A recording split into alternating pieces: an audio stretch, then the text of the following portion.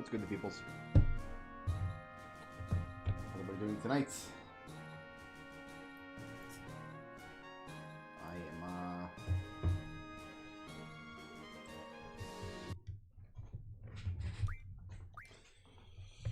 ready to get back in here. Let's find us a turtle pod, as is our wont.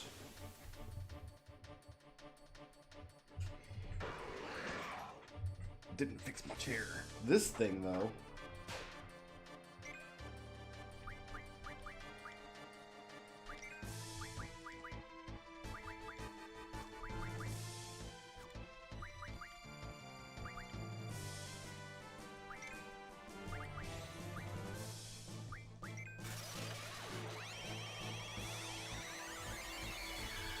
Thing is, even though we've done like 20 hours of Angelo searching, I doubt that any of our spells are recharged.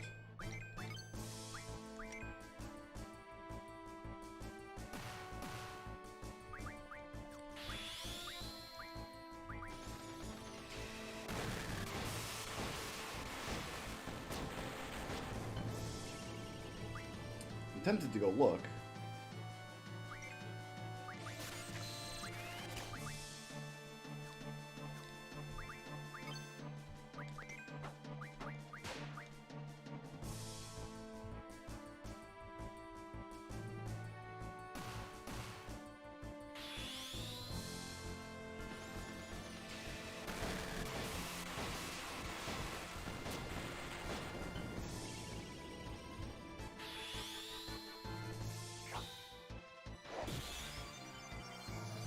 We just haven't wandered around enough since then.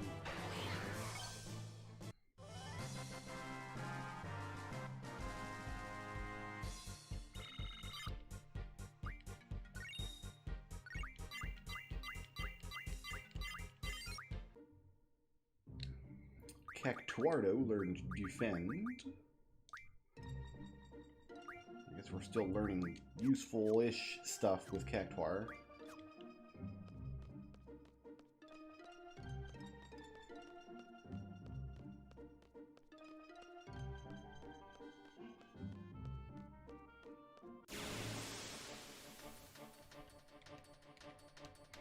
We're like 62 hours or so, I think. Thereabouts.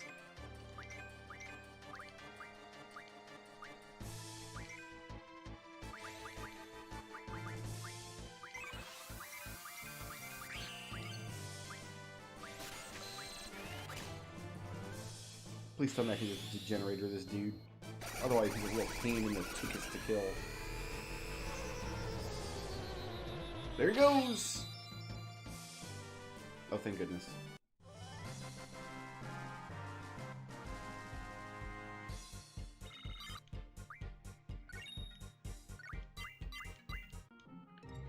Thing is, even after we get Renault to level 100, we can't cycle her out of the party, because otherwise Angelo won't come in and search.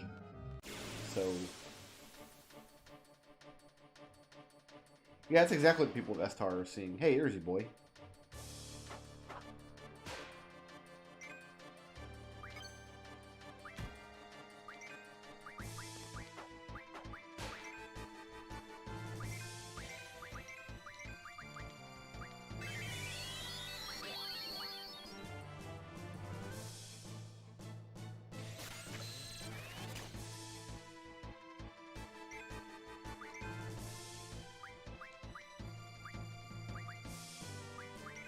I want to make sure we don't accidentally kill this thing.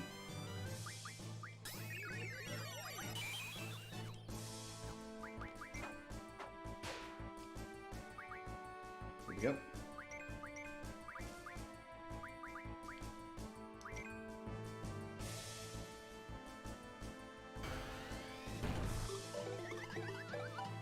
And we're spinning.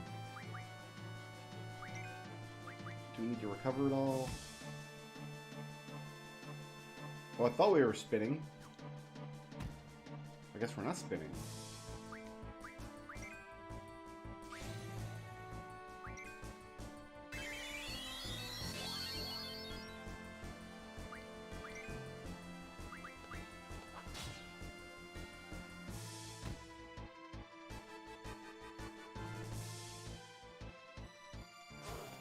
stand corrected. I guess we're Angelo searching anyway, though. She's a little early.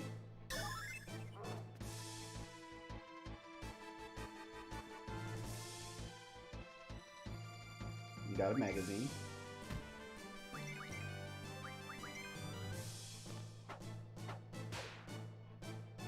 Oh, it's dead. So I think we have to damage it so it can go into its defensive state. Which I thought it did, but I guess I misread its animation.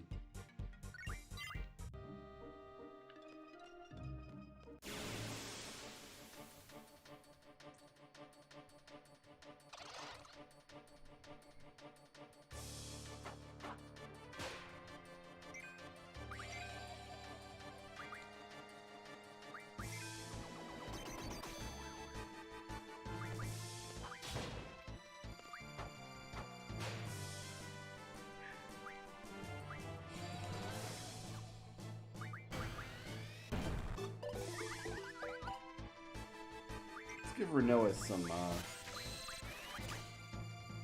confuses. She has a much better chance of landing it. I don't know why she doesn't have it to begin with.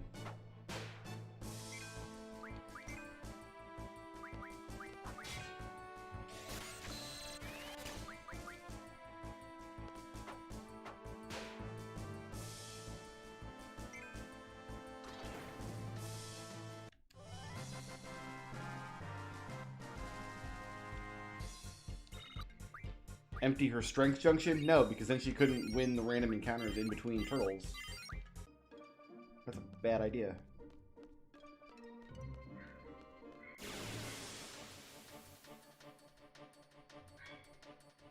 I haven't seen the turtles counter status ailments before. In fact, I've had to cast Asuna on them in the past to keep them from dying.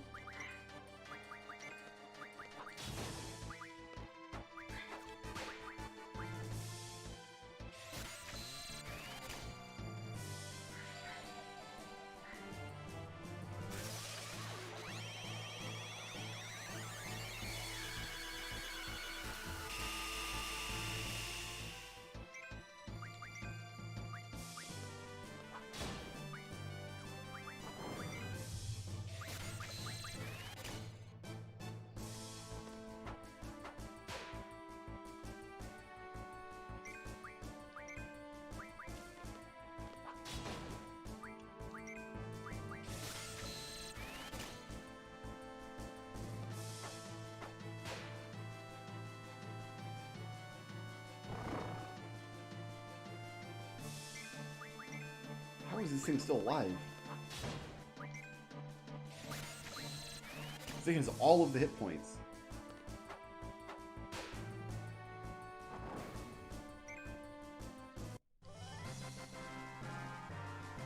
It might just be a thing they do randomly, but I have no idea.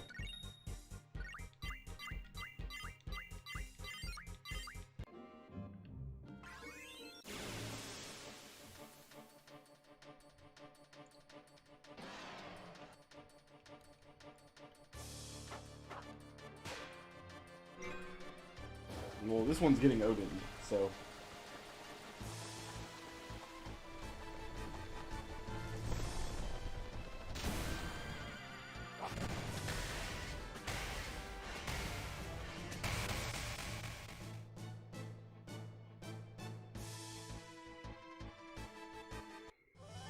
Farewell, Tortopod.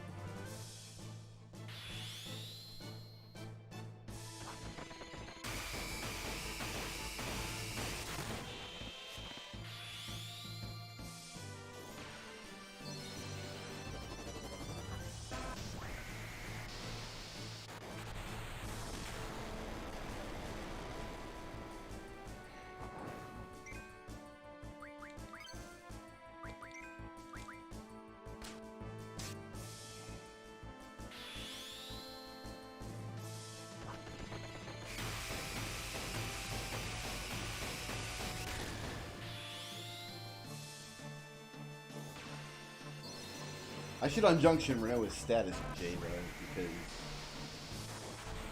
that would eliminate the need for her to have to Asuna a Turtopod if she accidentally poisons one.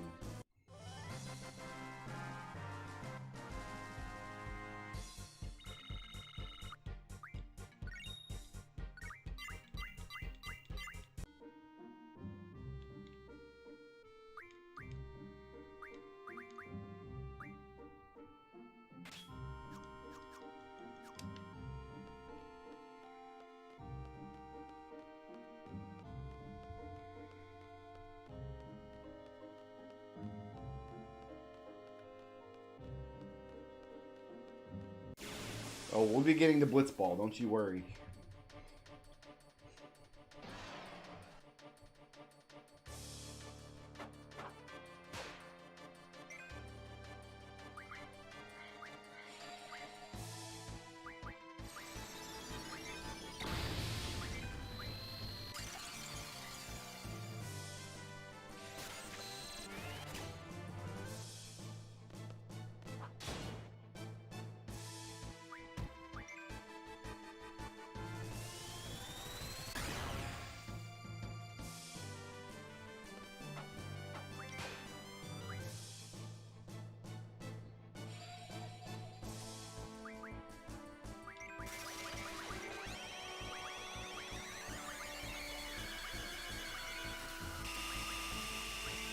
I didn't mean to stock that, I wanted to cast it.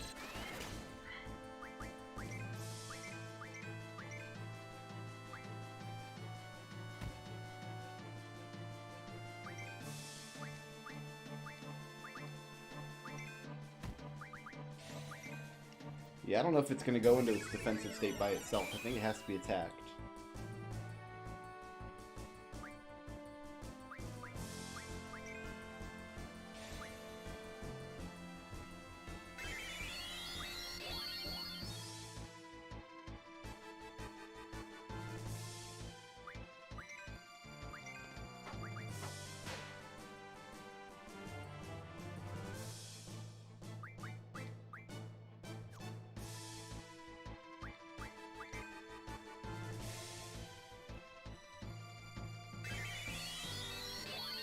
Nope, we never have to do Catcher Chocobo ever again. Thank goodness. There we go.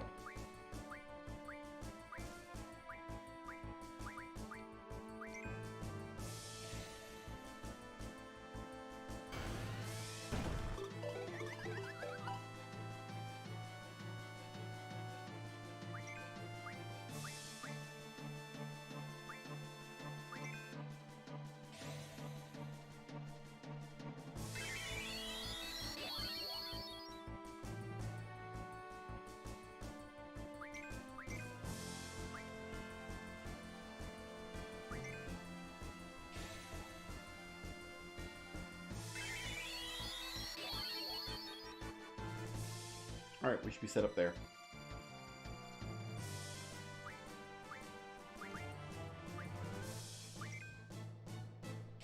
Get rid of the black cloud coming out of Squall's nose.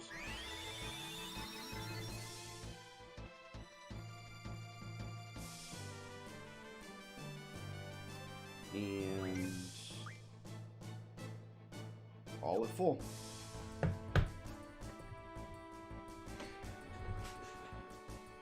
Time to let that run for hours and hours and hours.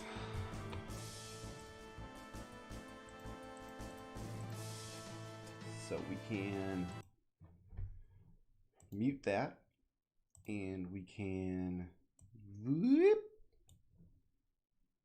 Oh, the window capture was on screen. That shouldn't have been.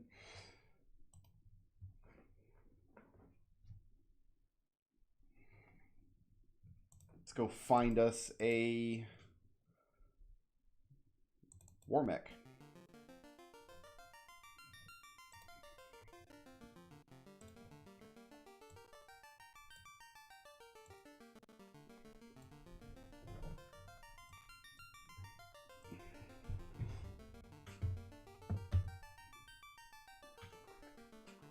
No, we're going to do, I think, Riku tonight. Because I think Riku involves a little mini game that's not going to be any fun. But at least it won't be, like, dreadful the way Catch Your Chocobo was.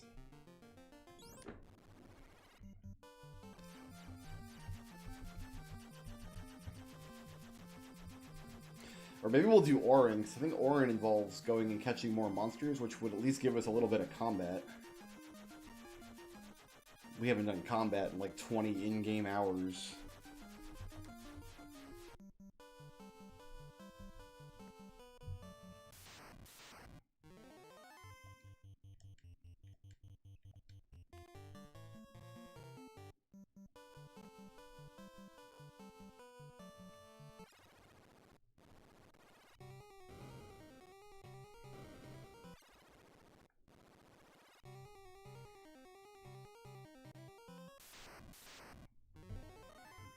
Chance to strike first. I'll take it.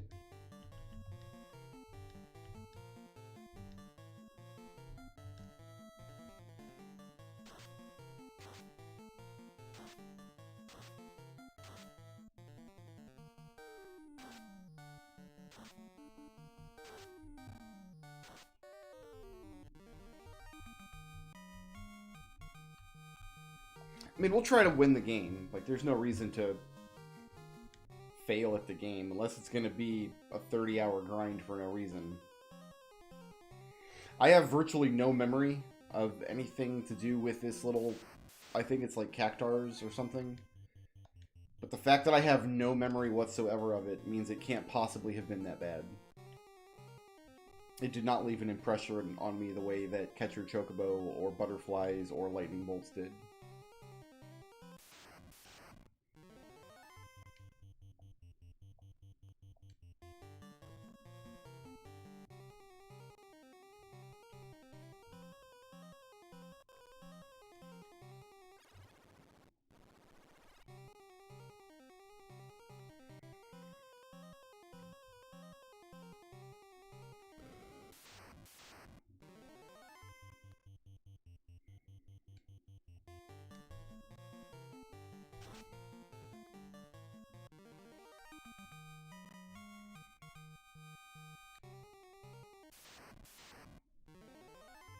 You there.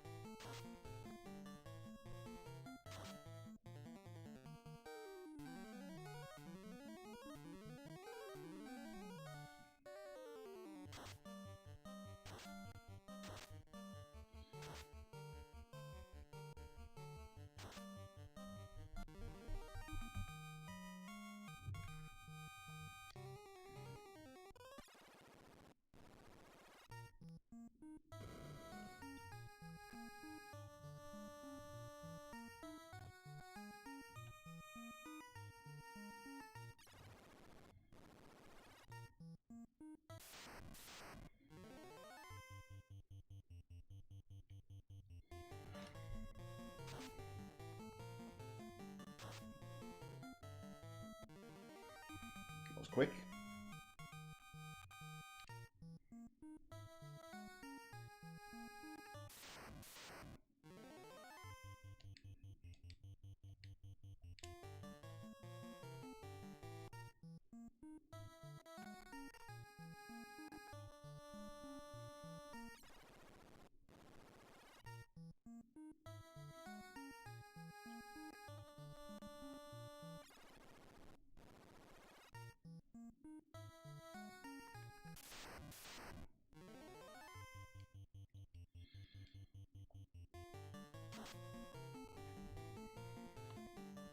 Why is there so much mud in the space fortress?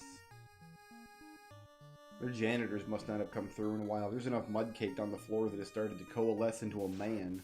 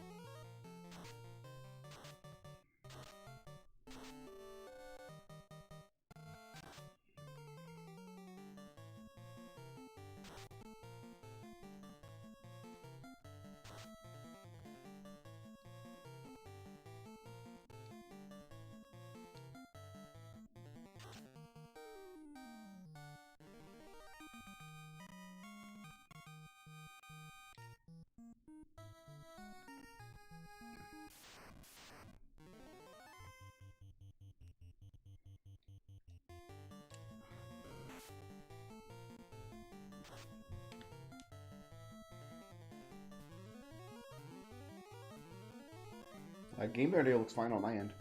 I could turn it up if it's too quiet, but you shouldn't be hearing it fade in and out. I got peaks!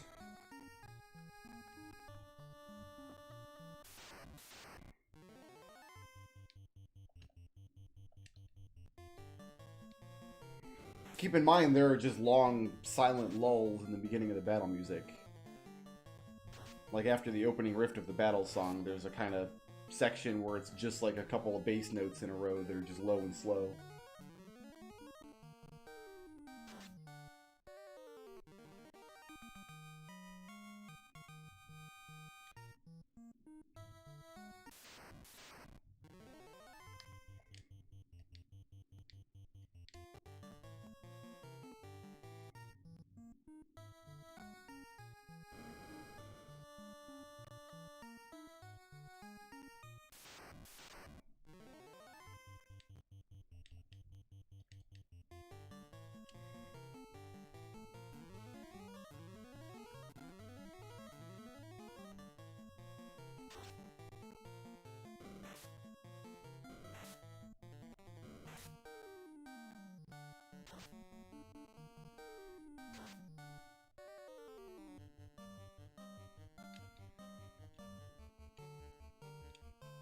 I don't really know what I could do to troubleshoot an audio glitch that I can't hear and have no explanation for. In a game I'm only going to be playing for another 5 minutes anyway. I'm not sure if it would be worth the time to troubleshoot it.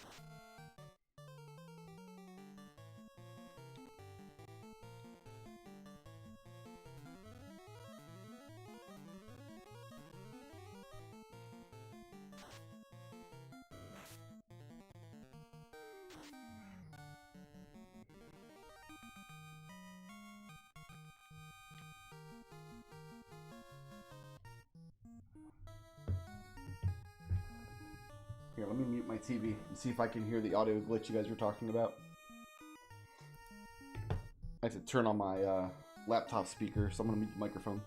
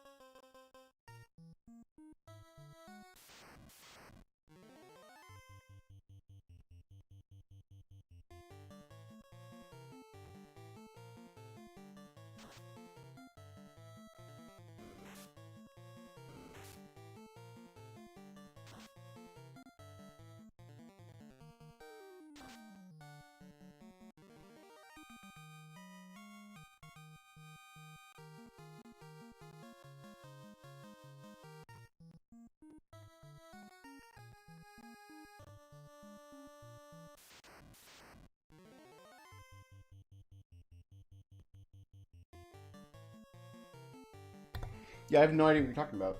The audio sounds perfectly fine.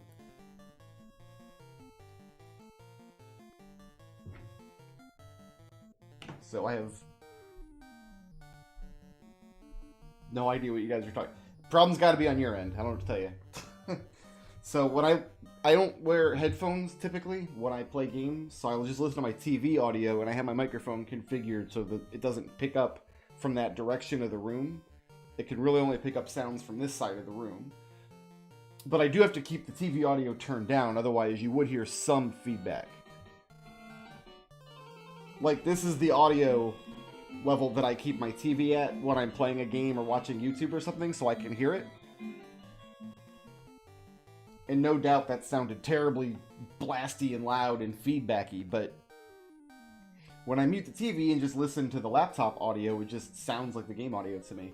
I think there are just weird spots in the chiptune in the game where in the songs it's just like a string of bass notes, especially right in the beginning of the battle, and those probably don't come through with the audio turned down a little bit. So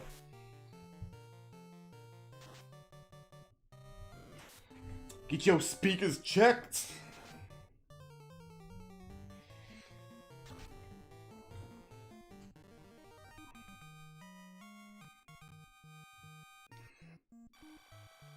Ooh, we poisoned though.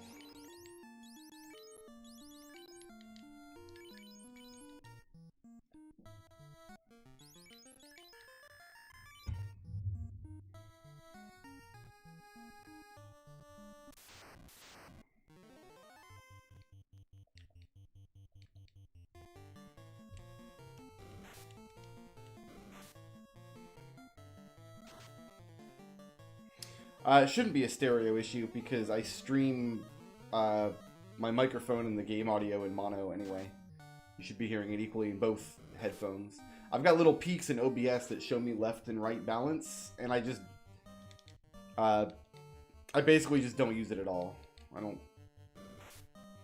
I just have it coming equally through both speakers.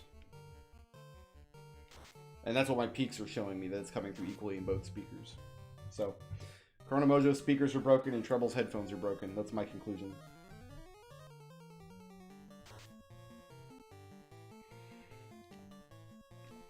I have performed troubleshooting and found that there is no trouble. As far as I can tell anyway. I mean, there's trouble, but not that specific trouble.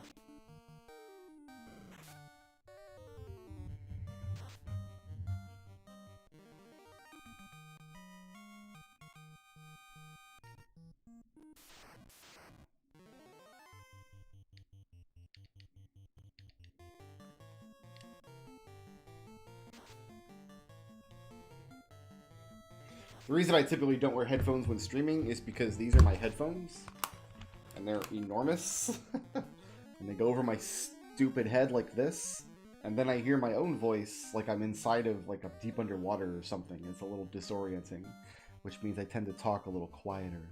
So unless you guys want the whole stream to be in my inside voice like this, welcome to ASMR with Brick Road and his giant stupid headsets.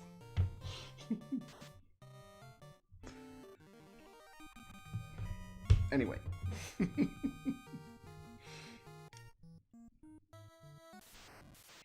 And then after I wear them for 10 or 15 minutes, my ear starts sweating a lot.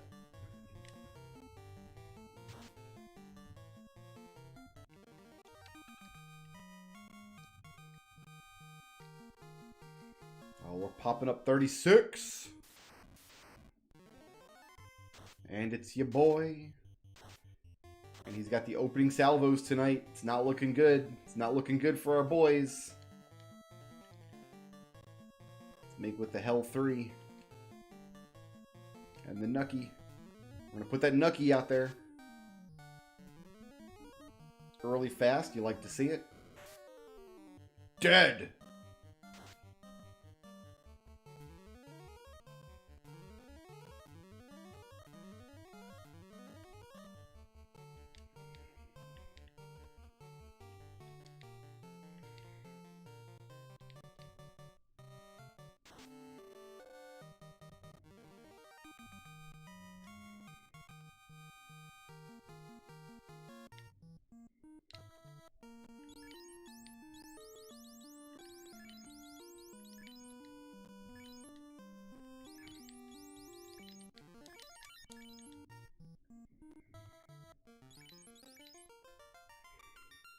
And Corey slips further behind. I'm going to do this, I think.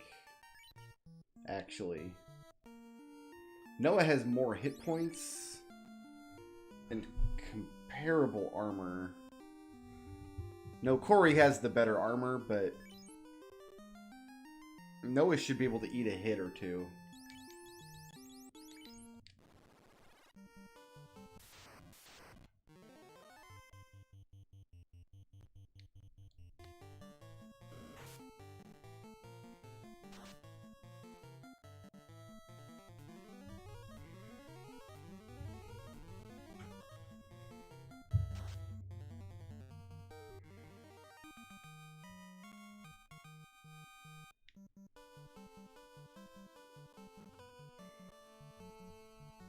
Corey has a 25% chance if the WarMech decides to do an attack.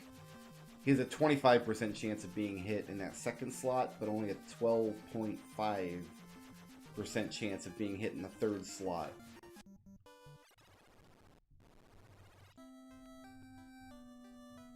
Oh yeah, they split XP every fight. WarMech is worth 32,000 XP, but it gets split 4 ways if everybody's alive. So if everybody's alive, everybody gets 8,000 experience for the WarMech fight.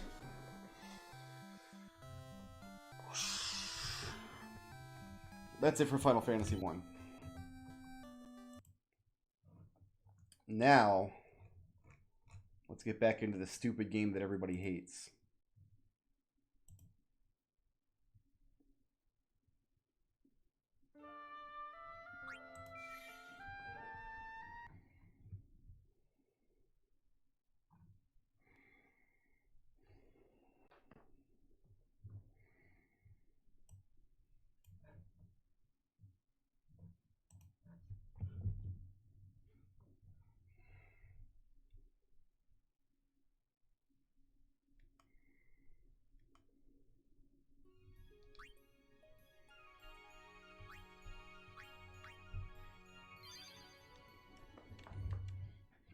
I hate games with amazing soundtracks all the time. Journey has an amazing soundtrack. That game sucks balls.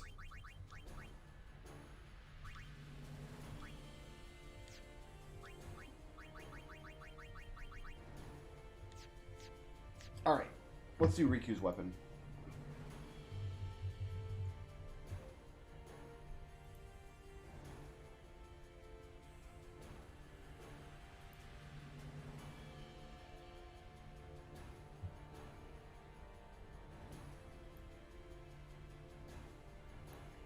So her crest is in a shifting sand pit in Beaconell Desert. I don't have the crest yet, do I? I think it's Mercury. Oh, we do have it. We got it already.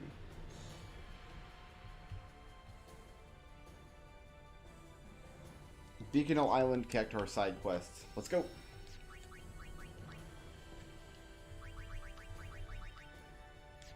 Making sure I got no encounters.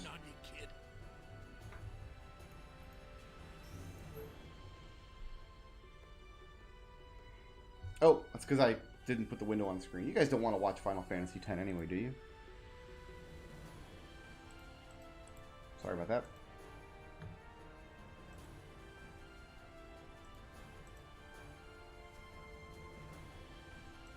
OBS doesn't change this window over automatically.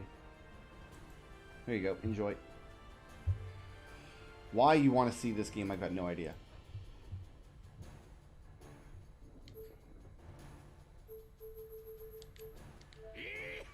Here we go.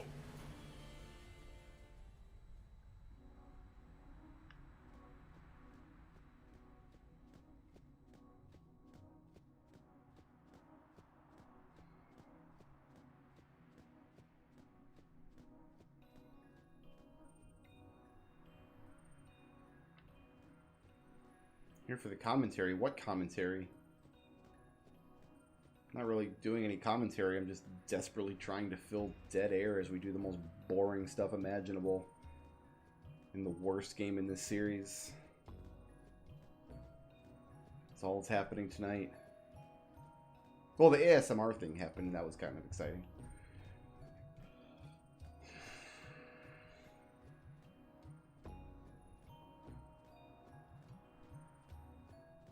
There was no audio issues with Final Fantasy 1 either. Something weird in your speakers.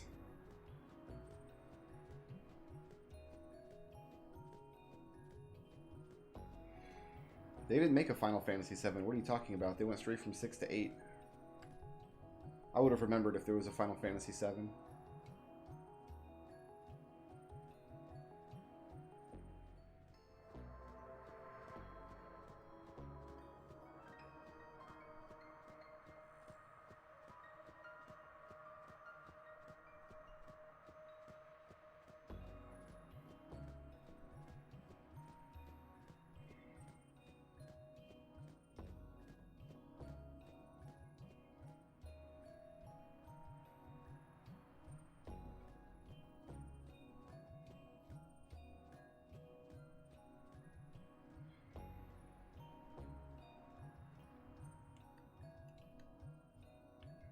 have no idea where I'm going. I just know we're going in this desert somewhere.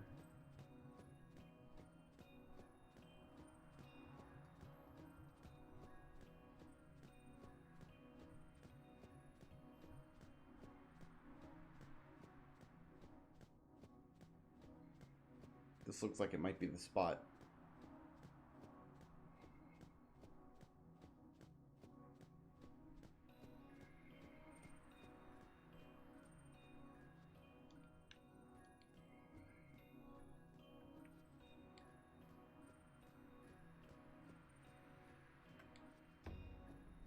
Sandstorm blocks my path. Okay.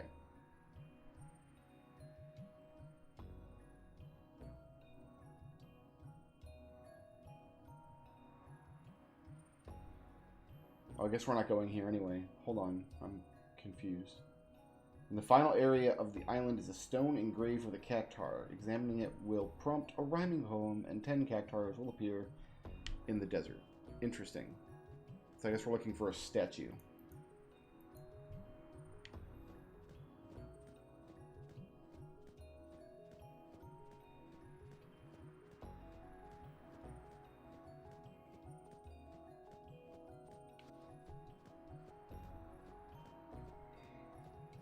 I don't know if this is the final area of the desert or not, though.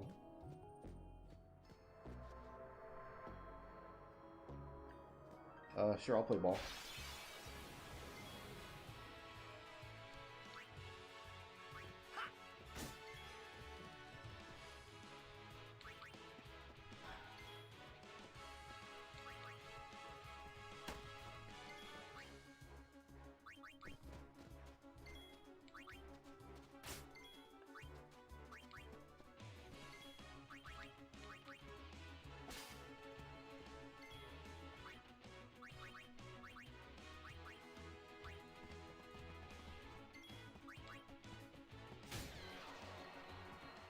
Cannot be captured.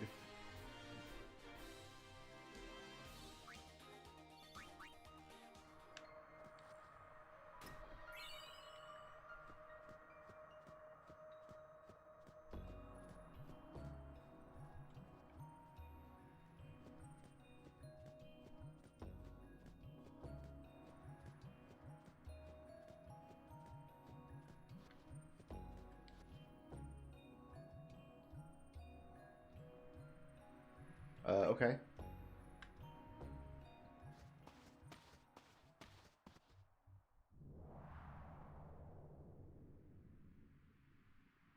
Oh, this is going to be one of those dark Aeon things, isn't it? I should not have talked to this person. I thought maybe this was going to be part of the cactuar thing.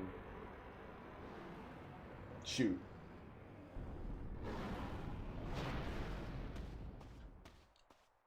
So now we have to watch this long cutscene followed by me getting curb stomped. Oh, no, we don't. I'm going to leave. Bye. Bye forever.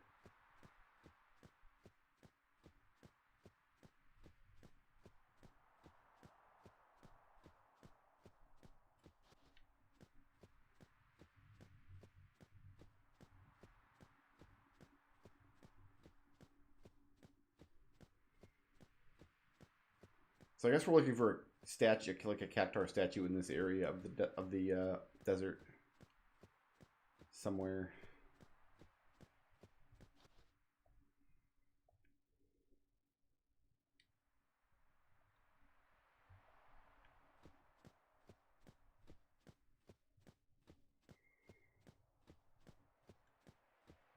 Yeah, because after this we're going into the Albed home, which is not available anymore, or shouldn't be available anymore.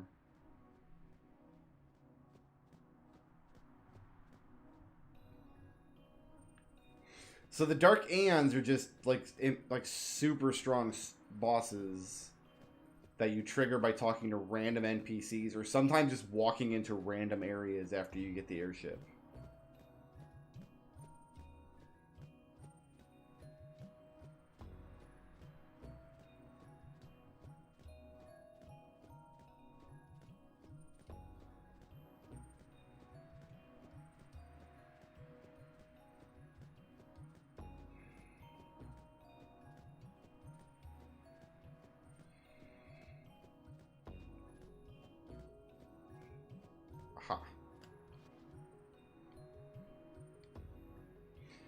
10 little gatekeepers play in the sand. Tomei's gone. Gone to fetch the water.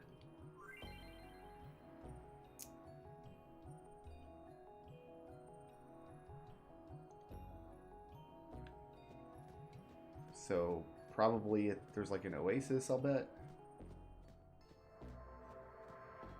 Just turning counters on is what we should do. In order to get the captures here while we're at it.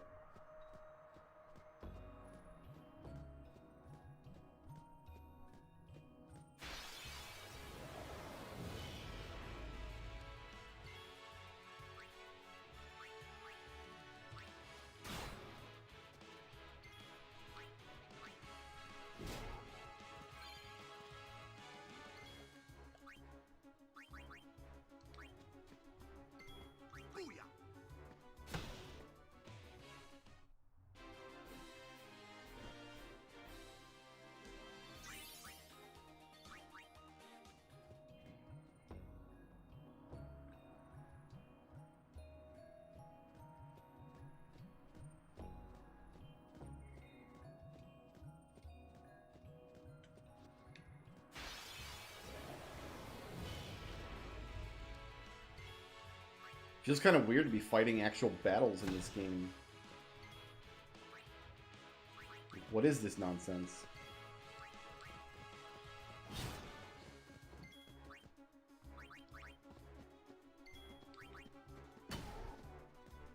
Instead of cycling every character in for every combat in sections like this, where I know that the points aren't really that big anyway, I'm just trying to cycle like somebody on every turn to make sure that I'm actually leveling everybody and not just the same three characters repeatedly. Of course, it's not going to help with Lulu, who can't kill things on her own.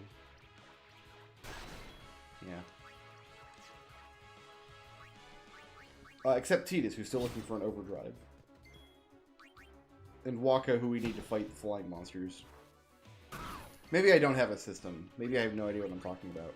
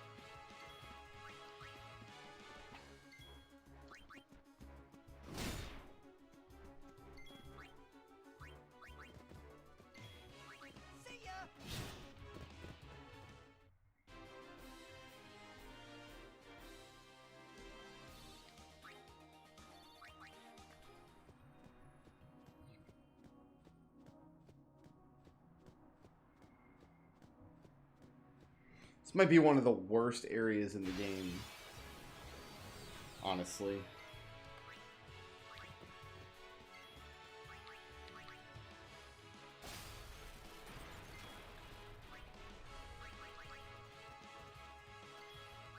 One of the worst.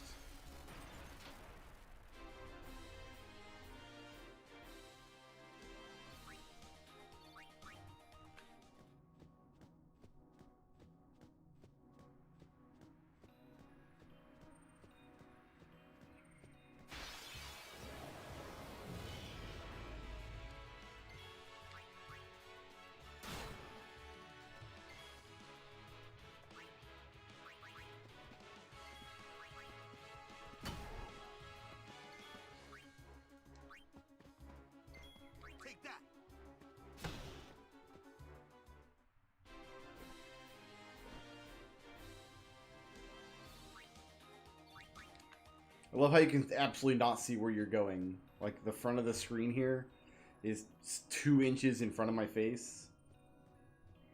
It's like it's a bad Crash Bandicoot level.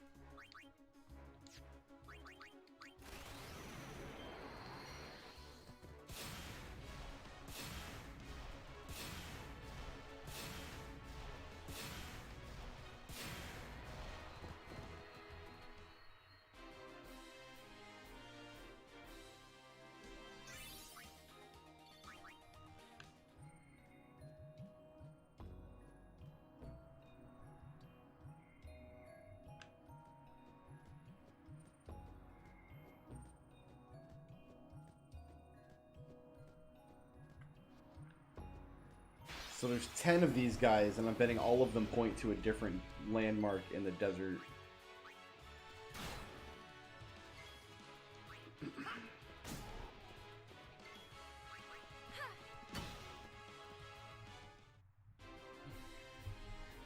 Something tells me it won't be long before I get really annoyed with this and look up a map.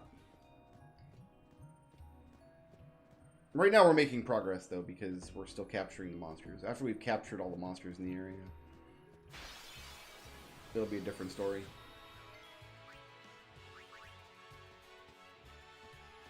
Well then, what next?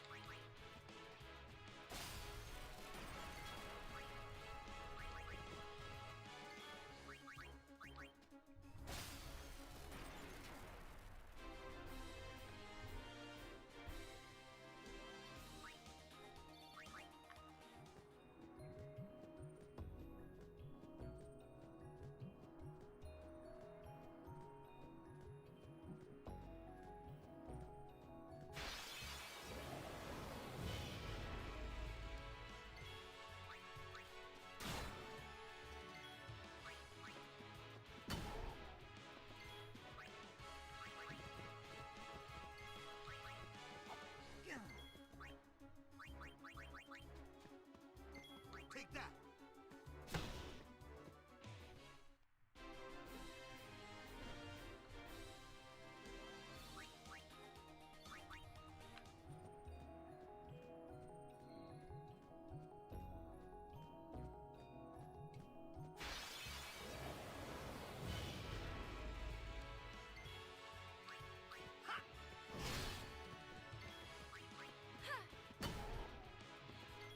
It's over!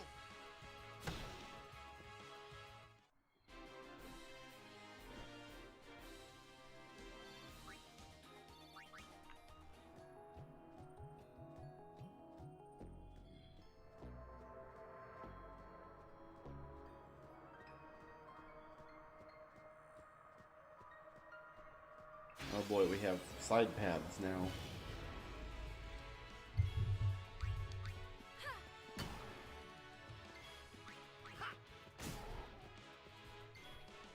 Take that! We haven't seen any of the giant big damn birds in a while.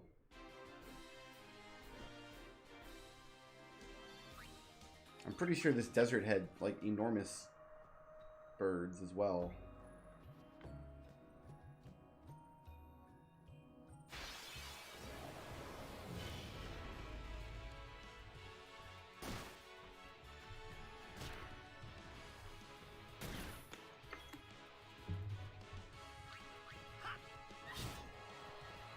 We have wolves. Take that! We have little birds.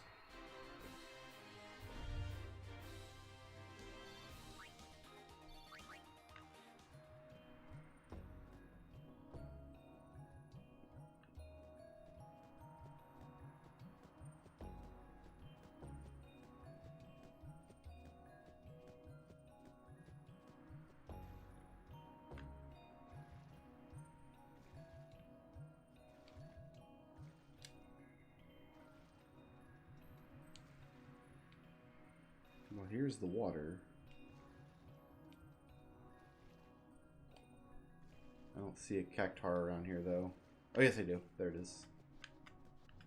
Let's save first, I think.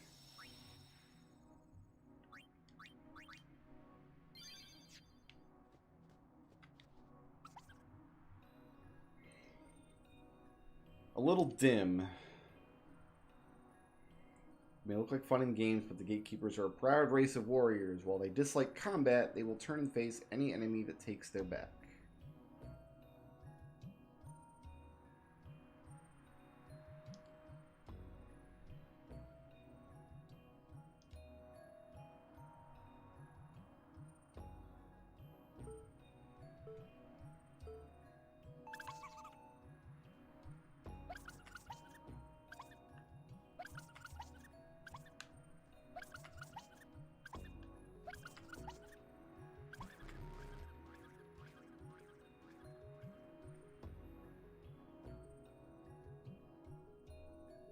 Wow.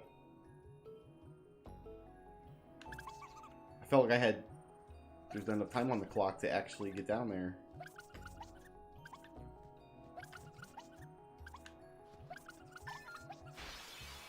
I thought they said they didn't like combat. I guess they're filthy liars. Take that.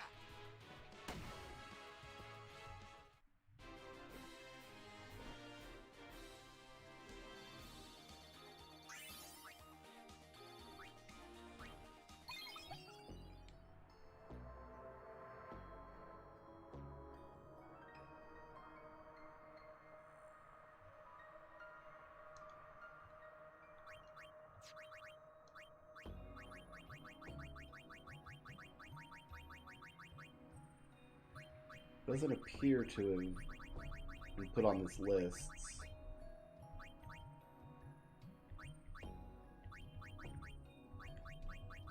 Oh, so this, okay, so from here down to here are all crests and sigils. But I'm missing a key item here and here. I'm curious as to what those are.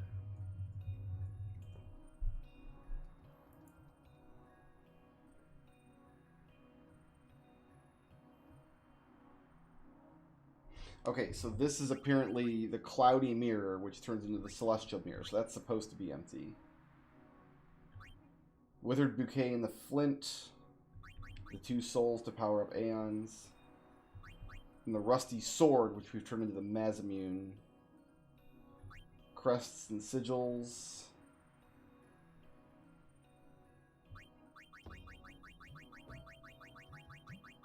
All the Albed primers. Alright, so we're not going to miss any of the key items. This, like, Tomei's sphere is not a key item that we can miss. Unless it's on this list somewhere.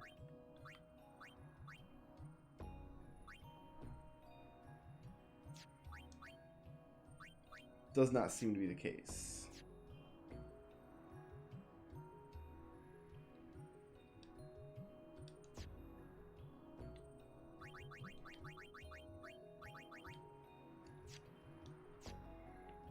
Okay. So 1 down, 9 to go.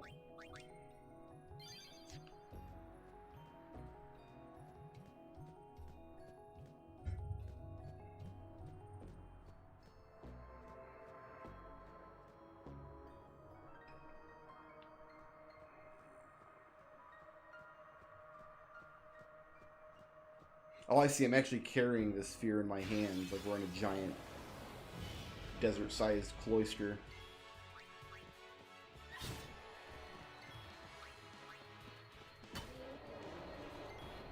Take that.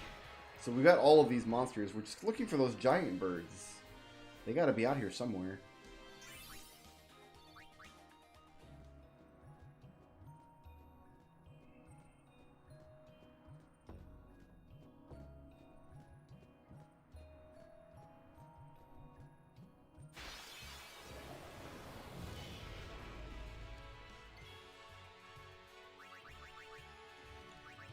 Here, let's actually do this, since we don't need these monsters anyway.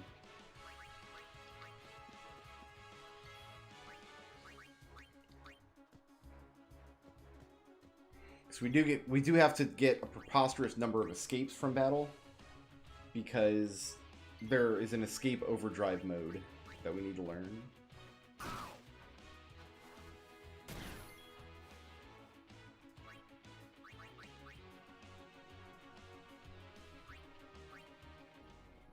So I guess we can start grinding on that in these fights that are not going to be useful to us otherwise. So we're not getting any sphere levels from them, we don't need to capture them anymore, but we do need to have fights turned on in this area because there are rarer encounters we haven't seen yet.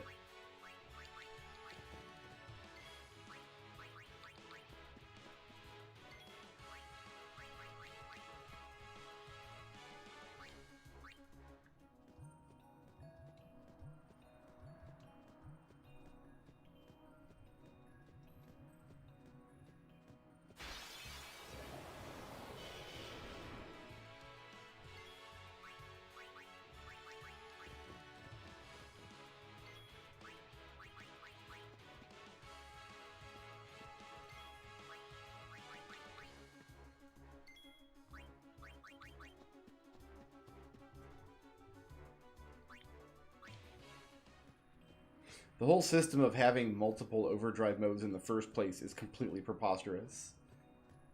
It makes virtually no difference during gameplay. Any of the... Like, the first couple of overdrive modes that you get early, like the one where you sustain damage, or the one where your turn comes up, or the one where you damage the enemy, like, those are, like, the only useful ones. These idiotic ones where, like, your overdrive fills up when you run from battle, or when you're the only person in battle, like, those are just ridiculous. There's no reason to ever use those. But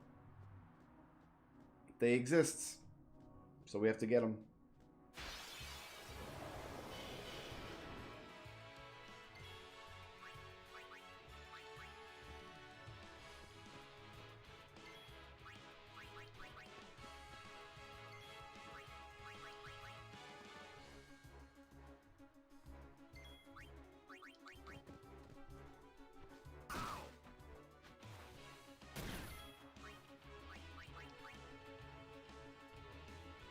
Yes, there is one where you heal someone. Yuna gets that one fairly early.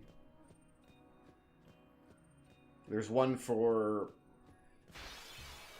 both adding a status ailment to an enemy and receiving a status ailment on yourself, which is another one I can't ever see anybody using for any practical purpose. Like, why would you want an overdrive mode that you only fill up your bar when you get a status ailment? Because, let's look at this logically, okay? Your overdrive bar only gets up when you receive a status ailment. Fine. Why would you ever want that? Like, what are the possible circumstances? The only place that overdrive mode would be even remotely useful is in a situation where you're fighting a monster that uses a lot of status ailments, and you know that the monster uses a lot of status ailments beforehand. That's the only time it's ever going to be remotely useful. But any monster that you know uses a lot of status ailments beforehand, and you're going to go into the fight with any amount of preparation, the preparation you're going to do is going to be to protect yourself from the status ailments, because they are detrimental to you.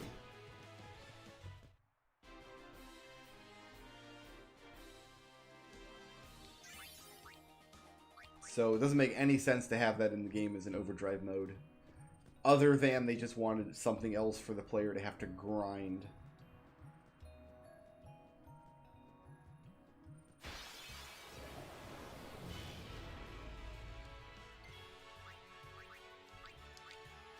Loner is starting your turn as the only person left alive. Is that correct? Because then the way to get that is to have two people escape and then just have one person pass their turn a whole bunch. Because their turn is coming up, and they're the only person in battle. But again, what practical function does that have? Unless it fills up 100% of your bar, in which case it's just like a free overdrive every time you're the only person left.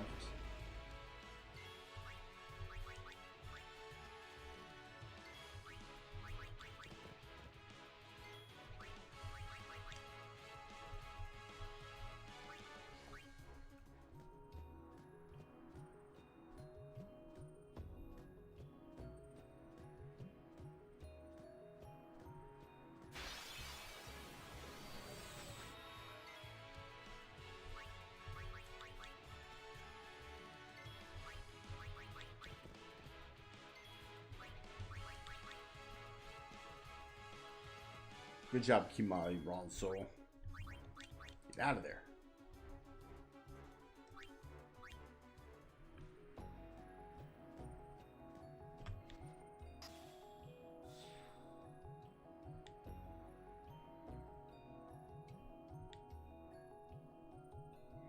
Rovavia's gone walkabout. Be back soon. That tells me literally nothing. This cactuar could literally be anywhere in the desert.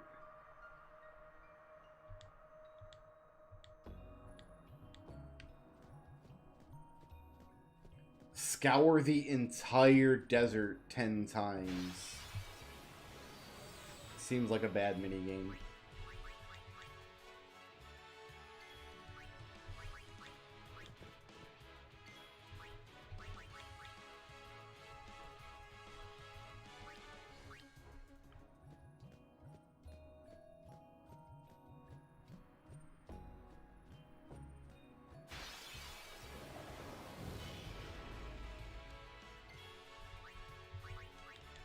I have no idea how Gone Walkabout could be construed as a clue.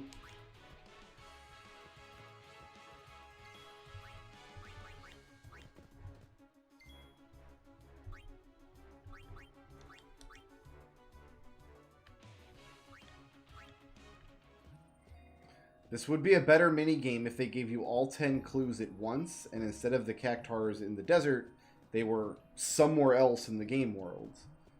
Make it like a scavenger hunt for the whole game world, where you get to go back and revisit areas, and you're rewarded for observation and memory of each area in the game, and gives you a secondary reason to visit each area other than just capturing all the monsters there. That would have been a much better implementation of this same idea. Because as it is, we're going to be stuck in this desert for a very long time, it feels like.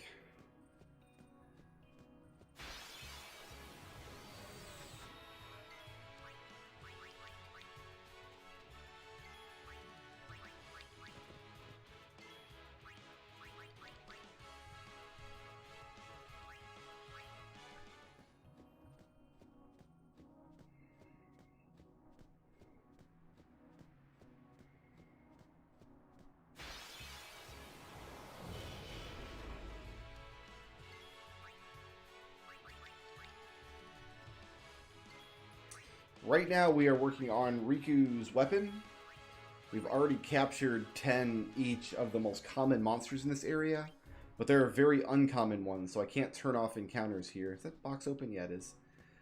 So since I have to fight a bunch of pointless encounters here while we scour the area for looking for cactuar enemies, I am working on grinding up the escape overdrive mode, which I think is called Coward. But if you escape enough times from combat, you unlock an overdrive mode whereby your overdrive bar only fills up when you escape from combat.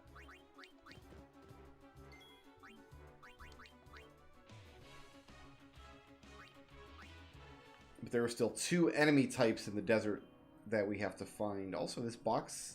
Does this box, like, regenerate? Am I crazy?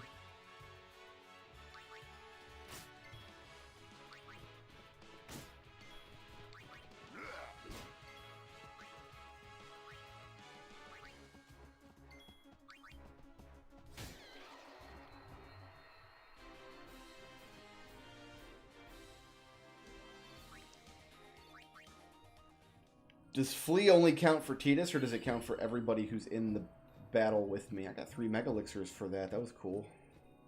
Is this the walkabout? This is not the walkabout. The only clue for where this cactuar is in this giant, virtually featureless desert is that they've gone walkabout.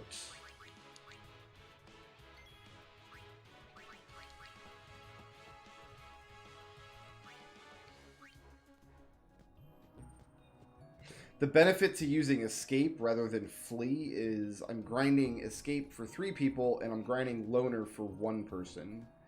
Because 1 person is going to get their turn as the only person in the battle. And when that happens, they get a point for loner. So, how shall we do this?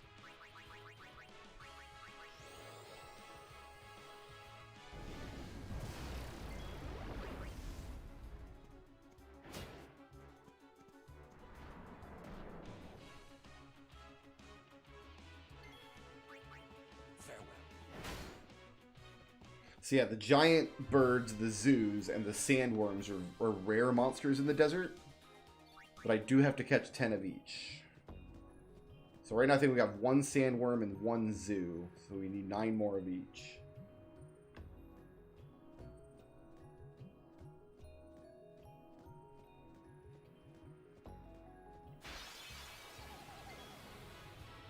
Oh, here's a cactuar. We need 10 cactuars too, but we're going to fight 10 of them as part of this minigame.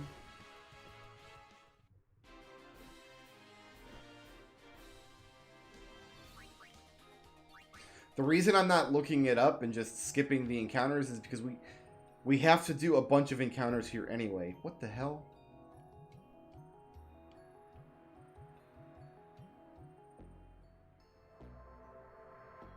No idea what this is saying. Hasodi Itros. All I can think is that this is part of a greater puzzle leading to the God Hand password, maybe? God Hand or Mazmune password, maybe? Here's a sandworm. So sandworms are good for us. Like, we're not actually wasting time by going through all these encounters. Every encounter we're fighting here is still useful for our end goal. Because we're doing stuff like grinding the bad overdrives and...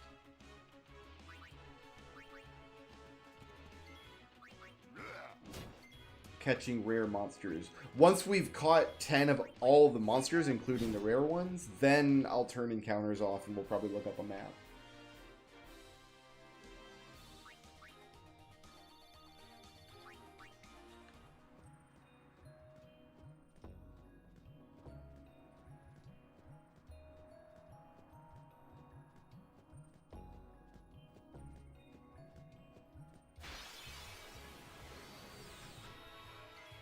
But in fights like this gets Tidus a point for escape.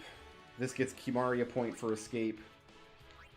This gets Auron a point for loner and a point for escape. So we're working towards getting the overdrive modes. That encounter was not wasteful.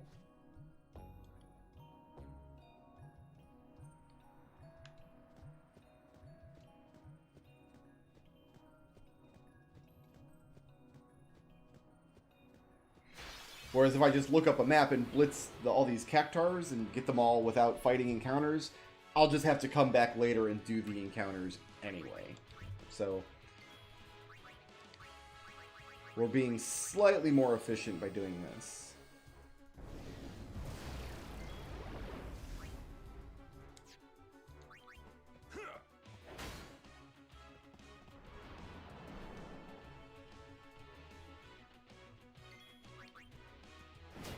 Sorry to hear about your technical difficulties, Trouble. I weep with you.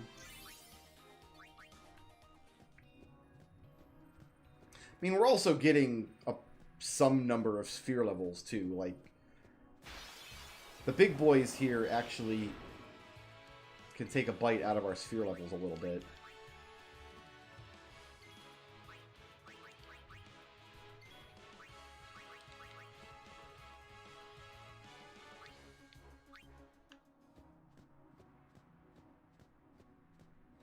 Basically, I'm going down the left side of the desert, and when I reach the front, I'll go up the right side. That's my plan here.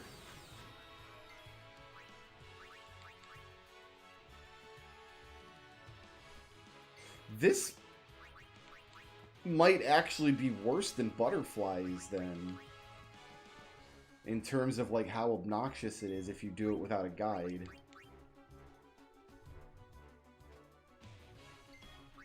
Because butterflies, you only have to do 2 screens of butterflies. And each one, even if it takes like 15 or 20 tries, you're not stuck there for a long, long time. Can we please get out of this battle?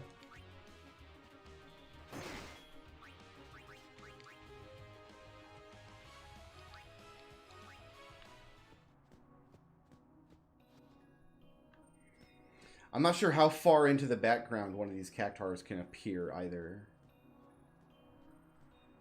Just the front screen again? Nope, not quite.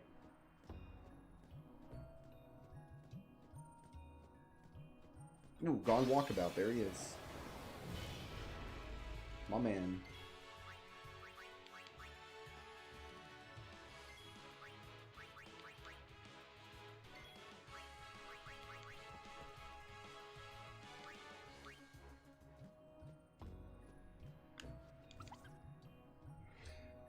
Has no patience for certain dim-witted friends, not a progressive thinker.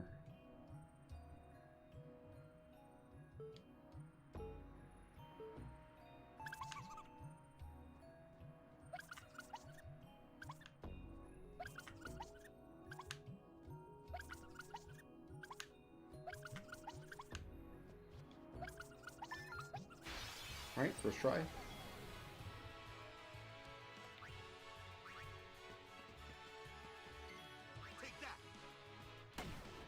Like, yeah, 10 cactuars is going to happen just naturally doing this game. Doing the Riku weapon quests. Alright, back up to Cactuar Village we go.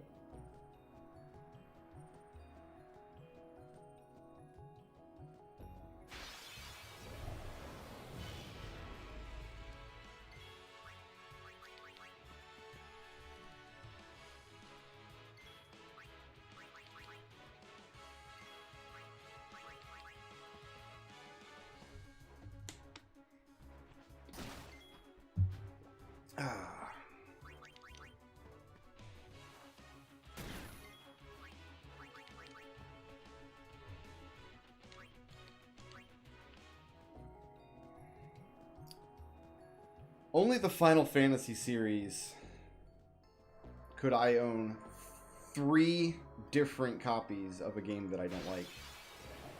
This is the only series where that could be remotely possible for me.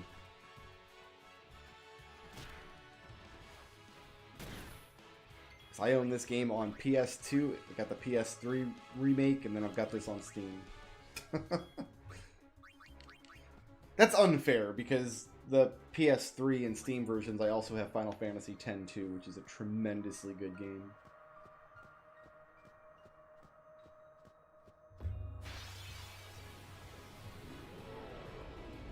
Ooh, a sandworm. What's up, Sebastian? How you doing, man?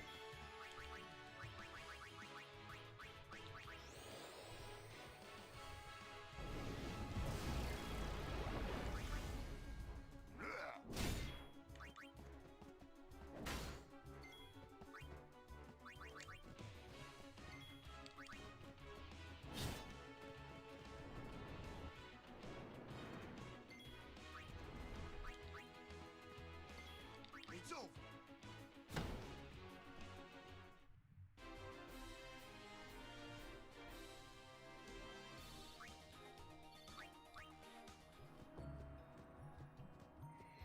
Oh yeah, Edgar's asleep. Well, I don't know for a fact that he's asleep, but he's in bed. Oh, let's save at the save point here. Let's try to make sure to remember to do that at least once after each cactuar.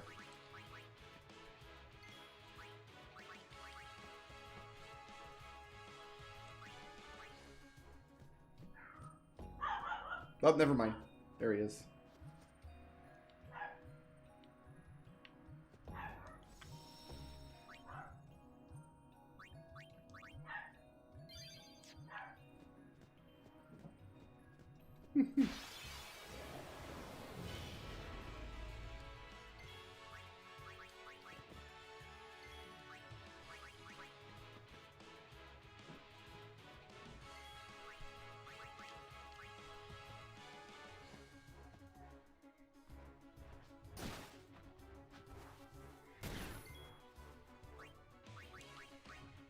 What, do y'all want to see Lulu before bed? Is that it? Oh, I'll go see if she's receiving visitors.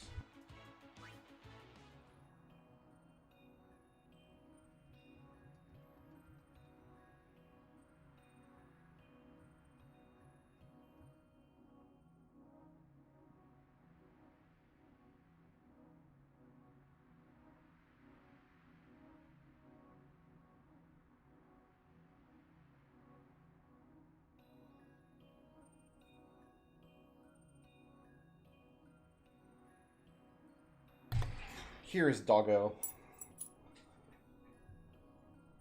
She dropped her toy when I went to pick her up, so now she's peering out in the direction of her toy, wistfully, pontificating on what she has lost. The before times when she was happier and holding a toy. Right? Is that right?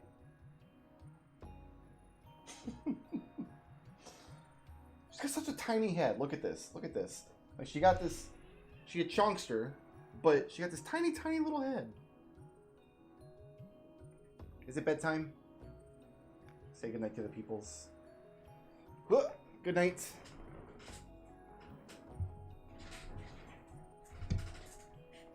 Don't even give her. They can't. It's not. It's cool. They can't see the toy because it's a green screen. So it's just I'm holding an invisible thing. It doesn't exist. You'll have to come catch her now. Off the bar. Good night.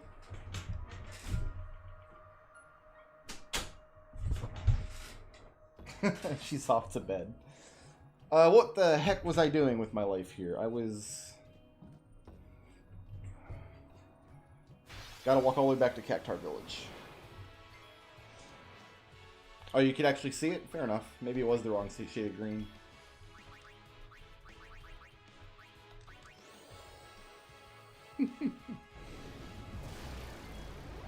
Oh, there are chests back there. We haven't seen a chest show up in combat in a while.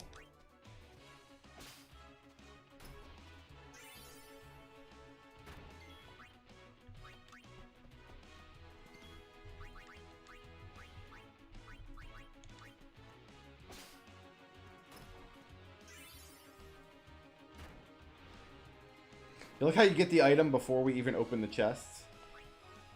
This thing can't be death touched, right? We determined? No. Cannot.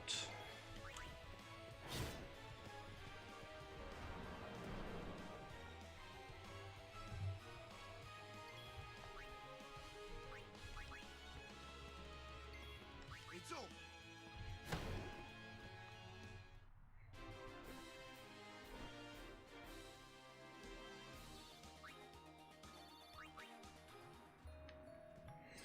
We might have to bail on the desert at some point and go sell off a bunch of useless equipment, though.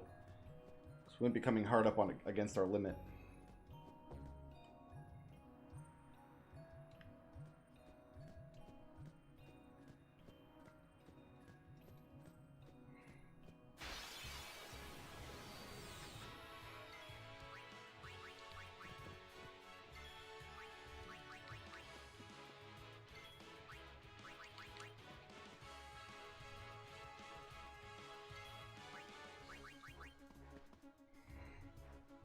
We could make an animated gif of Waka just trying to escape from combat repeatedly. That'd be funny.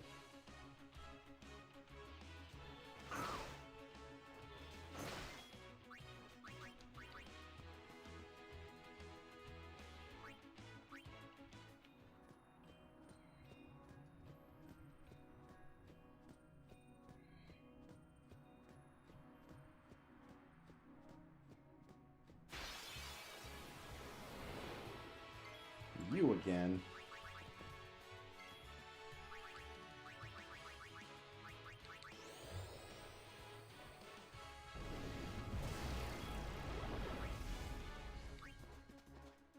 Oh, I don't want Riku. Riku can't do no damage.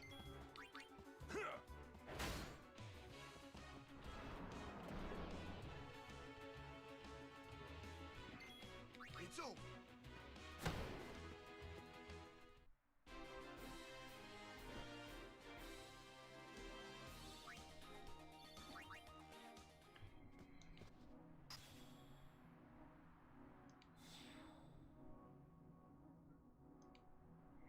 Little Chava likes big numbers.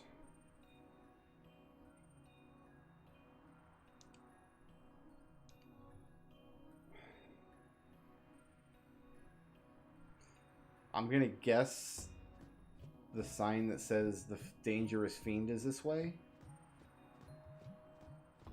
Plus one of these like has numbers on it.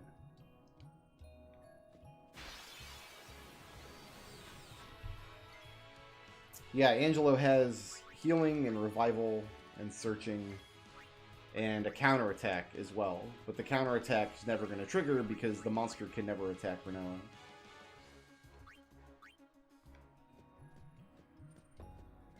Unless something's gone horribly wrong and Final Fantasy VIII needs my attention. Is that the case? Because I can't... Remember, I can't see the Final Fantasy VIII screen.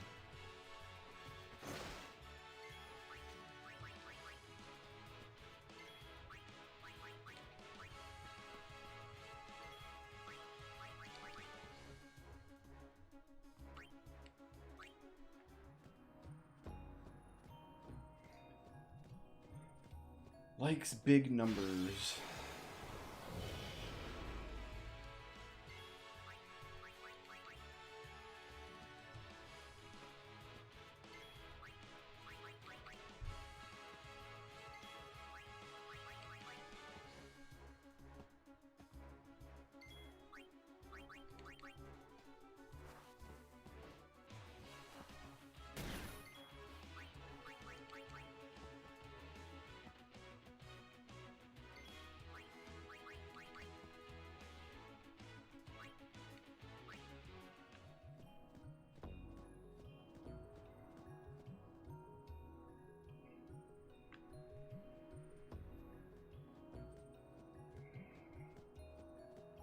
Since I don't know what this clue means, I'm just going to do the same thing. I'm going to go down the left and up the right.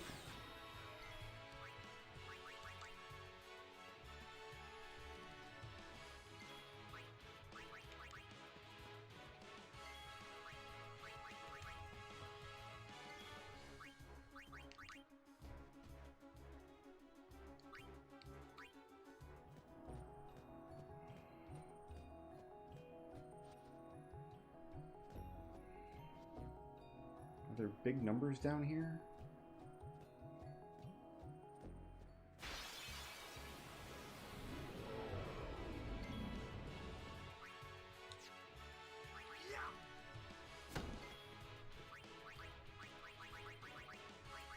Do so love a little troll. Gotta troll sometimes.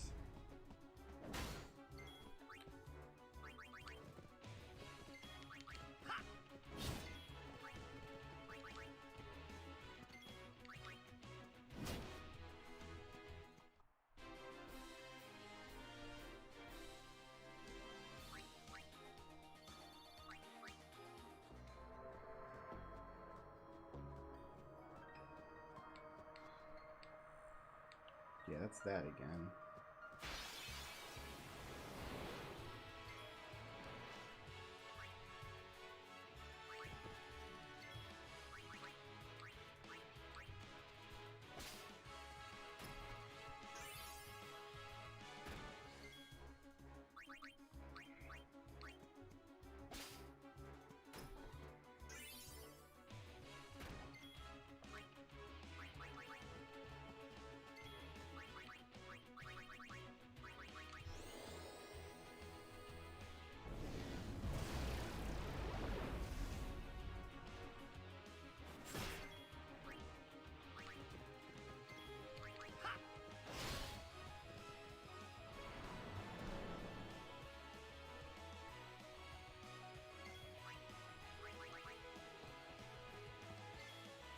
Enough.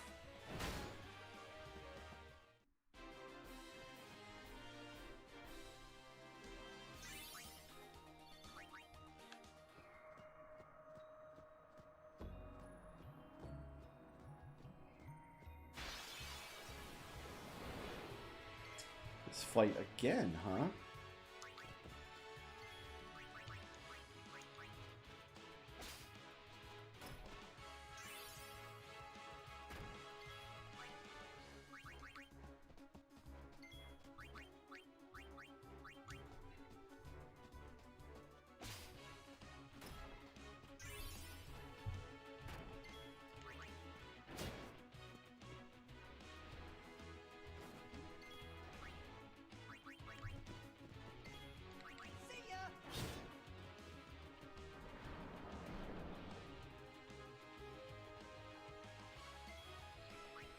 Does it become vulnerable to death when it's on the ground, maybe?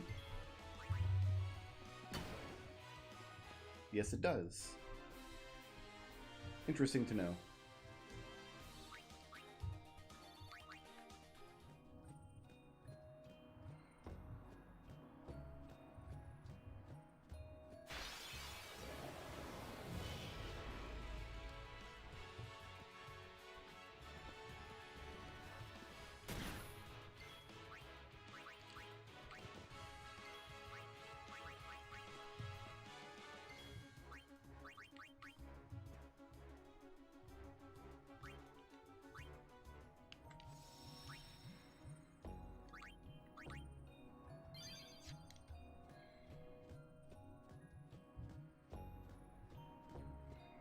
One of the signs mentioned like a sale.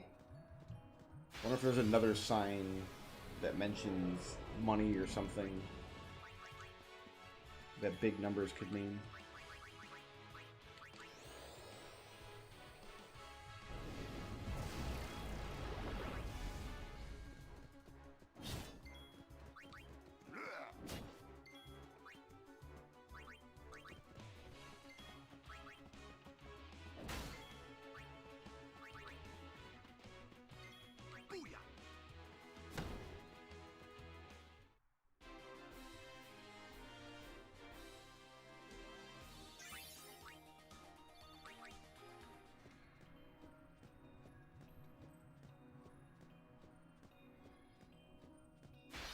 box back there.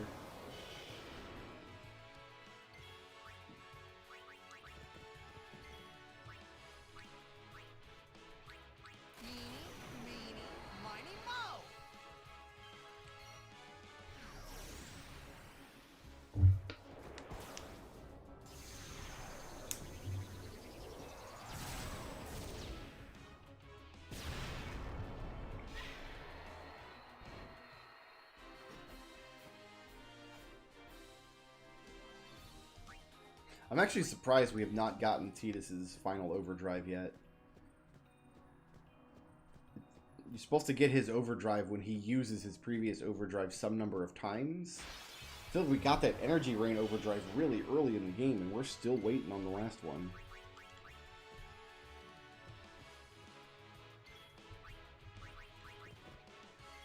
Like, he's the only character whose limit break I actually use regularly.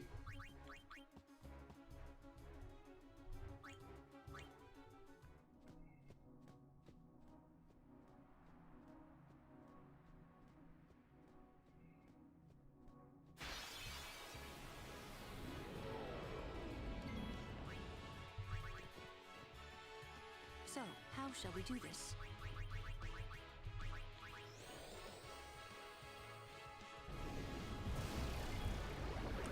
But I do remember getting Blitz Ace the first time I played this game. And yeah, I did all this stuff. Like, I did all the Celestial Weapon stuff, but I didn't do a lot of monster capturing and a lot of other side content. I completed Omega Ruins, and I did all of the Celestial Weapons, but I think that's the only bonus content that I did. So it seems weird to me that I got Blitz Ace in that playthrough, but not this one. I must have done some monster collecting. You need to do some monster collecting for Orin's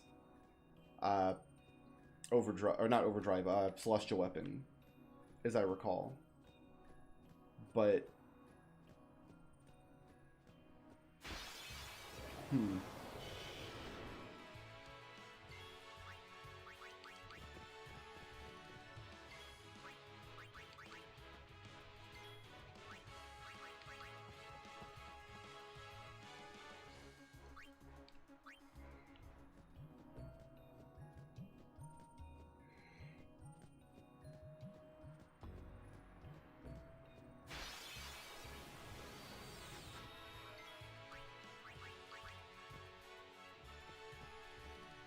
I wonder if I get a point of escape even if I fail to escape. Like, do I get a point for using the escape command, or do I get a point for successfully escaping? If flee works, it must be getting a point for successfully escaping.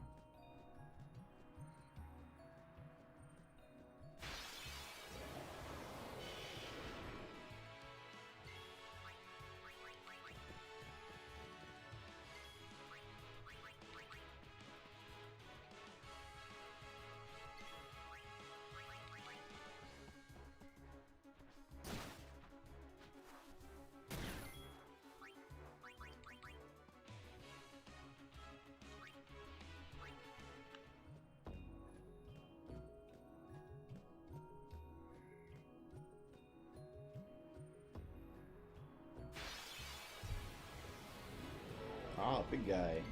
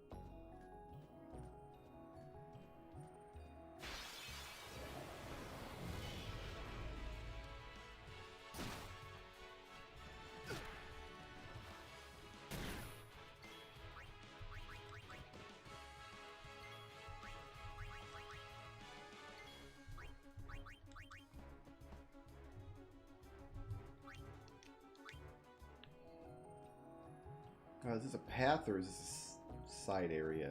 Looks like a side area. Yeah, okay, that's a dead end.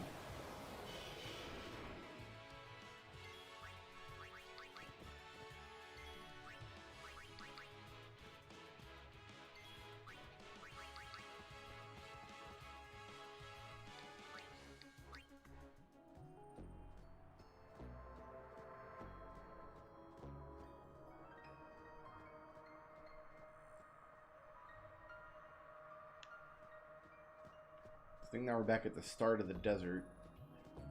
Something tells me there won't be two cactuars back here in the same area, but I'll never forgive myself if I don't check. Okay, there's not.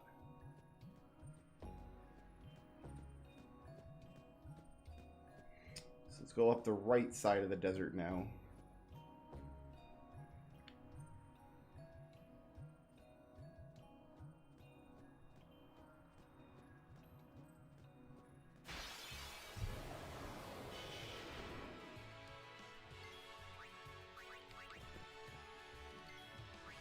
Ten is a reasonable number of times to expect the player to do this.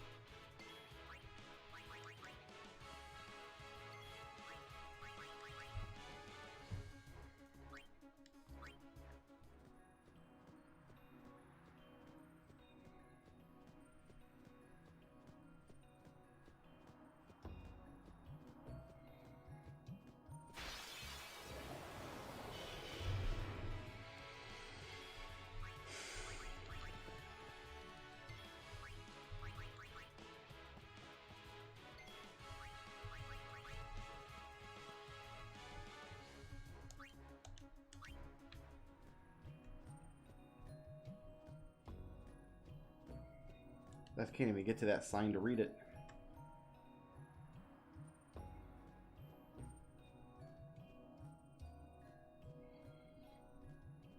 If we get back all the way to the cactuar village and I haven't found this guy yet, I'll look up his location.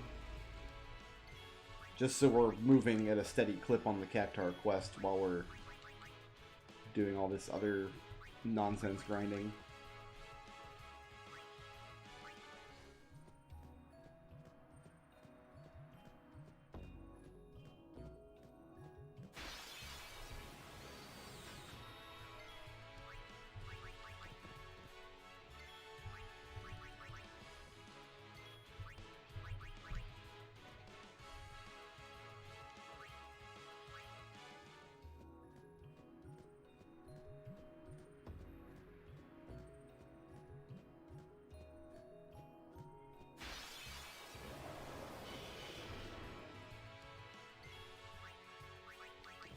I think we're in the area of the desert where we can't get the big monsters.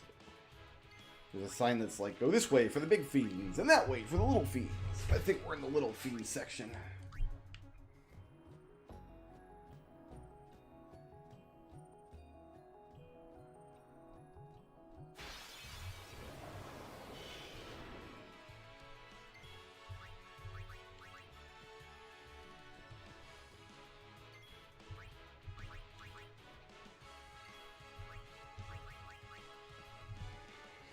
We've been out here for close to like 45 minutes to almost an hour, and we're only 2 cactuars in.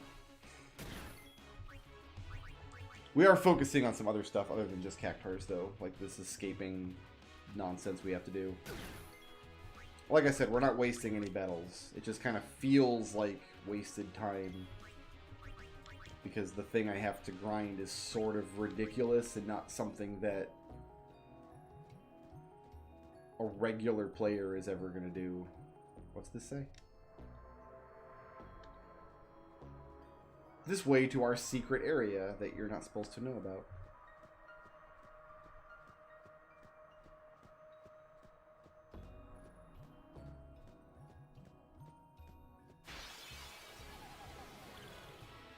Bye.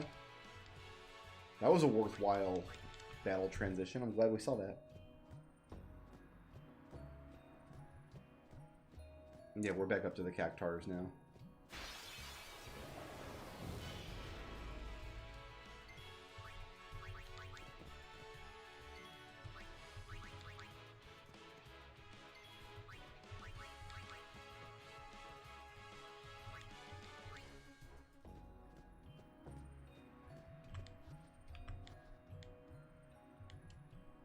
Little Chava likes big numbers. Alright, let's just look this up.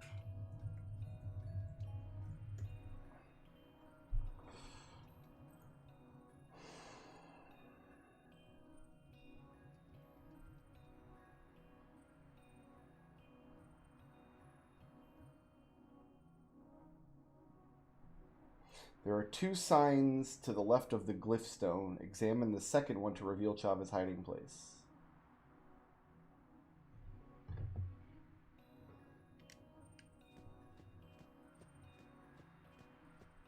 I've not been examining the signs, I guess.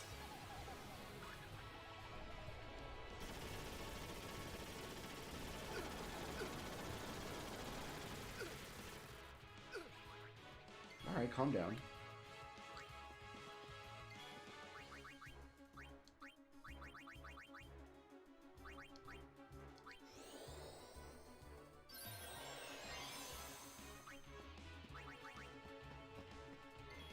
Take that.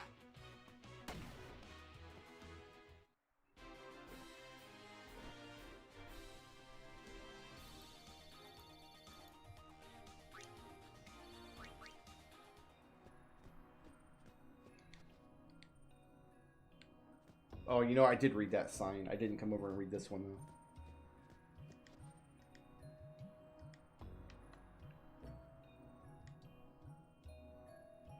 So yeah, it's the only sign with numbers on it.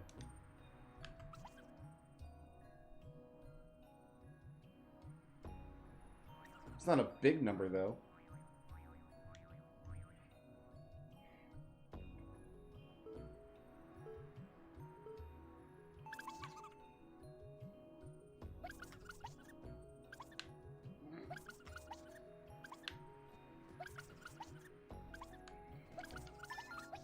Hooray.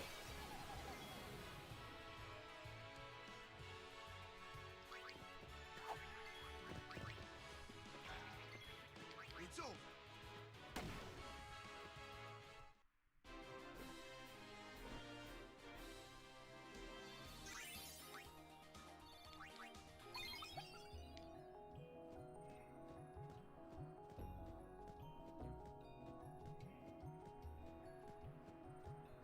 So that clue's even a little misleading, because I even pointed out, I've only read one sign with numbers on it, but it was a small number. So...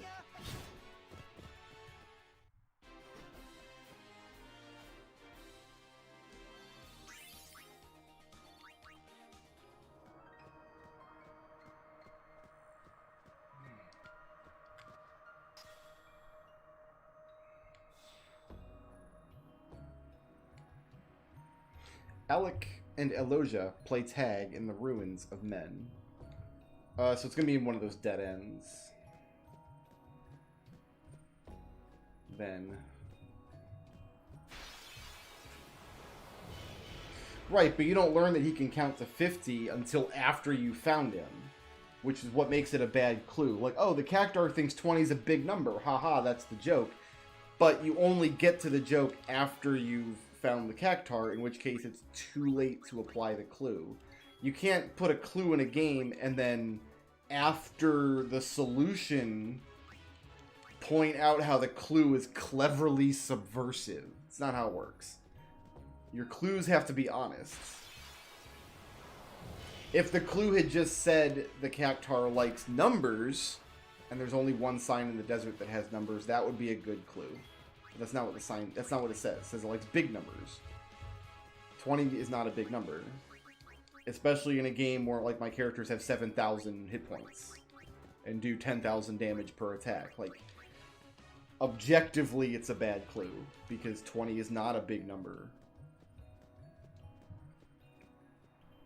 If the clue said he recently learned how to count to 50 and he likes big numbers, then we know that he thinks 50 is a big number, so we have a frame of reference for, oh, a sign that says 20 might be considered a big number by somebody who considers 50 a big number. That's also a good clue. But again, it's not what the thing says.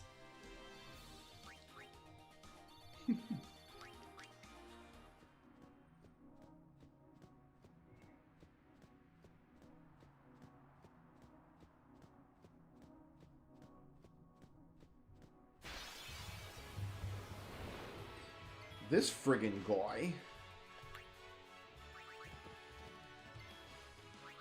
I'm not doing max damage with a demi on this, am I? Because it doesn't have enough hit points.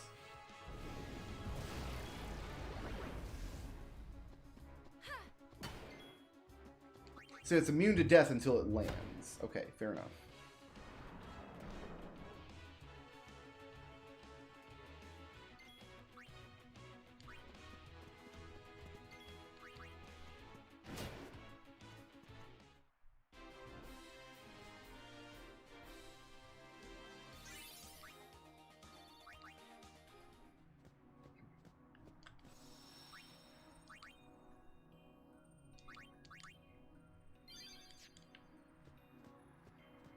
It's one of these little side, like this, there it is. There they are down there. I wonder if I get 2 for the price of 1 here, or if these 2 together count as 1.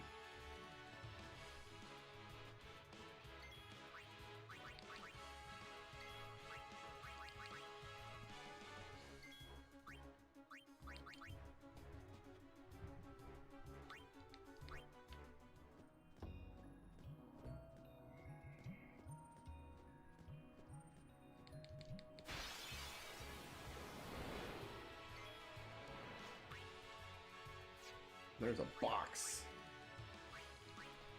Get it, Lou.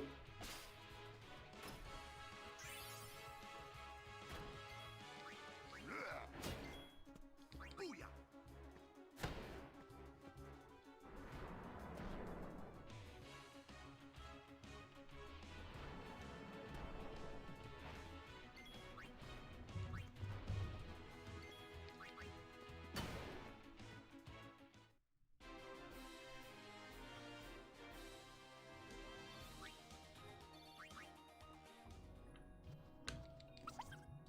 Two brothers rarely separated. Move as one. Their closeness a paragon of brotherhood.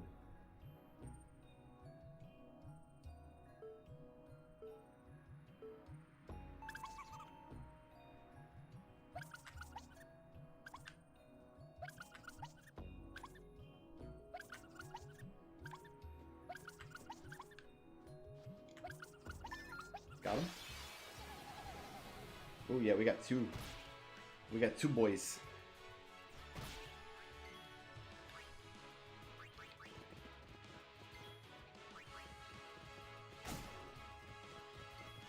Take that!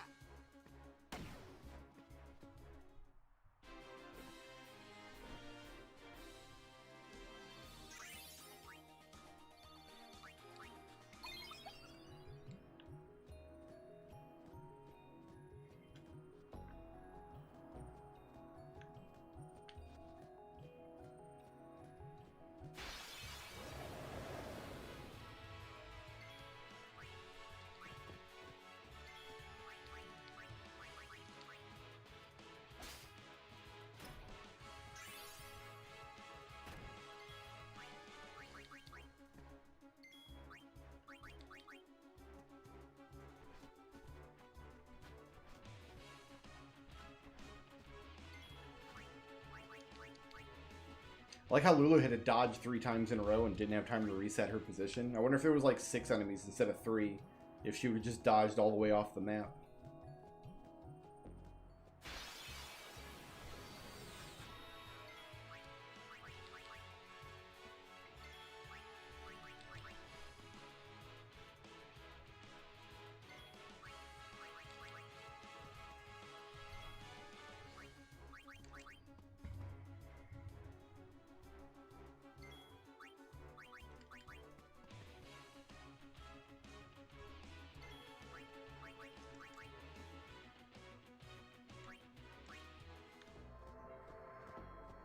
So Waka got a couple of loner turns there. Good on him.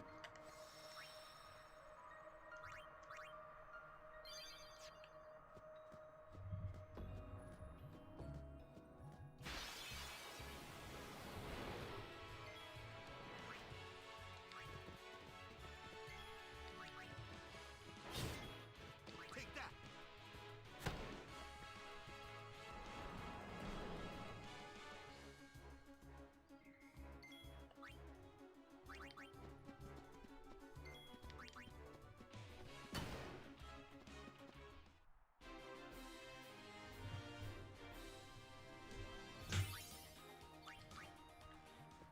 I'm expecting to reach our inventory cap on equipment at any time now.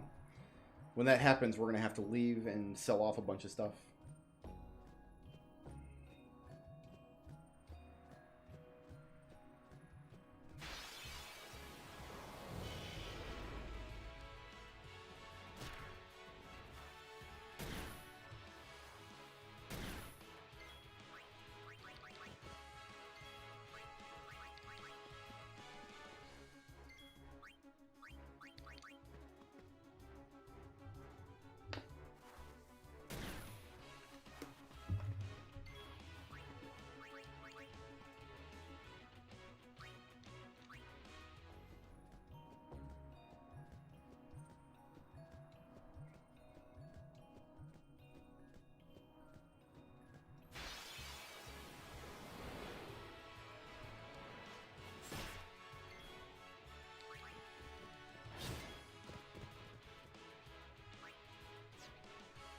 She about to die.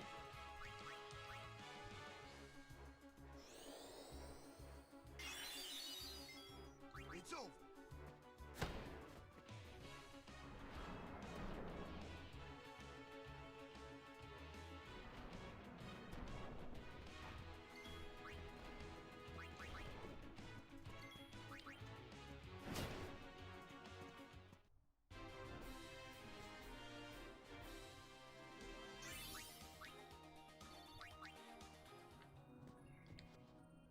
Might behoove us to spend some sphere levels too.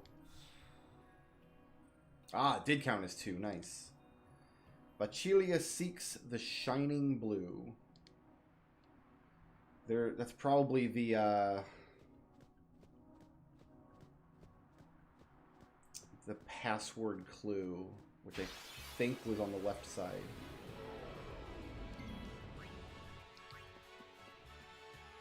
Well then, what next?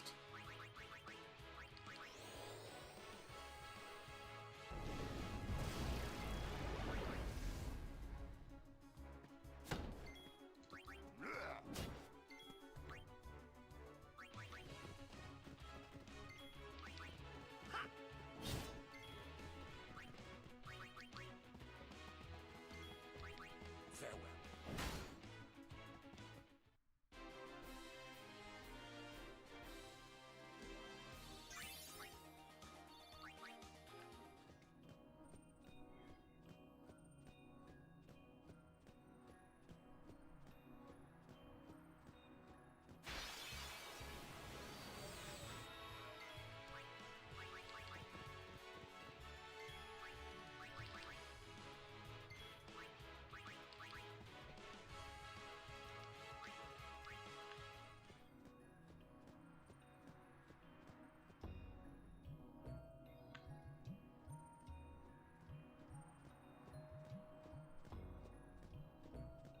Was it over here?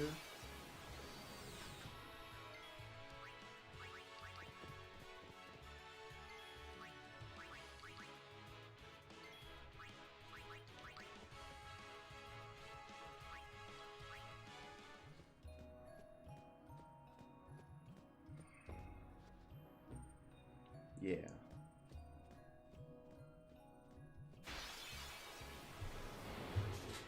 Boxes? Riku has a job to do then.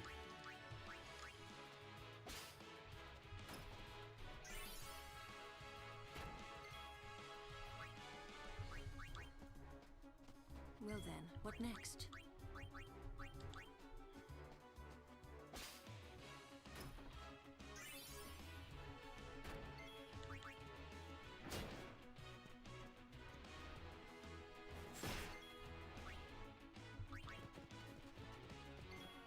See ya!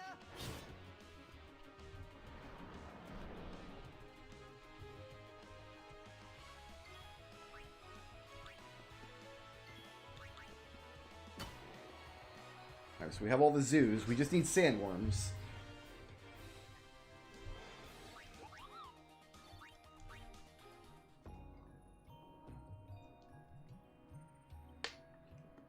Nourish him. Thank you for the very generous Kupo chat. You're still going to jail for the puns. That's not the shining blue, huh? There must be another ruin somewhere with more of those.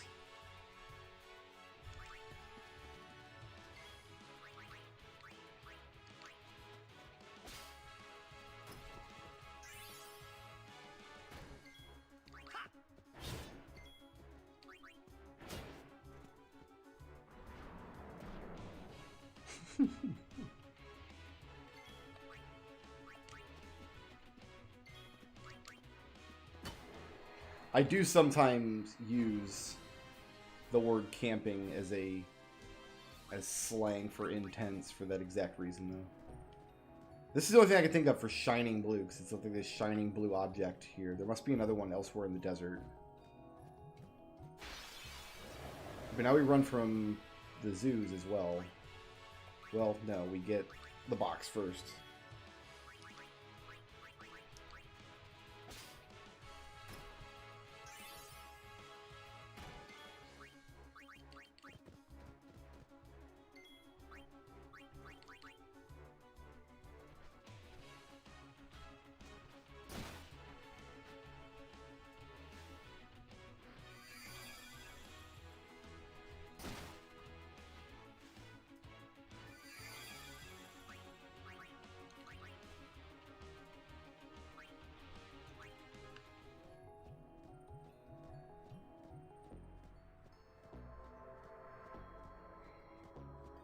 Ah, but see, the $50 transaction went through before you said the pun, so you landed in jail after paying the 50, which means now you gotta pay another 50 to get out of jail. Or else you go to super jail. I didn't write the rules, I just try to enforce them.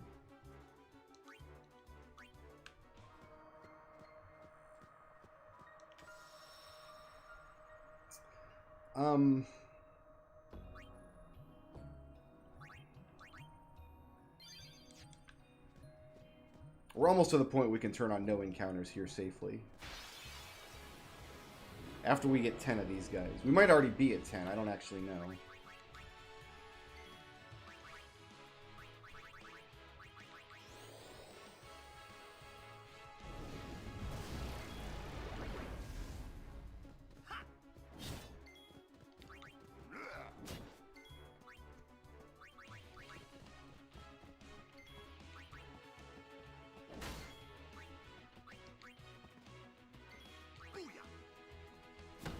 Not quite.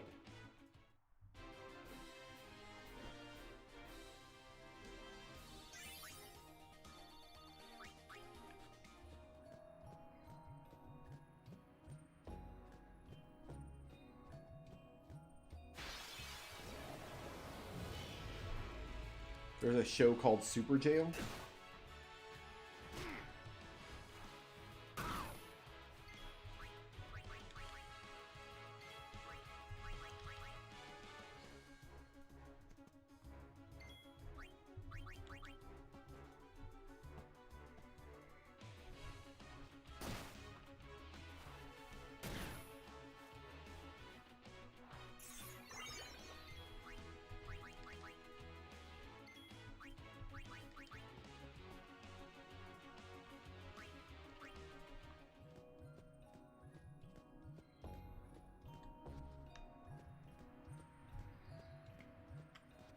Oh, Shining Blue might also be a save point, though. Well, I mean, we pass all the save points on the way through anyway, so we're going to be checking those just by virtue of moving through the desert.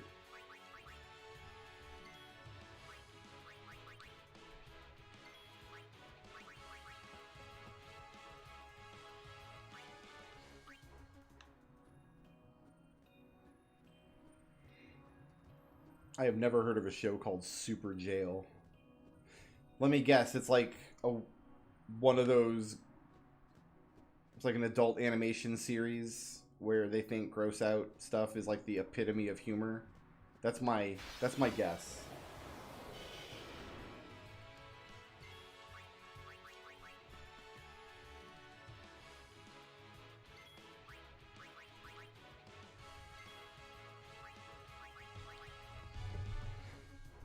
Random and violent. Sounds like it's close. Ooh, Orin has loner. Nice.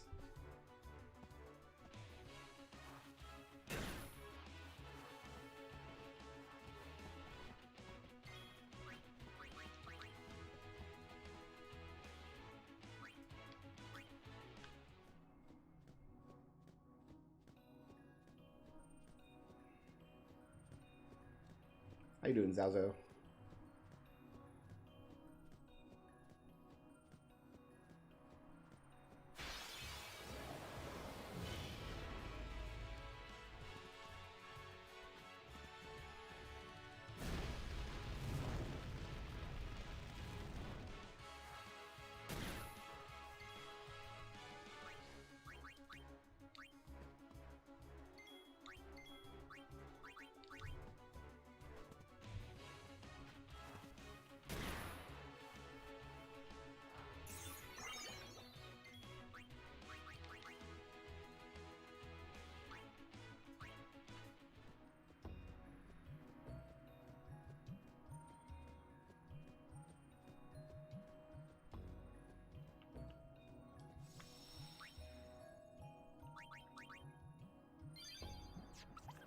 Aha.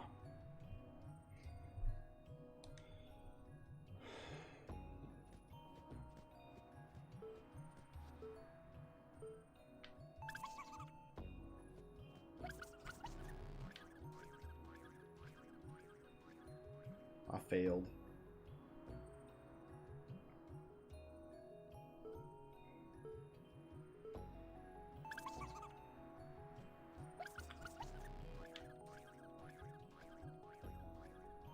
Failed again.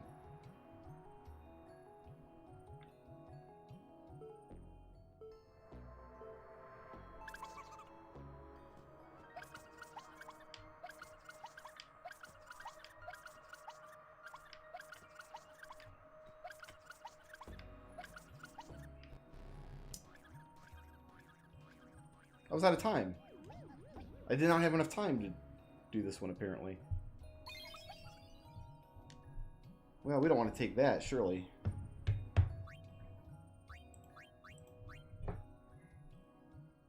Let's reload that. It's literally hiding behind a save point, so we're not losing any state doing this.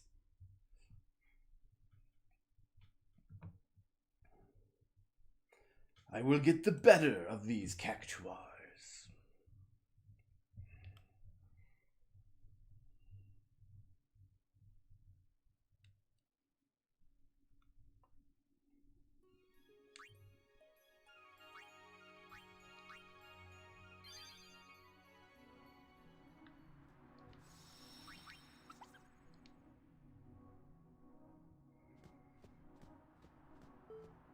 Why did T just run all the way out here?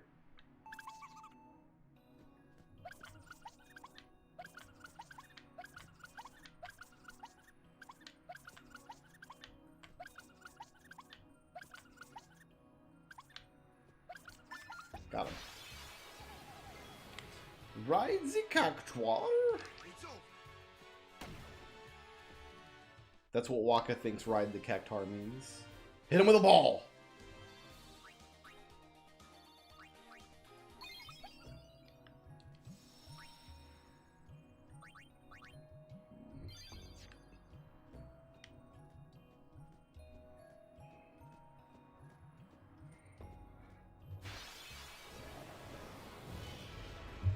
Almost out of water.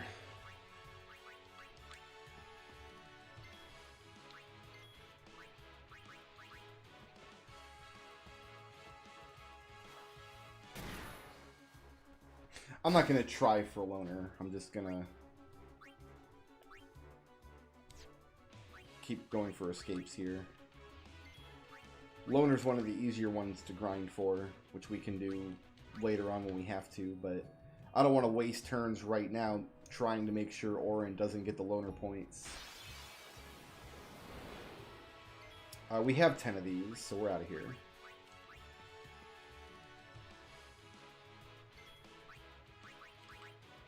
It's only sandworms now.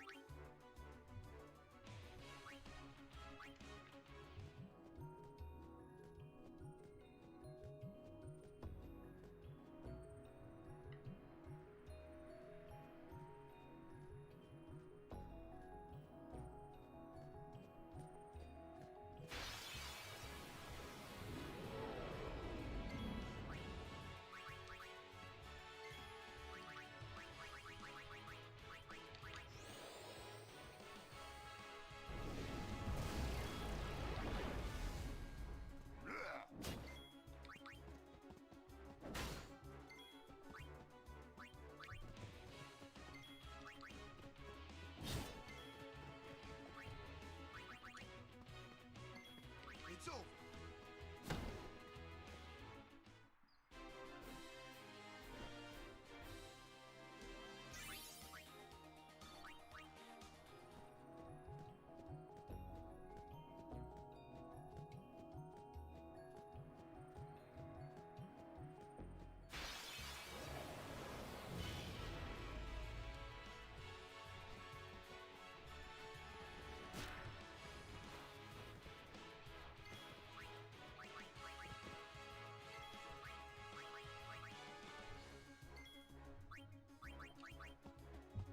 I think that enemy got the point.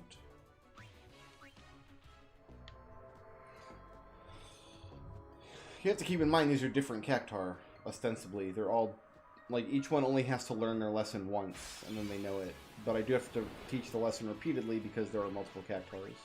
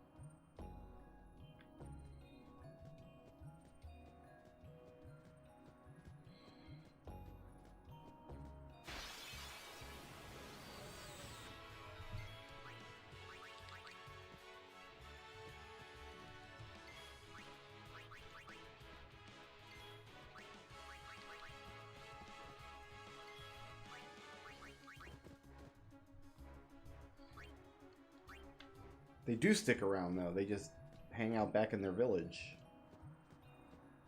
They're not gone.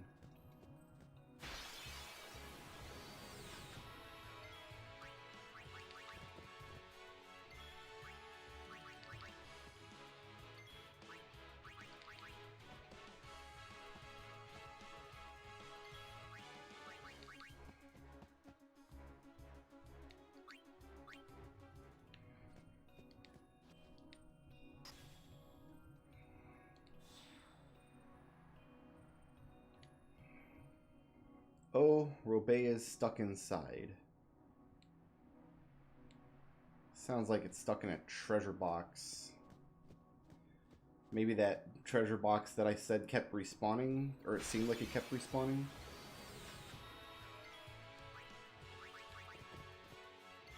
Or maybe just inside some box somewhere.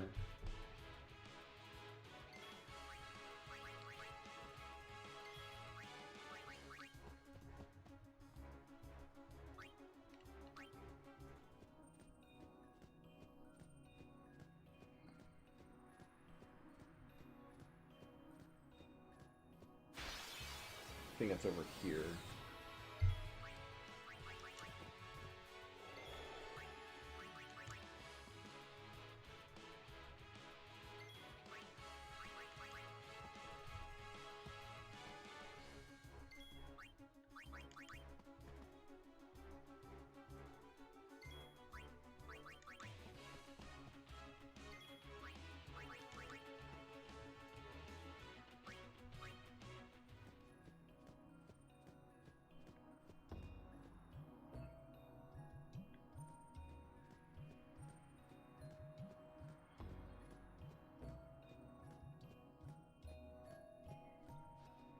Wherever those sand pits were.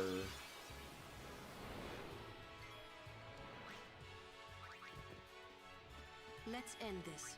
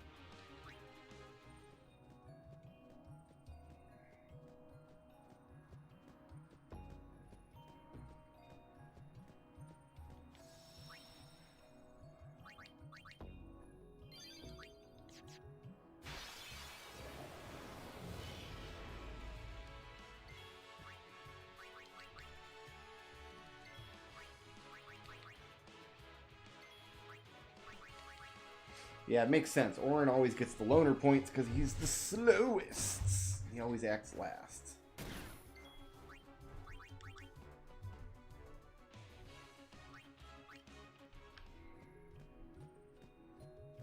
Did I save here, or did I get into that encounter before I saved?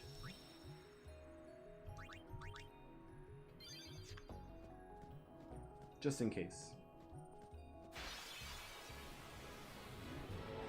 Alright, this is my last sandworm.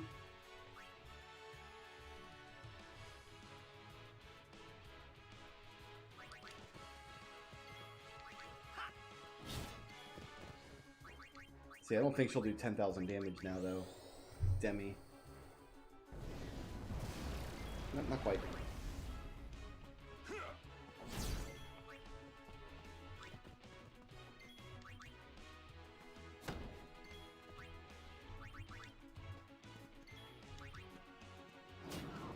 Alright, that's it. We've got all the captures here. We can put no encounters on.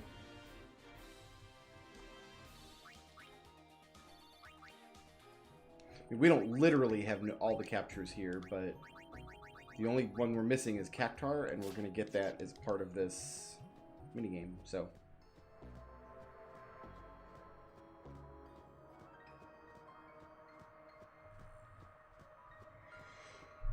So now it's just walking back and forth across the sands.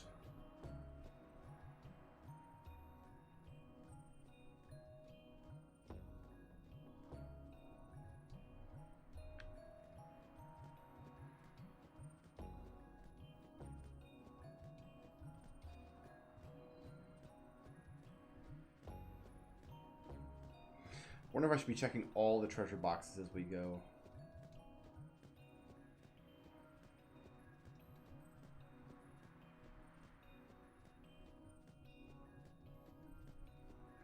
I'm kind of expecting to pass one of the treasure boxes we've already opened, but it'll be closed now.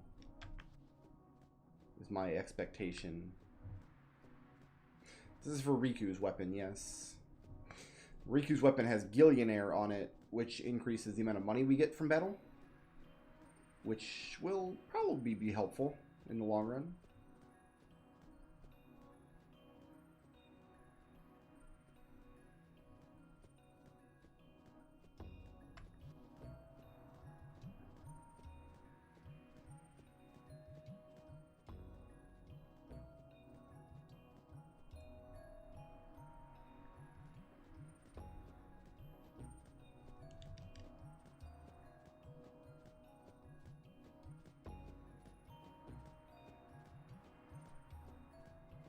So now we're back out at the front. Go up the right side, going back. And if we get back to the cactuar village and do not find them, I'll look it up.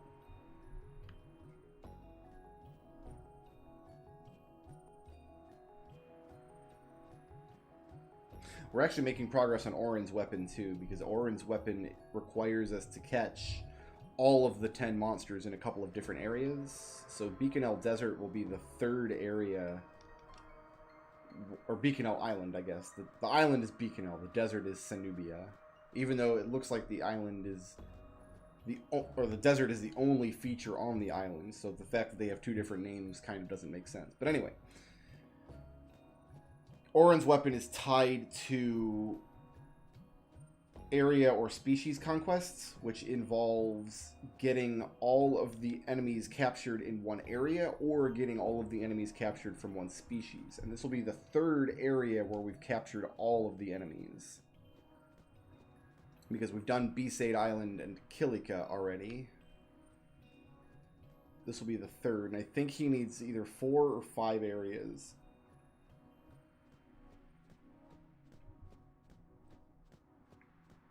Depending on what he needs, it might be prudent to go back to either just do it in the Calm Lands, which I know we've gotten all 10 from, or go back to Gagazet, which is another area I know we've gotten all 10 from.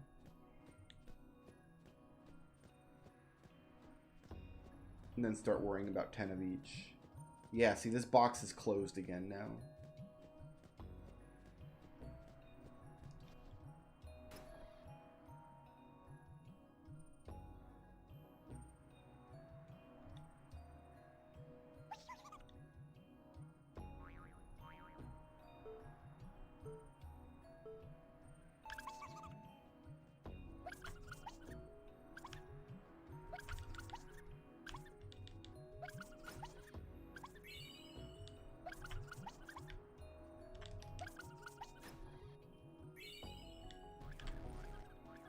I wonder if it's worth getting these boxes. I mean, shadow gems seem kind of rare.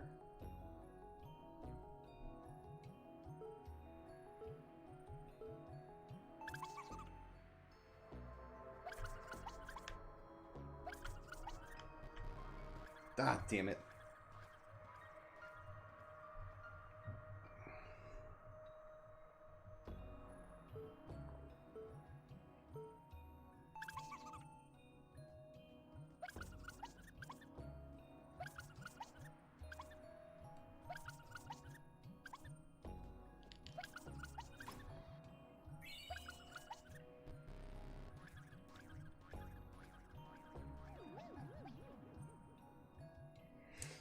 So this is going to be trickier,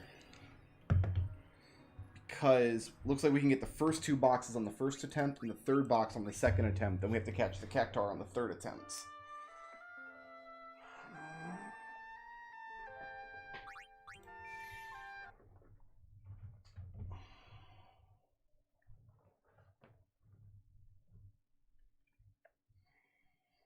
But I think we do want the shadow gems and such.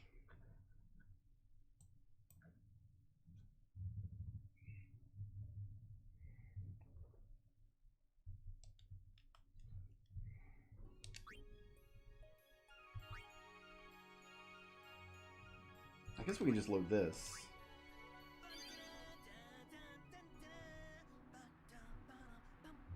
Who did it? Zuzio, thank you so much for becoming a member of the channel and making Prompto sing. He does so love to sing. Much obliged, my friend. Let's go get this friggin' cactuar now.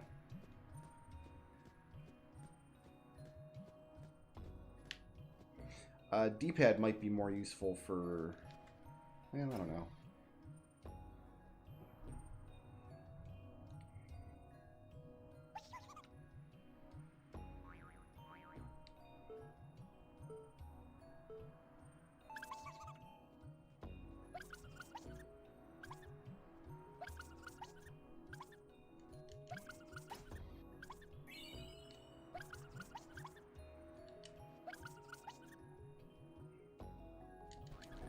Couldn't get the box. I pushed the button all kinds of times. Didn't let me.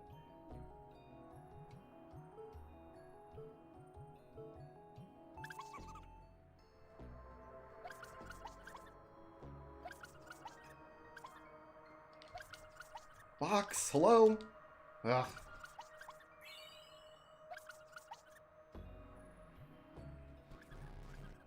Time's up. And I don't think we can get a box and the cactuar at the same time.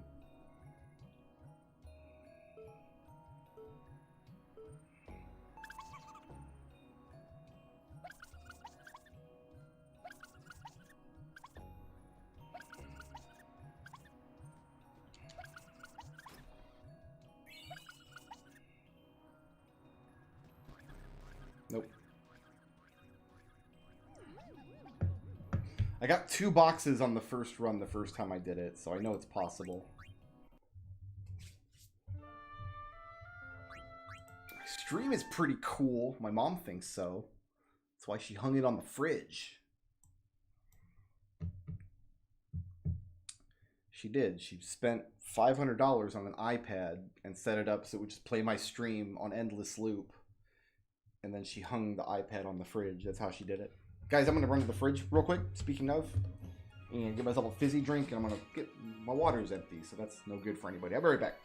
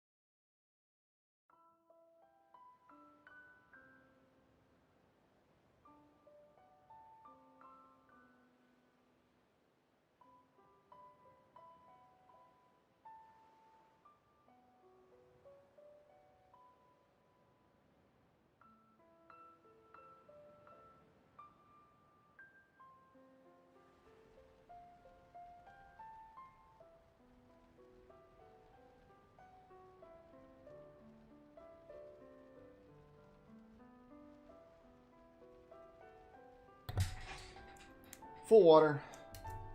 Fizzy drink. Good to go.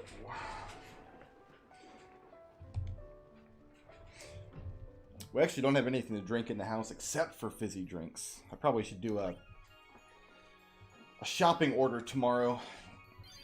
Get us a gallon of milk and some Gatorade. Up-ins. I have tea, I guess. I can make myself a cup of tea. Are you dudes coffee or tea people? I'm a tea man. I blame my mama. My mama never drank coffee when I was growing up. She liked a cup of tea every morning. So that's where I learned it. My wife drinks coffee, but she's not like a coffee snob. She's not a coffee connoisseur. Like, we have a Keurig, but she just buys like the cheap whatever K-cups. She doesn't care. Like, she's got Dunkin' Donuts coffee out there and like just Maxwell House K-cups. Green tea? I like chilled green tea. Like an Arizona tea. I'll buy the Arizona green tea. I like a lot.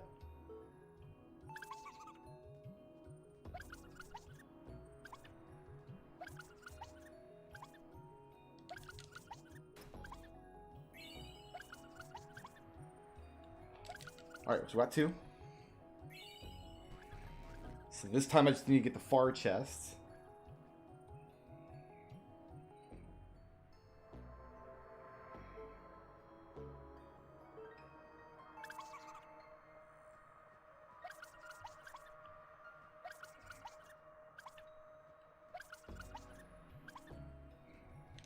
Got it. So now, next we just need to get the cactuar.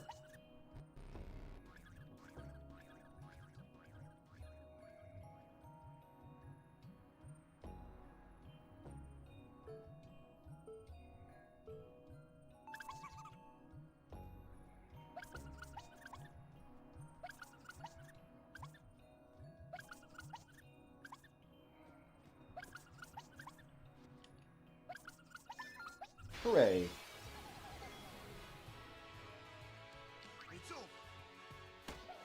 Alright, so we have everything from the desert. So after this is done, we should pop back to Calmlands and see what we can get. What our reward is for completing the desert.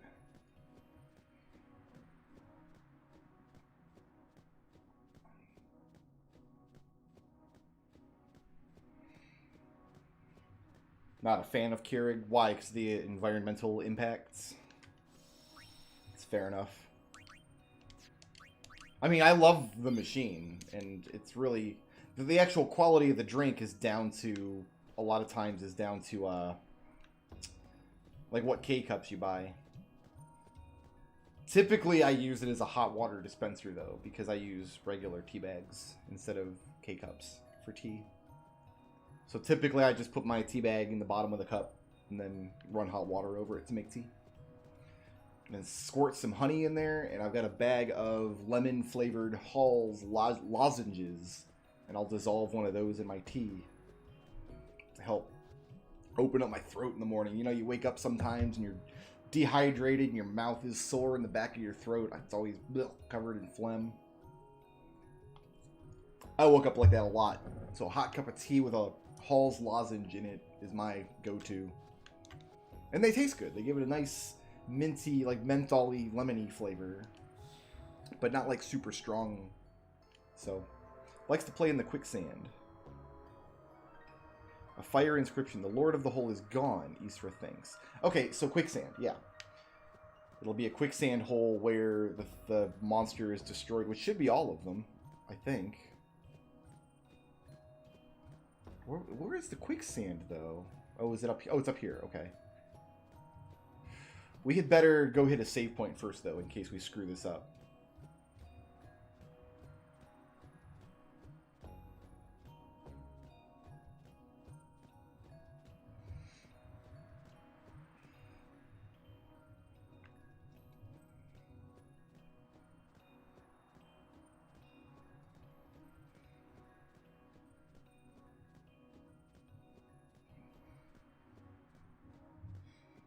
Yeah, I don't. The tea I drink isn't anything fancy. It's just an Earl Grey. That's all I need. Nice mild tea, just to have something hot and sweet in the mouth. First thing in the morning. Well, first thing when I wake up. I don't always wake up in the morning, obviously. Obviously not. I'm a YouTube streamer. I wake up at noon sometimes. Today I think it was even later than that.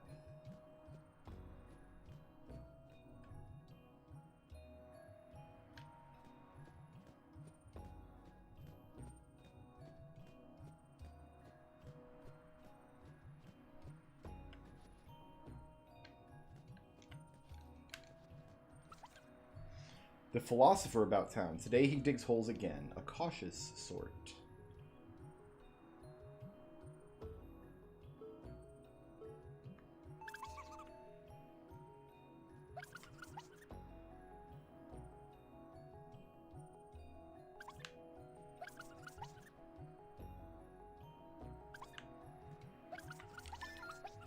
First try.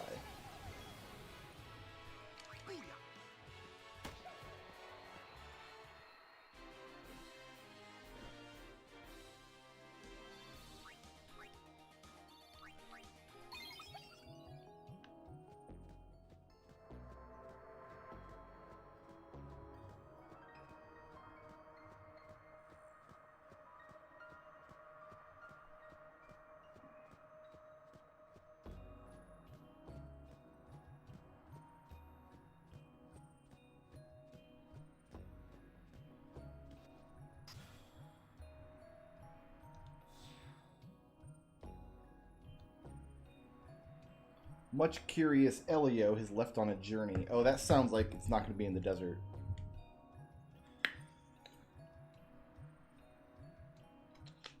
Has left on a journey. I'm going to guess Thunder Plains. And I'm going to go check Thunder Plains. We can only check half of Thunder Plains because Dark Ixion's there. Do I get another clue? That doesn't...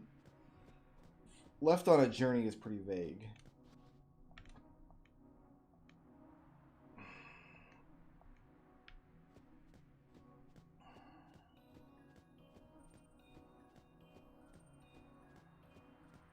Has left on a journey. It could also just be on the airship.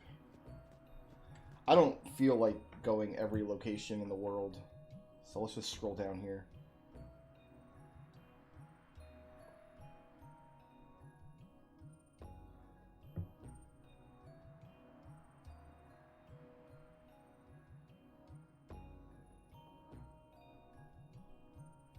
Oh, I'm glad I looked this up. Because, yeah, he's on the airship, but you have to walk to the beginning of the desert to see a cutscene, or else he won't appear on the airship. Yeah, my thought was Thunder Plains, because Thunder Plains has all those little cactuar statues. But no, he's on the airship.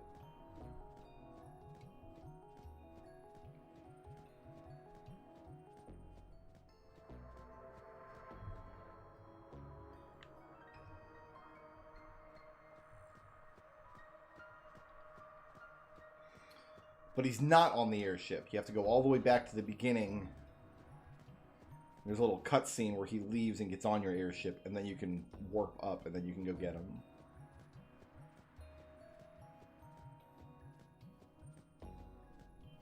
While we're up there, I think we'll sell off all of these excess equipment.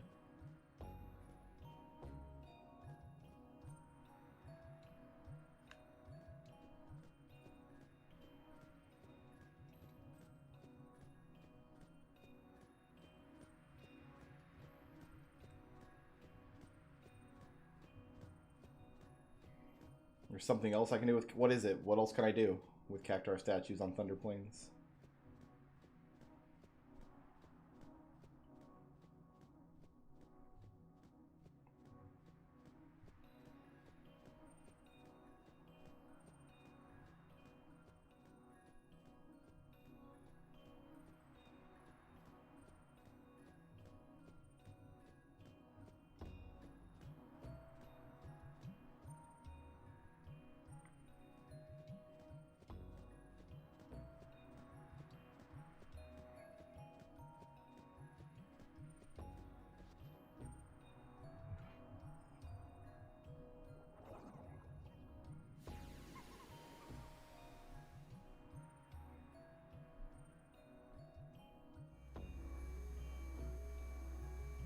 See, this is clued fairly well.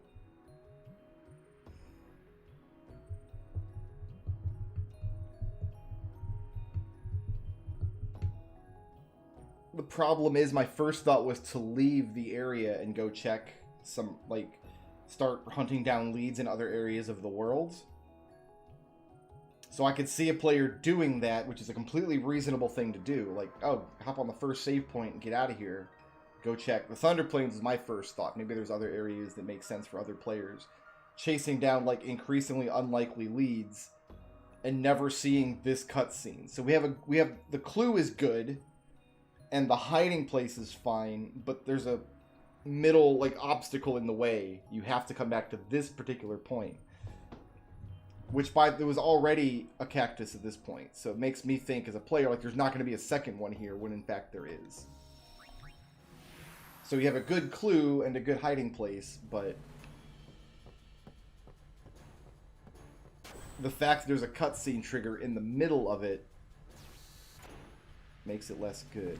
May I help you?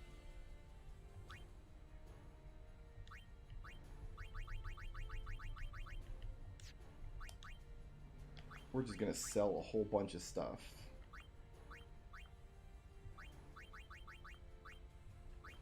All this stuff can go.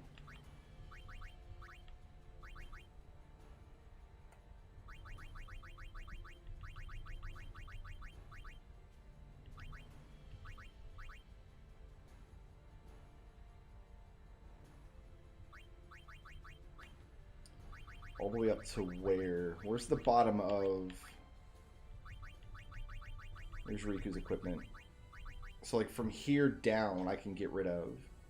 Because this Targe is, like, our midpoint, right?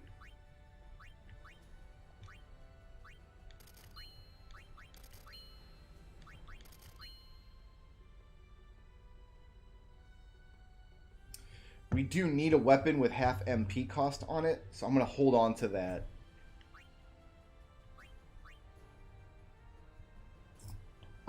Do I want full elemental proofs for everybody? Because if so, that's a good one to hold on to as well. Let me pull up my equipment list here.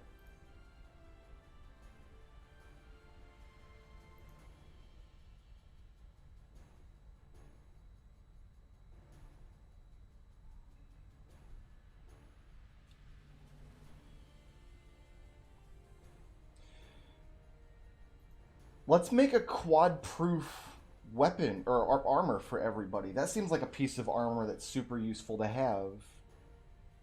Just one for every character with the 4 elemental proof.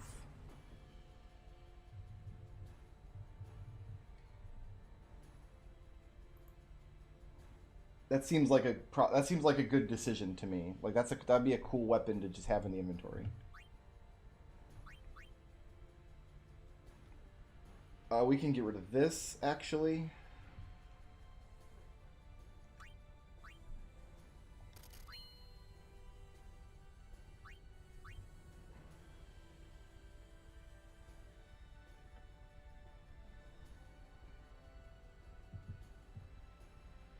Maybe a full counter weapon for each character as well.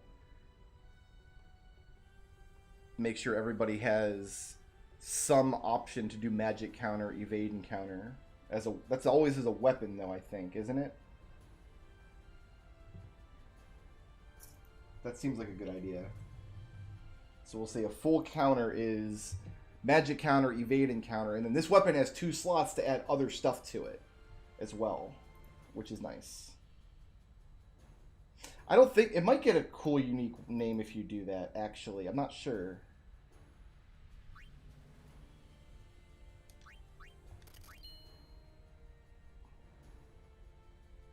Oh, maybe we don't want to do quad, like element proof. Maybe we want to do full eater instead. Or maybe one of both. I mean, we have lots of options.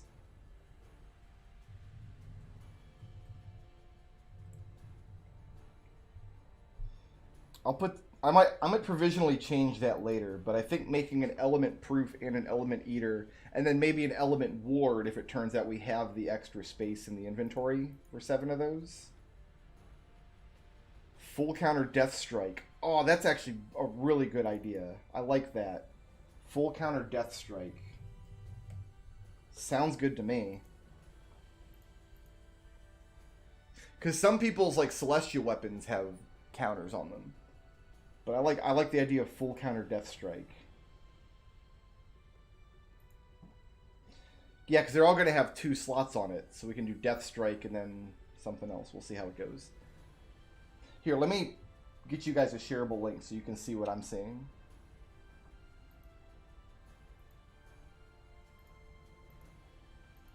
I'll post this in the stream chat here. Basically what I have is I've got a spread. You know what? Since I'm going to talk about it, I haven't showed it on stream in a little while. Because I know I've shown it on stream before, but I can just pull it up. Give me a second on Google Sheets here. I can stream it too and show everybody what I'm looking at.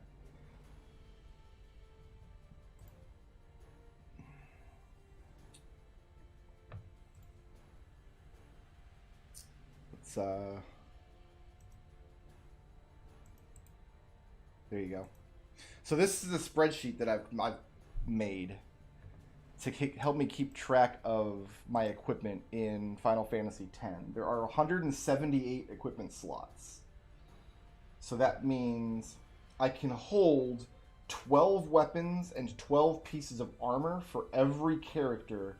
And then on top of that, I have over here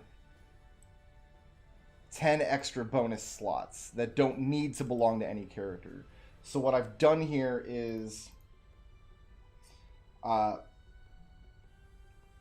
like for each character, these top 12 slots are their weapons. These bottom 12 slots are their armor. And then down here, I'm just keeping track of notes. So, like, for each of the 7 characters, we want their no abilities weapon, some of which we have, but Kimahri and Orin we don't. I'm going to have to look up how to get theirs. I imagine they drop off of monsters in Beast Island or something. Their fully upgraded Celestial weapon, obviously. A piercing-only weapon, which Orin and Kimahri start with, but nobody else does. Their capture weapon, which has extra slots that I can add stuff onto. A leveling weapon, which we're going to do triple overdrive, overdrive to AP, and there was one other thing I think you do on a leveling weapon. I like the idea of a full counter death strike as well. So after the stream, I'll look up what that weapon is called and start filling in the names. And same thing, we want each person to have an armor with no abilities. One piece of armor that has break HP and MP, because that gets a unique name.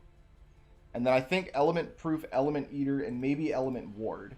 But you can see I've got 6 more weapons for each character that I can hold. And then 8 more pieces of armor for each character. But I don't want to fill all these up because one of the other requirements for the save is access to at least one piece of equipment that has every auto ability in the game. So all the dumb stuff, we're going to have at least one piece of equipment with at least, like, probably what we'll end up doing is getting empty 4-slot equipment and filling them up with dumb stuff just to tick them all off the lists.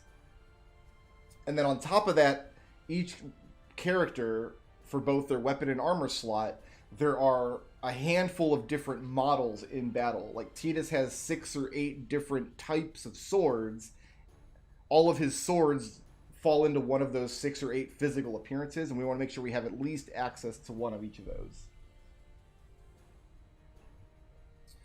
And then this is just wiggle room over here in this little orange box. So Brotherhood, I'm not counting against any of these. That's just a bonus piece.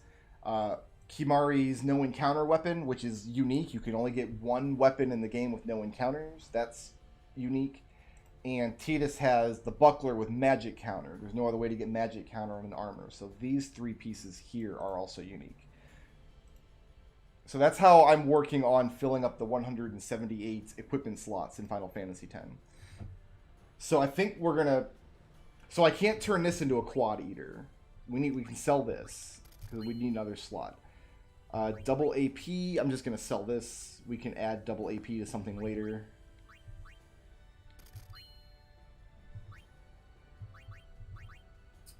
I think anything with 3 slots can safely go.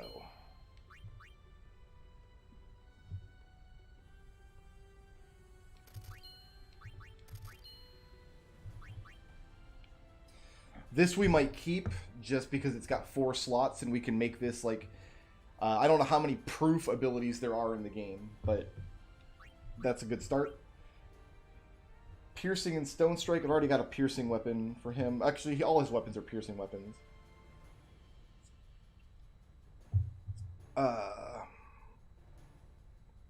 I'm going to get rid of this. That's a proof weapon we can work with later. That's a proof weapon we can work with later. This I can get rid of. I'll hold on to this in case we want to do like a big HP buff armor, even though we're going to get all our HP from the sphere grid. That's just an empty. That's good to keep. Oh, actually, I bought that, actually. I bought that. There's a 3 out of 4 eater. That's really good. That we can get rid of. That we can get rid of. Ooh, that's almost a full magic. We'll hold on to that. That we can get rid of. No. Anything with only 2 slots I think is safe to get rid of. We're not going to need this for anything. Or this. Or this. Or this.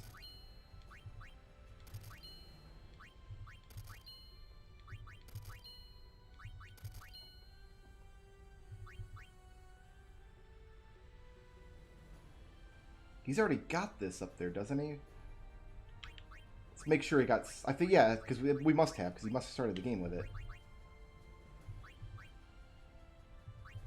Yeah, he's already got one. I don't know if we want to keep an empty 2 slot, but I didn't sell this because we wanted to find out. Like, I am holding on to more equipment than we're going to end up having at the end for now, but yeah, we can get rid of this.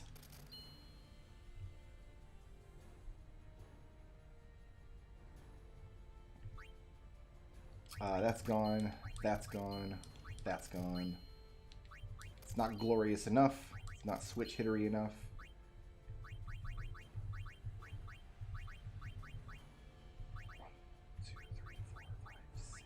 Whose weapon are we missing?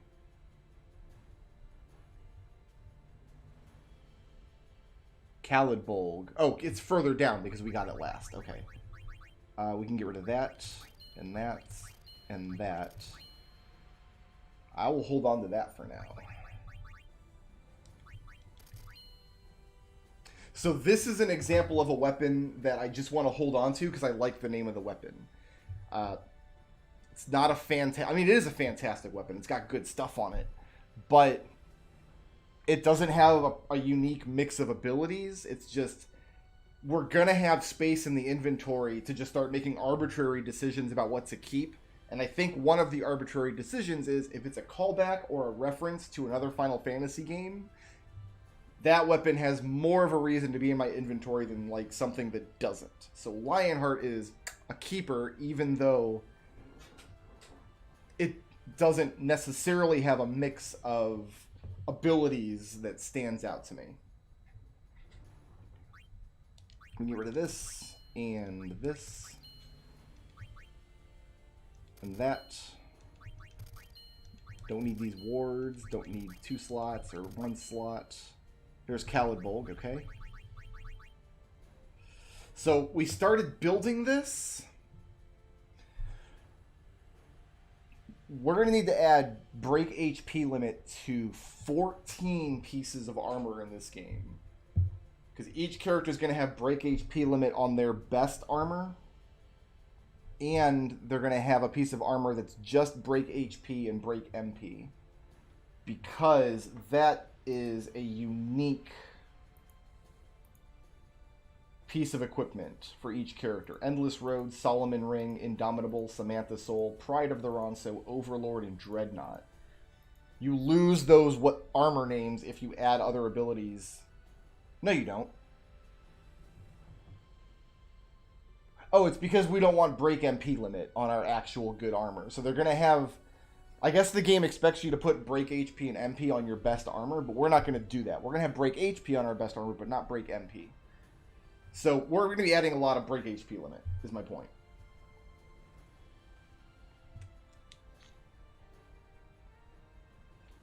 How's that only worth 187 gil? I have no idea. I have no idea. Couldn't help you. Because I bought these, right? I bought, like, it was called a Tetra Shield, and then I added that, and then it went way down in price. But I purchased these.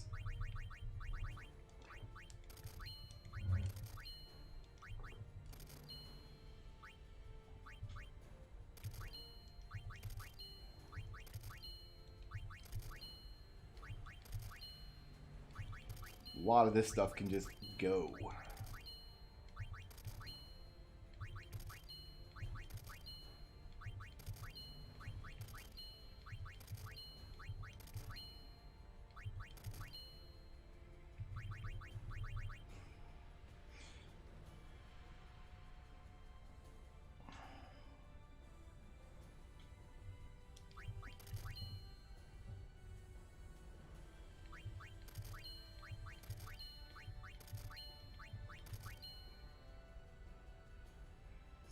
HP Stroll. It might be worthwhile for everybody to have an HP Stroll armor. I'm going to hold that for now.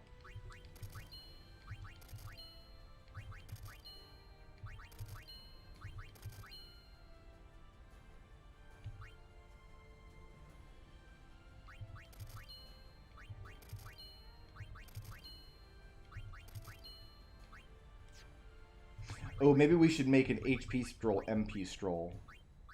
Might be interesting. I'll hold the strolls for now and get rid of the initiatives. Initiative is something that we're going to want to put on other equipment.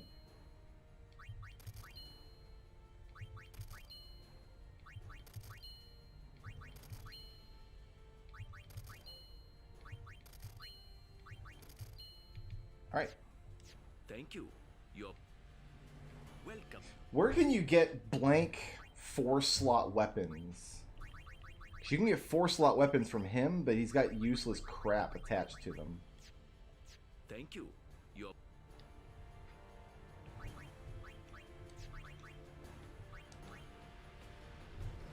There, now we've sorted, so...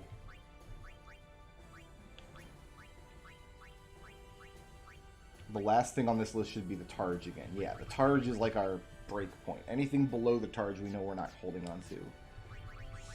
Let's look at a customize option here.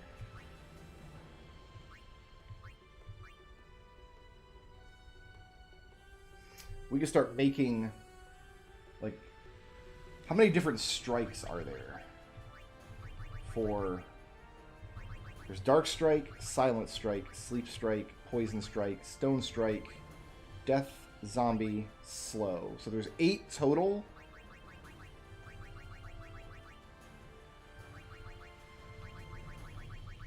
Silence, Sleep. It kind of doesn't make sense to put Death, Stone, and Zombie together. I couldn't if I wanted to right now.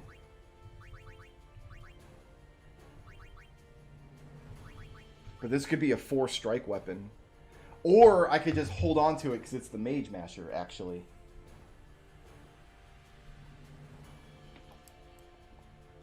HP MP Stroll, HP MP Limit. That might be worth making for everybody, I don't know. I might just keep this the way it is because it's the Mage Masher, right? We don't want to disrupt the Mage Masher.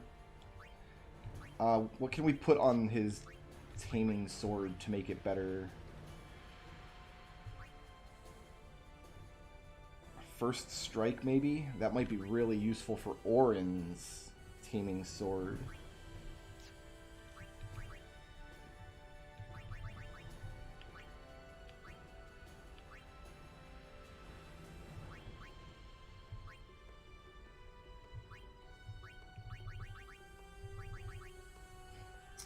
Ooh, Evade and Counter would be nice to have on there too. Like, no matter what we put on a capture weapon, it will not change the name of the capture weapon. The way the names work in equipment in this game is like, imagine every single auto ability in the game being in a big ordered list. Capture is the #1 entry on that list. When the game tries to pick a name for your weapon, it looks at the abilities it has and then gives it the name associated with the highest ability on the lists. And then there are some combinations of abilities that have special names.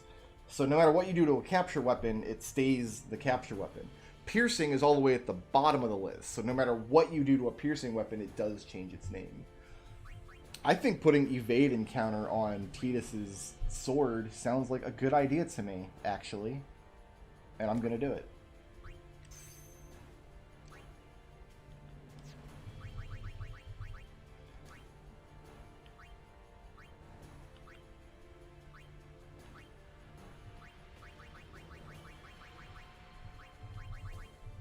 We could make somebody a complete set of SOS Null.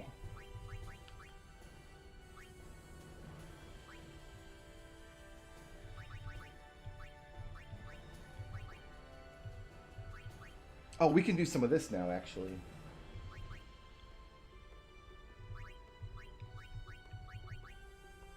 Should we do that? Break HP MP? Because that changes it here. We'll do this and then save. So now it's Endless Road. Endless Road is a unique name for Tidus's equipment. And I think it just applies to anything that has both Break HP and MP. What I'm going to see if I can do is add the Strolls to this as well. Without changing its name again. I'm pretty sure I can.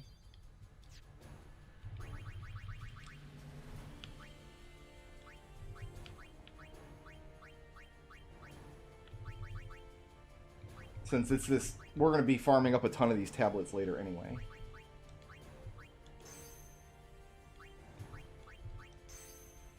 There we go. I like it. It stays Endless Road. I'm fine with that.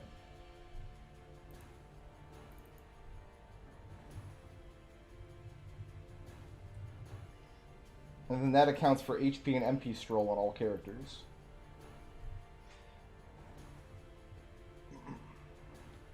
That's a good idea. Thank you for pitching that. We're not doing anything to those. We put all of the magics on here. Magic 5, Magic 3, Magic 10, Magic 20. That might be worth doing. Uses up all of our Supreme Gems. Maybe we can do it for Lulu instead, though. No, Yuna has attack magic. She's fine. Yeah, let's do it. Let's make a maximum magic staff for Yuna. Mage's staff. Shining staff. Cool. And she's got a regular staff. I can't make Ice Eater, can I? No, I need 3 ice gems. Okay. Can I make a 4 ward here? Fire ward? Yes, I can. I'm going to do that for her.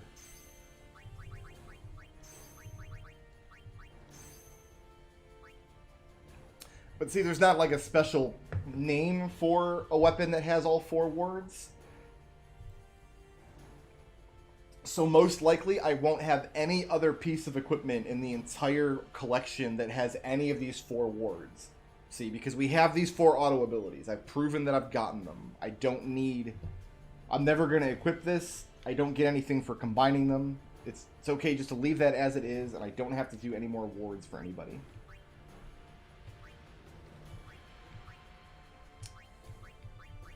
Piercing Strength 5. So there's his only piercing weapon. Yeah, I'm pretty sure 4 Eaters does have a name, but we need ice gems before we can do anything about it. Orin's capture weapon. First Strike is probably a really good one for Orin because he's slow. Let's go ahead and do that.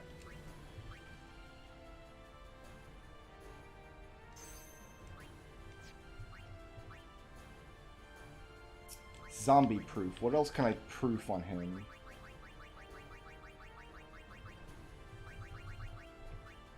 Stone proof and death proof, perhaps?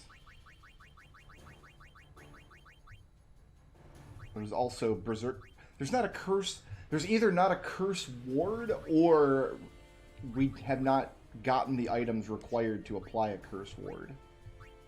I'm not sure which of those is correct. So here's Orin's bracer. He's got his 4. I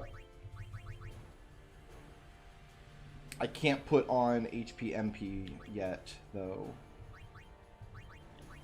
For him. I don't have... I'm going to leave that empty for now. There's nothing we're going to put on that. There's Kimari's super counter. He just needs Death Strike on this.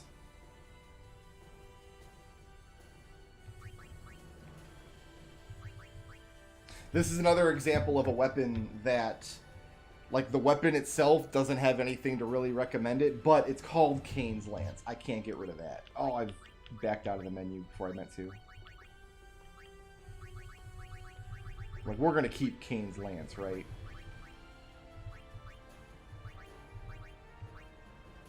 Can I add Magic 20 to this? No, not quite. A Taming Spear for Kimari. You know what I did see on this list is another evade encounter. I'm happy to... I'm not going to use this at the actual spear, so I'm happy to use this on an evade encounter weapon for him. Seems... Or you know what, maybe I should do it for Waka's instead. Yeah, let's do it for Waka's instead. Because Waka's going to have more strength for a longer amount of time.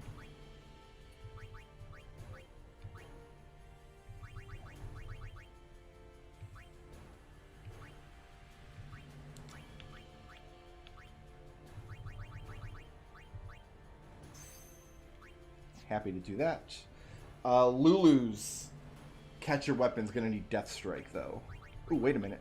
Haha, this. Can I put all the distills on this and just get my distills out of the way?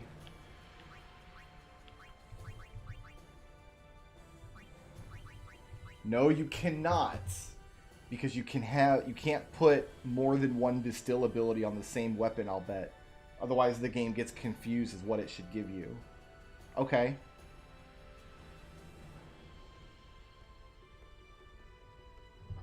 Maybe we'll just fill this up with other garbage later then. So there's his one slot, no abilities. We're gonna... Okay, so we don't need the arm sling, but I'm not willing to sell it just yet. It's above the targe. It's safe for now. And here, oh, he's got two of these. I didn't... I wonder if I accidentally bought one? Or if I bought one, then I got one as a drop somewhere.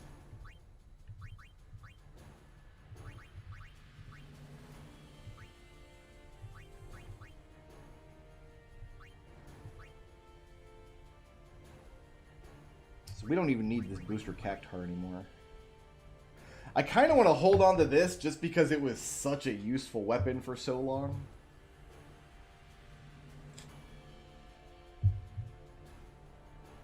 What's good, Jesse?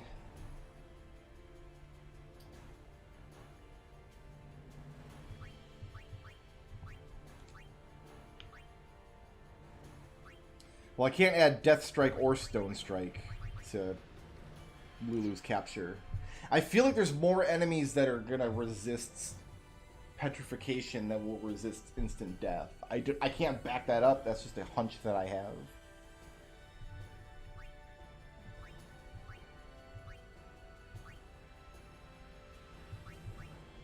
What proofs can I add? Silence proof, sleep proof, dark proof.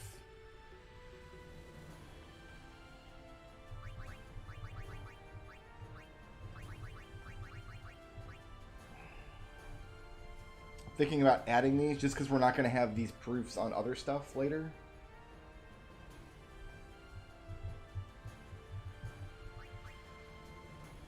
Yeah, let's just throw these on there.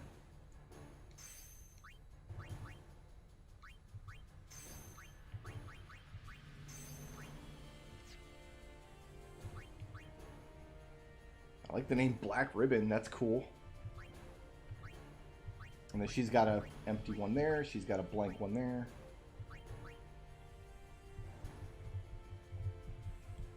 Alchemy's a weapon trait? Really? Huh. Who knew? Riku's capture sucks anyway. She probably also needs Death Strike on there.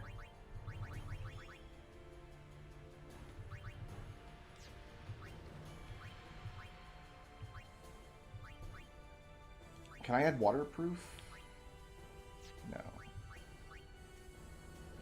Not at the moment.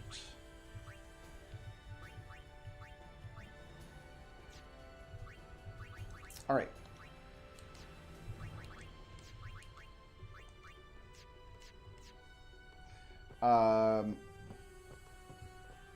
Waka has an extraneous piece of equipment we can get rid of, and it's worth selling now because it's 25,000 May I help bucks. you?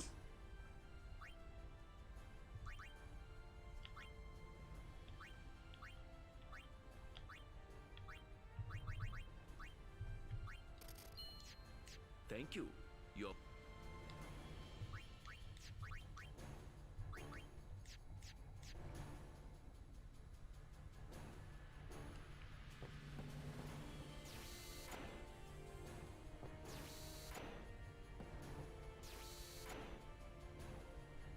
Death Strike, we're going to have more than one instance of in the inventory. We're going to have lots of Death Strike going around. It's extremely useful on certain capture weapons. For like Riku and Lulu and Yuna. Because the thing is, like, yeah, we're eventually going to get to a point where they have maximum strength. So we're going to get to a point where Yuna's attack is just as powerful as Auron's. But that's way beyond the point where we will have captured all the monsters. So going through and doing the process of capturing all the monsters, we're going to need to have Yuna and Lulu and Riku need to have some way to help in that process. So for Auron, I think it's more useful for his capture to have that first strike ability. For Tidus and Wakka, since they're already pretty fast, it's more useful for them to have evade and counter to give them more opportunities.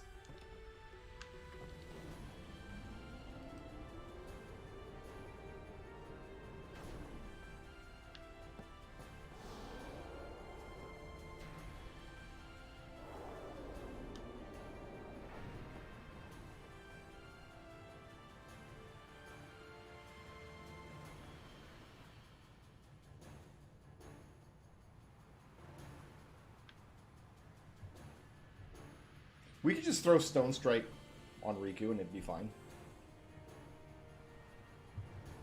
Like, I'm not opposed to the idea.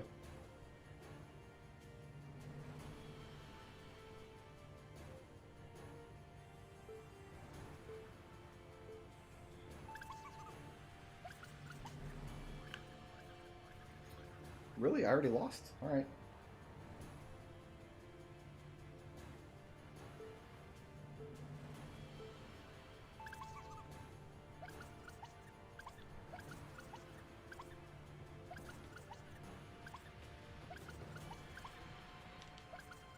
There he is.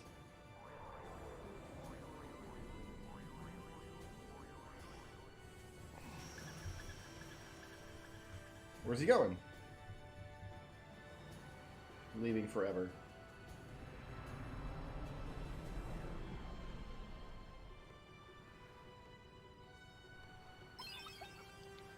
Oh, we didn't have to fight him. Okay.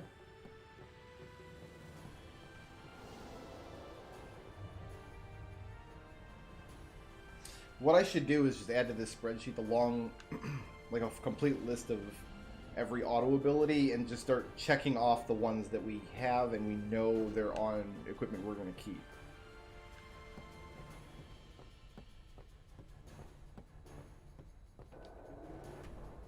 That'll give me a better idea of how many we're going to end up with at the end, I think.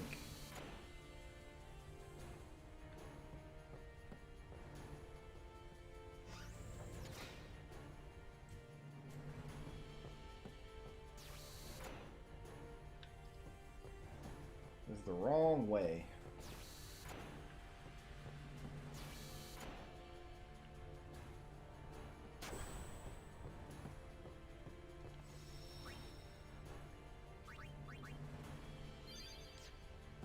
You're count.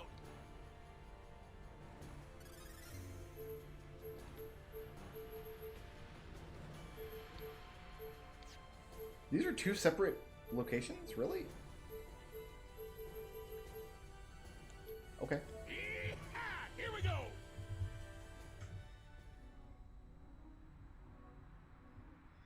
You should play whichever of those two games... Oh, I see. This is a separate area. Got it. Got it. You should play whichever of those two games you think looks cooler to you. They are very different experiences. You're counting on.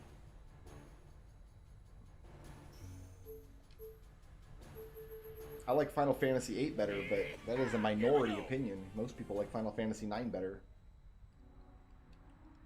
I mean, you should play both of them eventually. It's not like you play one and then like you get yelled at for playing the other one.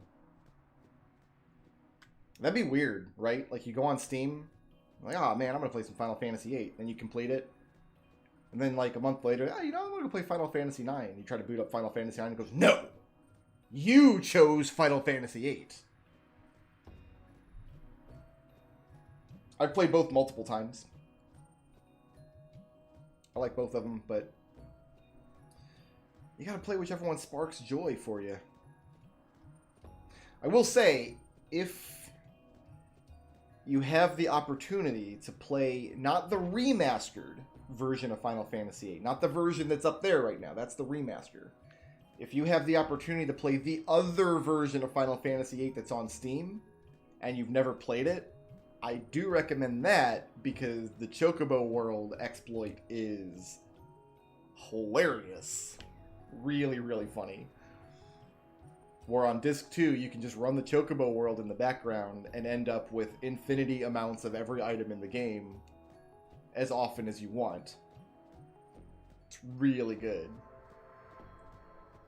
I don't know that I would purchase that copy of Final Fantasy VIII specifically for that if you already have some other copy to play, but...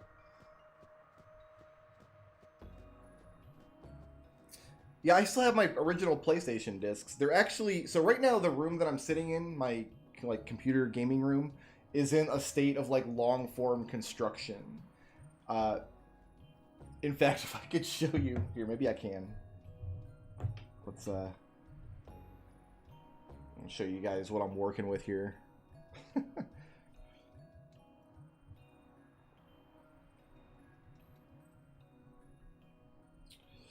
Let me, oh, it's pitiful. I have like a behind-the-scenes picture I could upload for you guys. But this room, like I used to have shelves and stuff back behind my TV on the far side of the room from where I'm sitting now. That had all my games collections and stuff on them, and also like old consoles and things.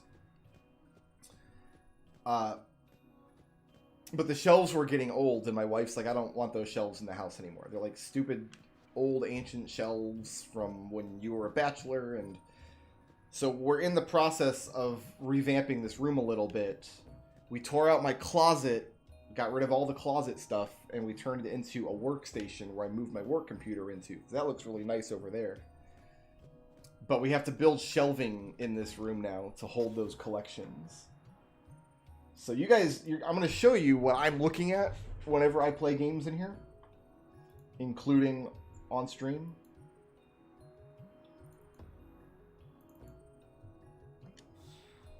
I just have to import this image first. Flail is always behind. He's going to be behind this. Up there he is. Never mind. He shows up immediately. Here, let me get this for you guys first. Because whatever you're imagining this setup looks like, I guarantee you it's worse. I guarantee it's worse than what you're imagining. It's going to be great once everything's done and I actually have a full shelving unit over there with all my collections and stuff. Actually, you can't even see anything in this image because I got my bright box light, but whatever. Save it.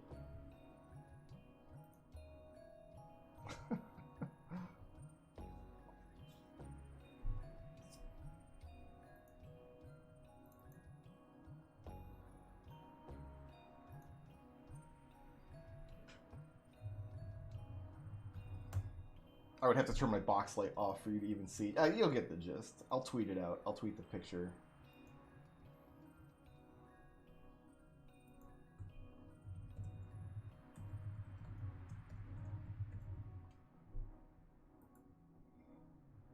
Because I don't think I've got a way to post an image directly into the YouTube chat. So this is how we're going to have to do it.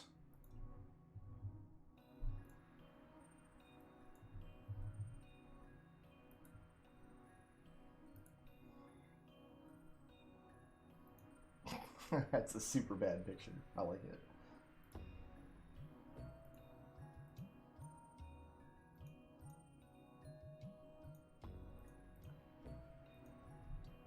There you go. Enjoy. That's that's my setup. BC, thank you for subscribing to the channel. Glad you're enjoying it. So I just have an old computer desk set up with my TV on it. And the box light's just sitting behind that. And then next to it, I have like a yellow yard chair with my PC just sitting on top of it. And it's super dark because I took a picture of the box light like a moron. I'm not a great photographer, so...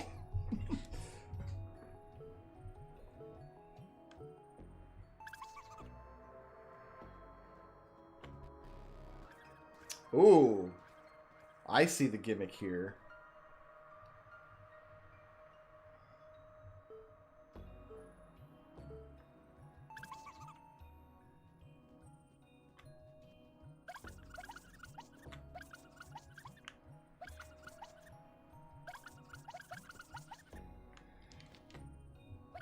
The gimmick is there's no correlation between when he turns to look at me and when his little needle time window pops up. Alright, nice trick, nice trick. So if you imagine, like, off to my left, so where you see my PC sitting on that picture, there's like a window behind it with blackout curtains. And then off to the left, I've got, in the corner over there, I've got an entertainment center with a stack of consoles on it. And then above that, I've got some rickety shelves with my D&D books on it. All that's going to get torn out, and we're going to put in nice, solid floor-to-ceiling shelves, like a big, nice shelving unit that looks flush with the wall. And then all my books and all my games and everything can go in on there. Probably get a cabinet for the games especially to keep dust out. And then I can move the little entertainment center I have over here. Or maybe get a new one, we're not really sure. And then that's what I can put my TV on. I wish I could mount this TV to the wall, but I can't. Because there's a window on that wall, and there's a window on this wall. And it's a big pain in the butt.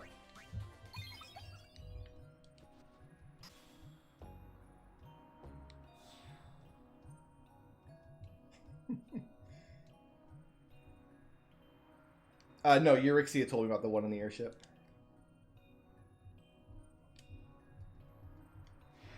Because on this wall over here, I used to have a closet space, but it was just a bunch of boxes of crap from when we moved into the house. Because I really don't use closet space myself. I really don't have a use for it. So it was really just boxes of stuff left over from the move.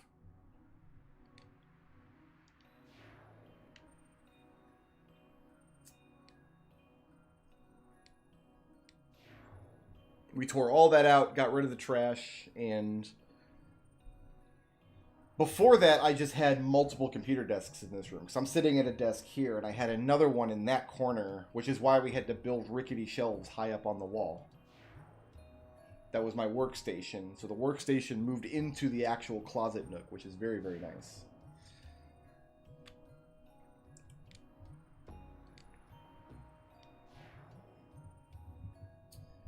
Angelo found an X potion.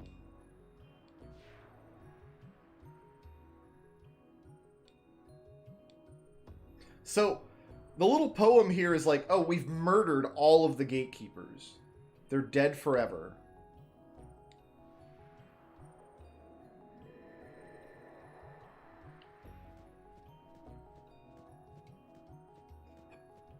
Now I'm sad. Now I feel like a bad person because I murdered all of the little cactuar children. The major renovation in this room, though, was we had a sewage leak in the house last year that soaked into the carpet in this room, so all the carpet had to get torn up.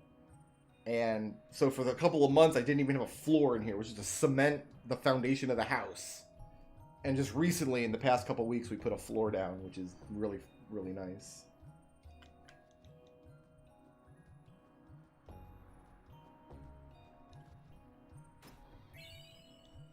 Okay, so we can power up Riku's weapons. We can get other stuff here, though, too, can't we?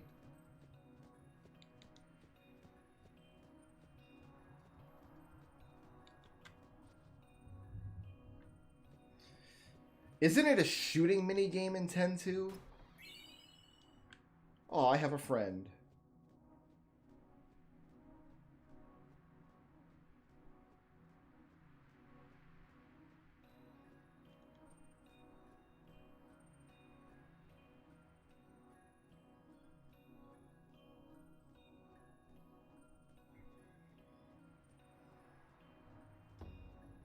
Cottage.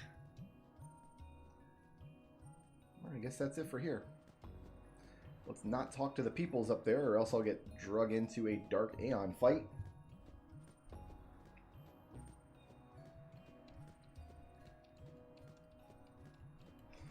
I almost would have preferred to have the Mega Elixir to the Friend Sphere. Actually, what we should do now is make sure we don't cap out on stuff.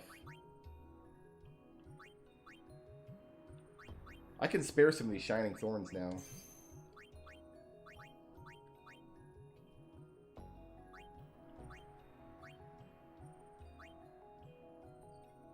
I think this is probably worth doing. Because I know we can get those later anyway. I'll do this too. Oh, we definitely need to do this.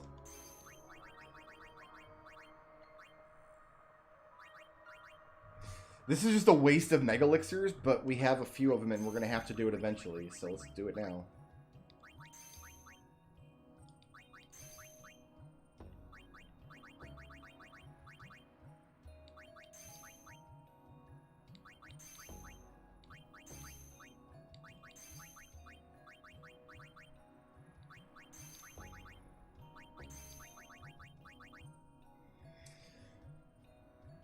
Oh, we did get a couple of Shadow Gems.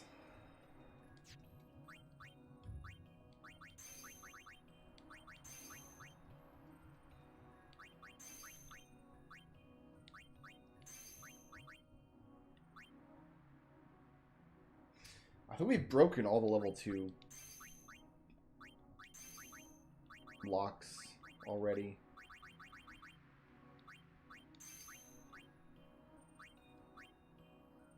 Like, I don't want to throw away elixirs yet, but using up some Mega Elixirs I can do for now.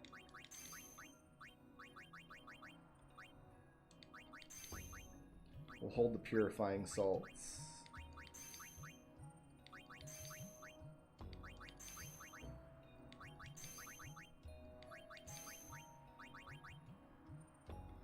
We'll hold the Shadow Gems.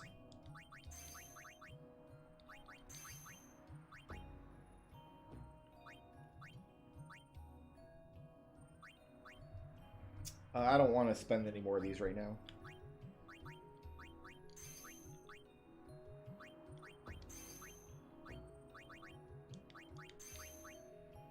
I think by the time we actually need Mega Elixirs for use in combat, we'll be able to farm them some way or another.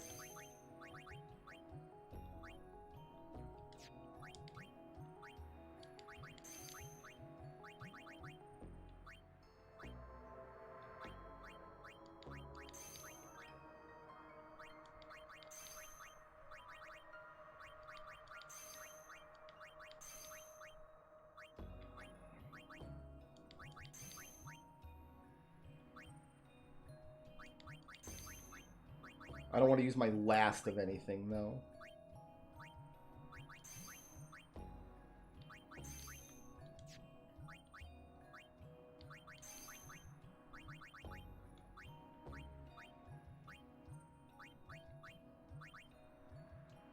We'll hold on to the last of those as well.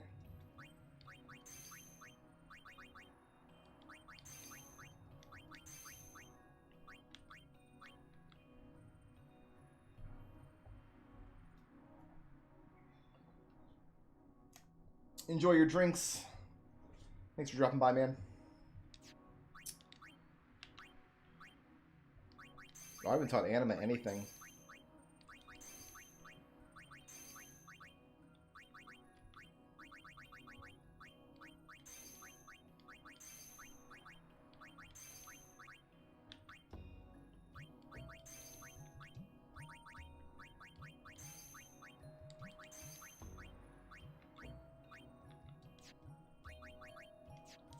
Okay.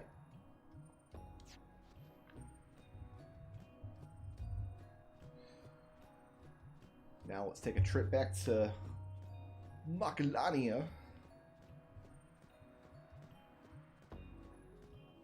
I guess it's more efficient to not go back to Macalania until all the weapons are ready to go, but who cares about being efficient?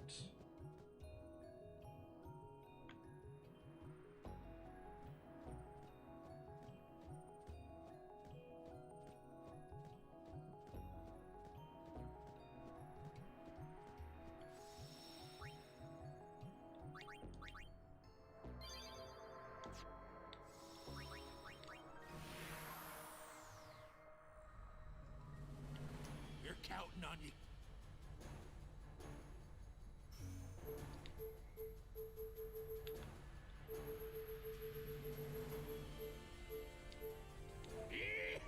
Here we go. No, we haven't beaten her yet. What I've been doing is I've been doing one person's weapon every night.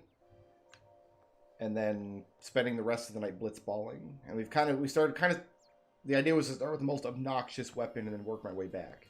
So we started with Tidus, then we did Kimari, then we did Lulu, now we're doing Riku. Yuna's is one of the least obnoxious ones, so it'll be like one of the last ones we do. Oops. Yeah, because Yuna's, we gotta fight the Summoner Lady, and Orin's, I think, is a matter of collecting enough monsters, if I'm not mistaken.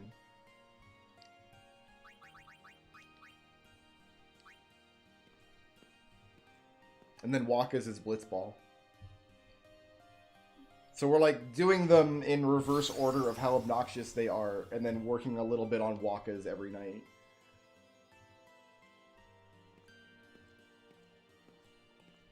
We should go back to Calmlands, though, because I think we can present all of the desert monsters to him.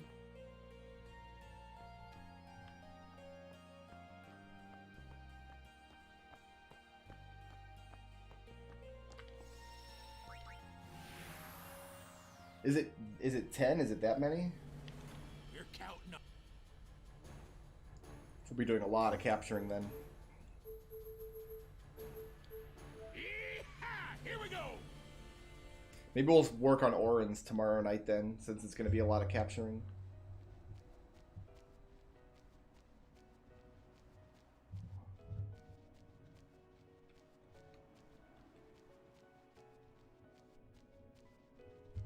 We'll make sure to save before we talk to the arena guy to make sure that we don't get like 60 of some item we already have 60 of. Because I don't know what we're about to get here. So we'll save and see what we get and make sure we didn't cap out on it. And if we did, we can reload and use up the items and then just get more.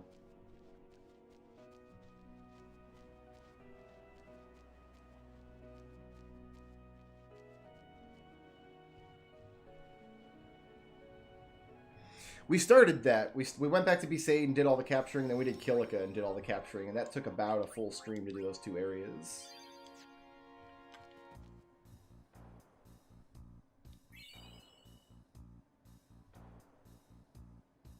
So we got 99 stamina tonics. I didn't have a lot of those.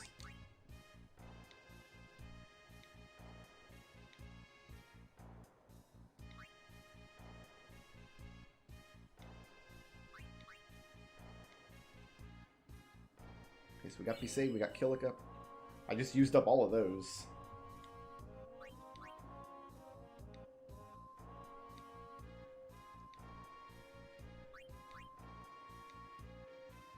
And there's Beaconell Island. Nice, I just used up all of those too.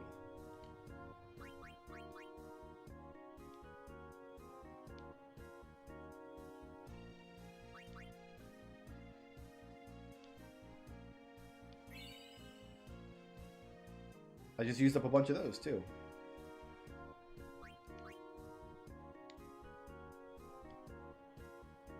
That seems fortuitous. I'm gonna save before I keep talking to him more.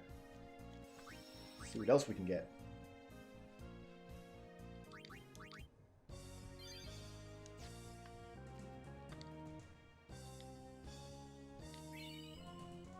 Nice. We're gonna fight all these monsters later, so I'm not worried about fighting them right now.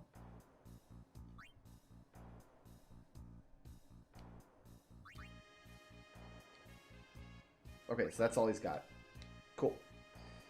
Can we customize with any of this stuff?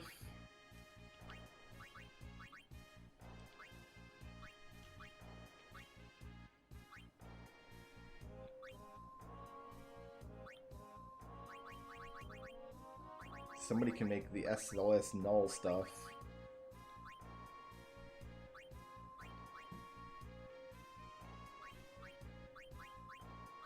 Ooh, I could make max HP weapons. Or armors, rather. Relatively cheaply, actually.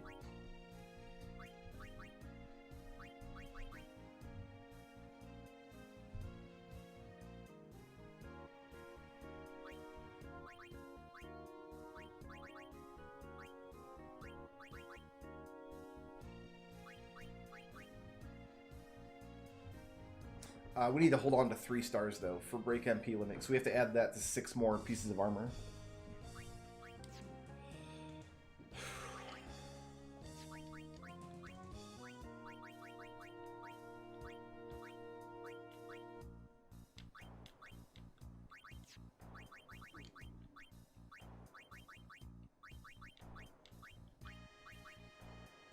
I'll use 5 for this.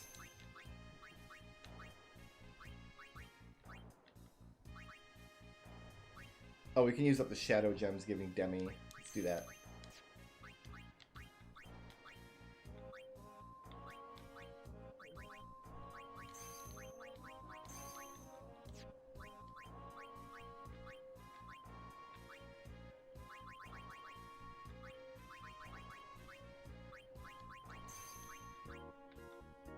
She already has them. I think everybody else already has them. Oh, you didn't.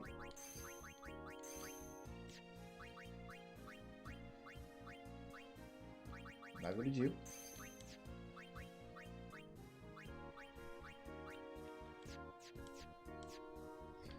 Neat.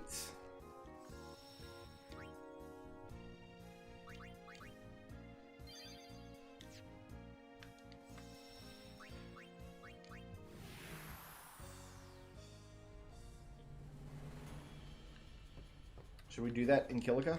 You're counting. Is Kilika just where you buy the cheapest empty slot armor? Is that the idea?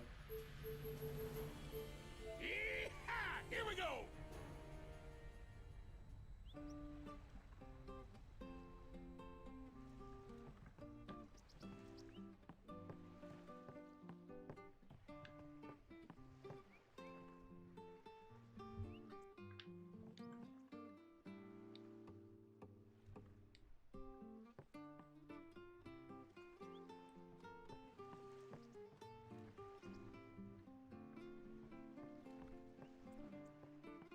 I don't know where the shop is in this town either.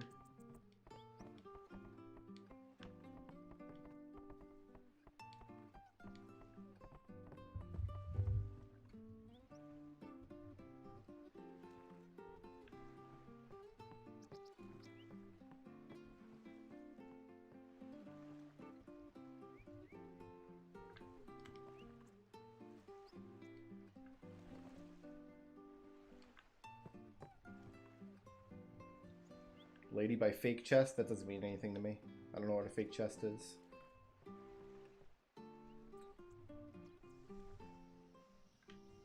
Oh, that's the entire town. Assuming she's in the town.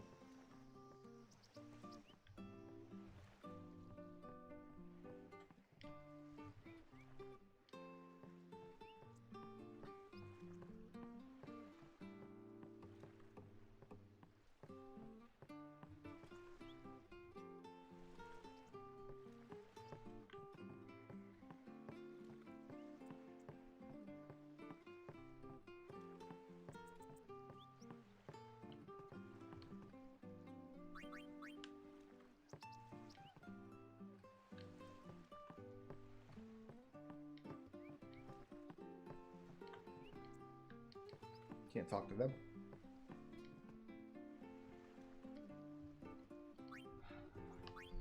Piercing sensor. Oh, she got 4-slot stuff. Pretty cheap. Yeah, I see that. All piercing sensor equipment.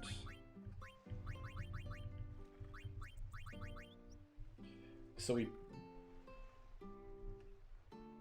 2250.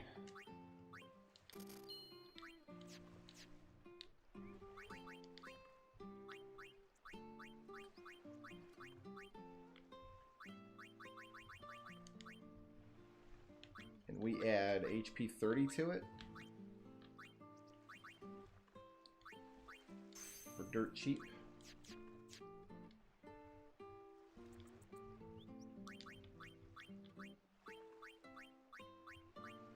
And then, oh, I see. Okay, so that's how that works. We're not doing that right now because I have no use for the money right now. I'd rather get on with the blitzball. But nice to know how that works.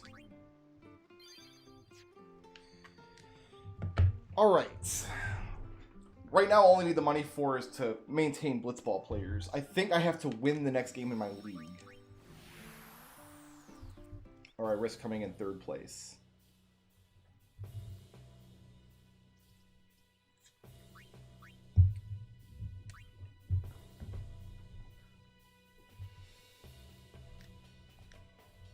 So yeah, I definitely think I want to win this game.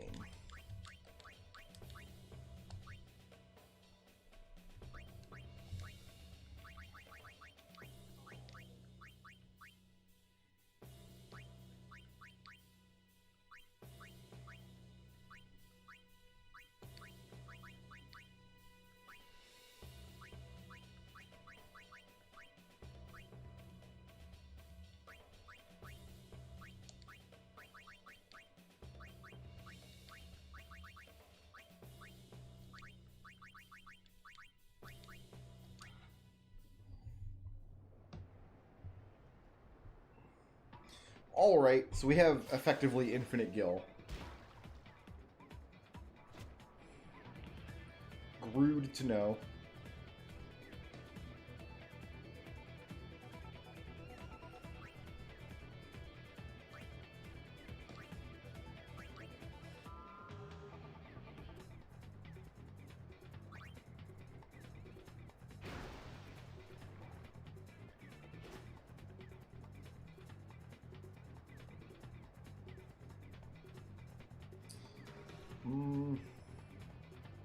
Yeah, we'll shoot from here, why not?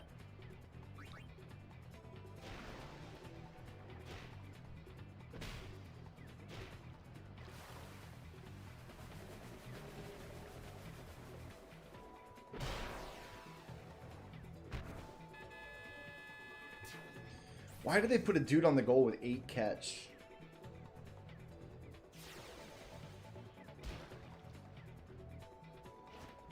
So we're going to be doing a lot of save scumming in Omega Ruins. Because remember, we used an exploit to get the Albed Primer out of there.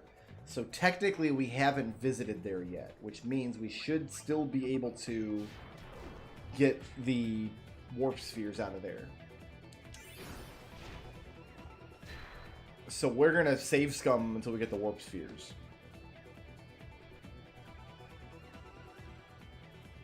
Can I just import all my useless money from Final Fantasy VIII?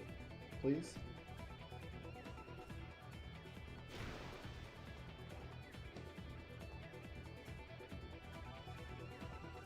And the ball stops right in front of him.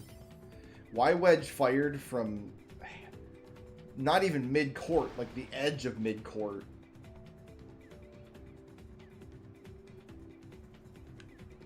I have no idea. Well, I mean, something obvious thing. 3 defenders, Jack shot 2.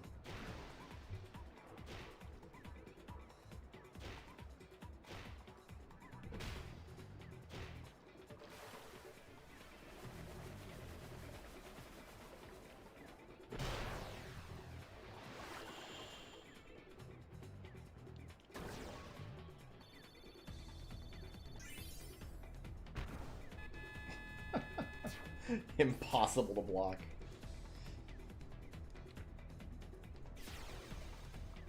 Maybe level 99 Nimruk could block the Jack shot too, but he's almighty.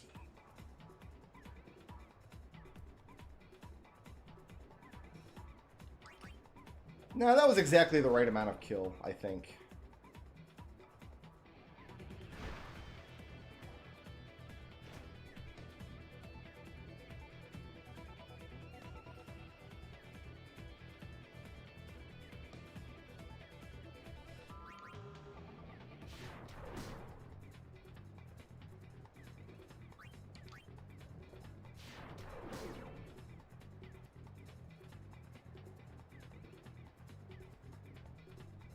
Oh, stack up on me, brother. We can safely break 2, I think.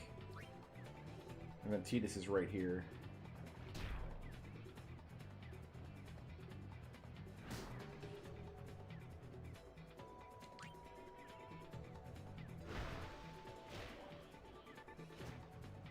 Oh, Wedge with the catch. My guy.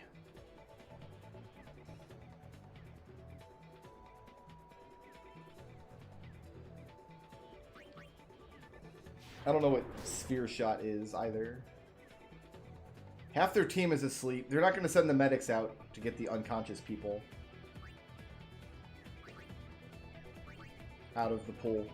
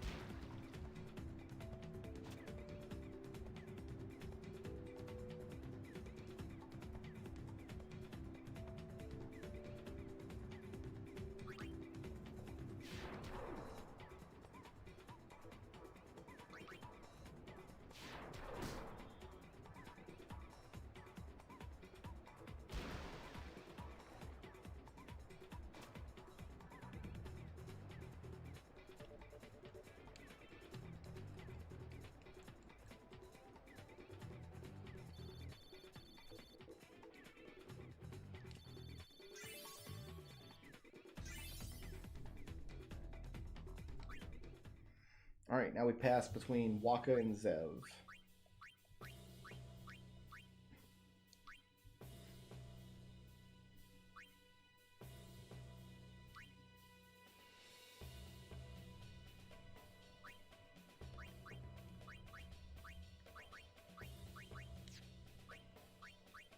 Oops, didn't mean to do that.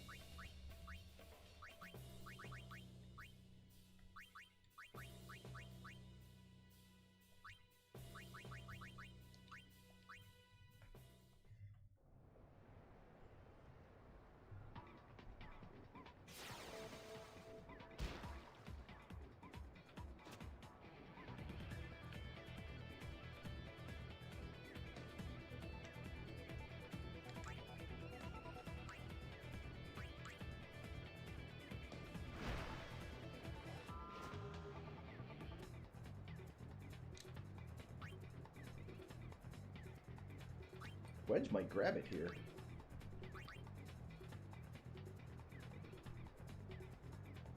I mean, not from Zev if his tackle slip triggers, but it's not always going to trigger.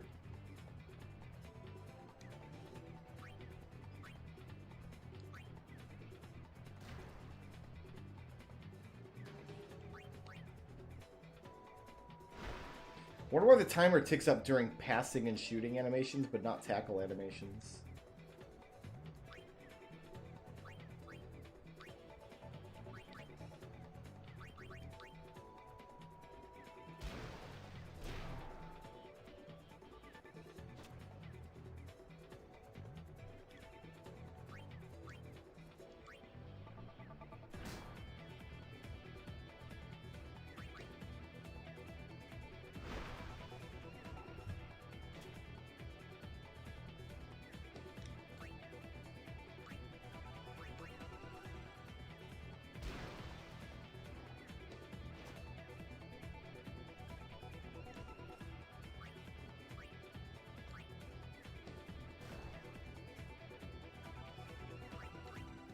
Yeah, like the timer, as soon as the passing or shooting animation starts, the timer starts ticking.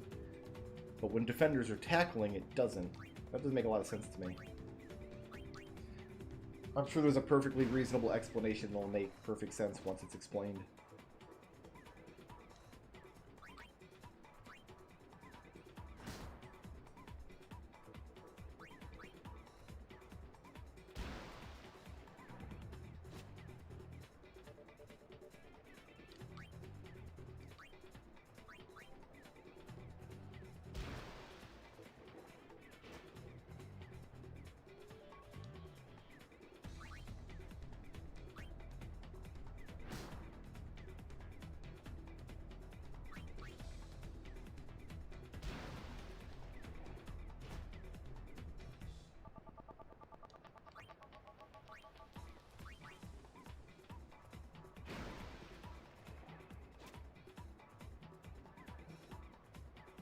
Come on.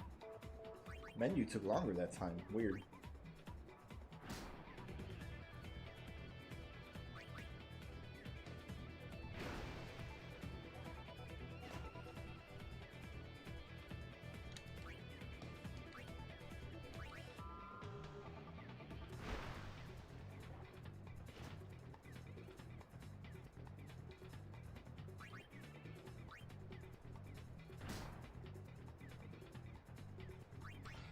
There's no sense in this game of like somebody intercepting a pass. The only way a player can intercept a pass is if they're right on top of you when you go to pass it. And the only way they think to do it is to tackle you and hope the ball falls out of your hand. As opposed to, say, using their bodies to block the path of the ball or try to catch it while it's in motion. Which to me seems much more obvious.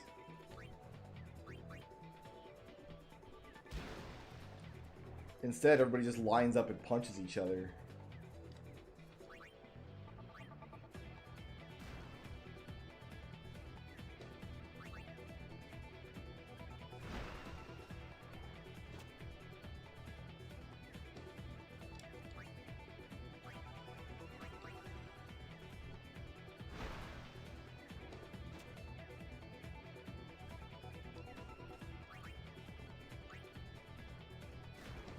Waka's just getting his ass kicked by, who's that, Abus? Just getting stomped hard over and over and over. Sorry, Waka, but this is what you gotta do for 2 experience points at a time or whatever.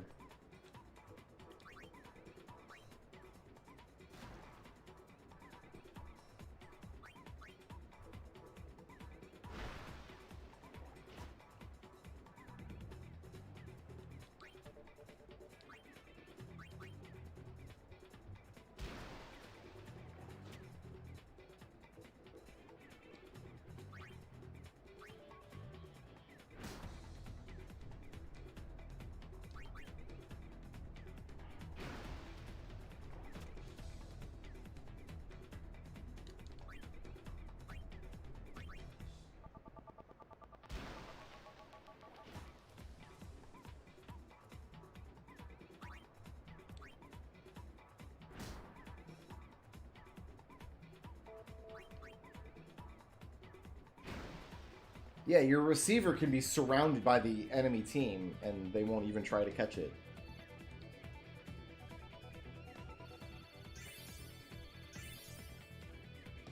Okay, we are leveling up the back boys. Slowly but surely. Are the Scythes going to keep Dato? Yes, they are.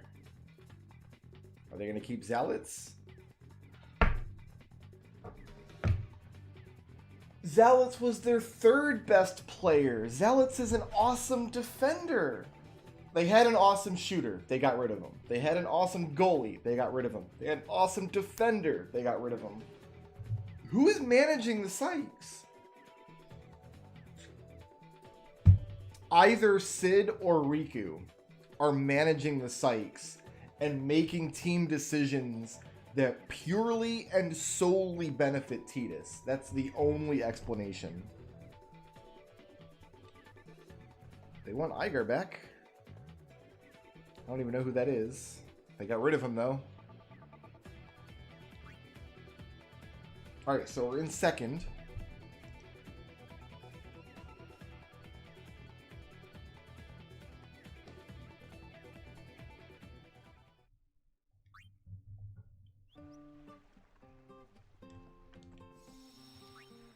I think we just need to beat whoever is next. As long as we and the Sykes both win our next game, we'll be first and they'll be first and we'll be second.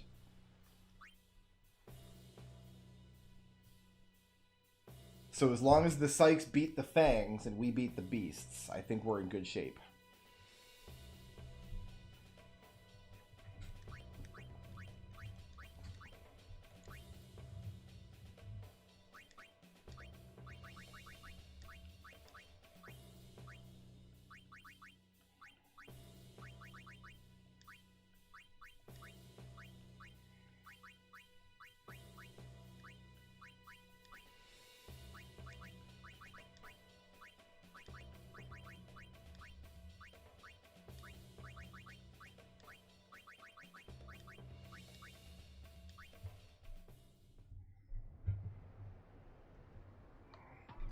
And then we're 10 games away from Waka's sigil. More than that, probably, because we're going to want to do it. Whatever the tournament that pops up, we're going to probably want to scum for Auric Spirit.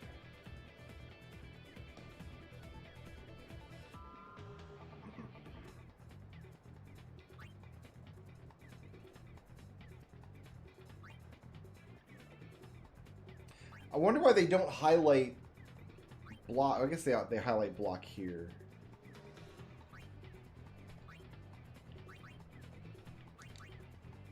They try to align the stats window up in the top corner of the screen so that like the relevant stats align, like the relevant attacking stat and the relevant defending stat line up, but it's not always perfect.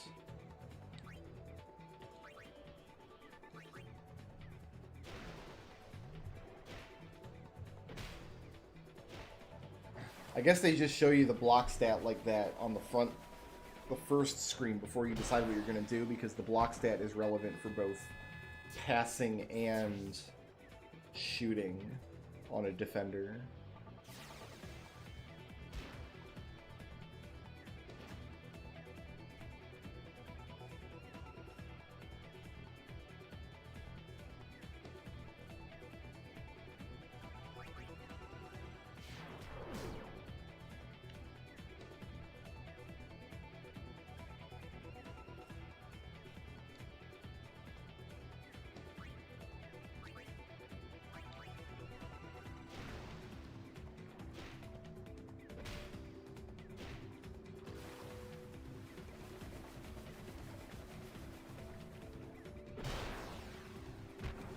Alright, that's 2 points. I think we can just pass from here.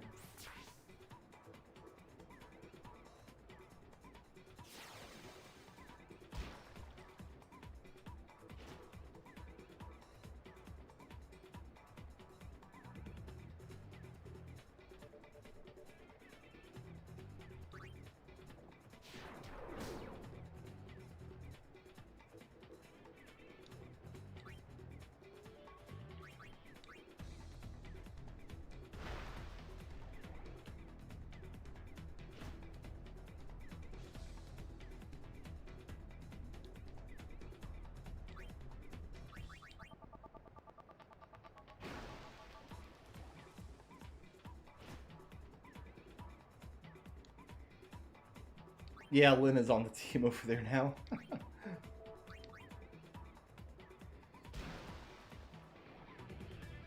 Oh well.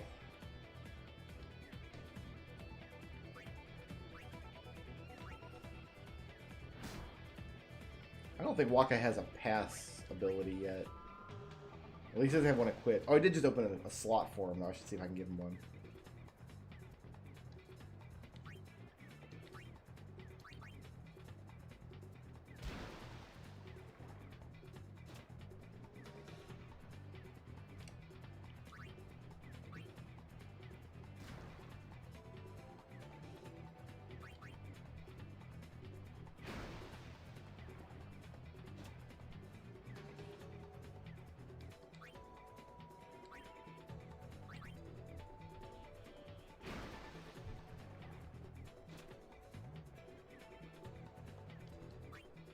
Oop, didn't mean to do that. Oh well. They're going to get the ball for a minute. No, they're not. Never mind.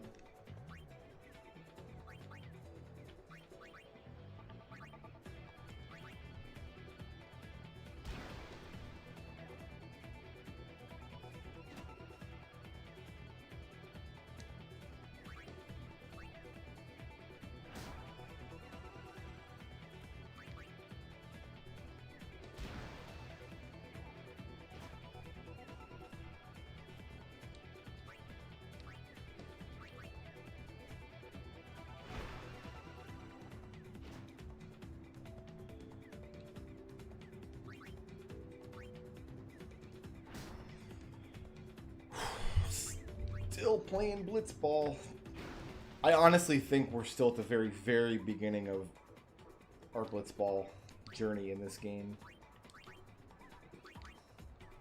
Like, yeah, we're gonna get all of Waka's weapon stuff out of here, but we still got to get a level 99 team. We still got to get all of the skills on all of our players. And we have to make sure. Well, I think if once we get access to, once we get all the text for all of our players, we'll have access to all the texts. I'm pretty confident about that, even without looking up which text each player can learn, because Titus can learn almost everything. It's just going to be a matter of making sure that the gaps are filled up with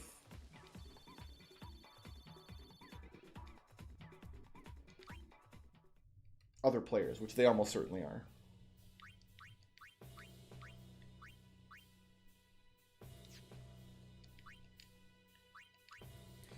Let's do this actually. Let's make sure we got our back line is our lowest member people, so we're leveling everybody up.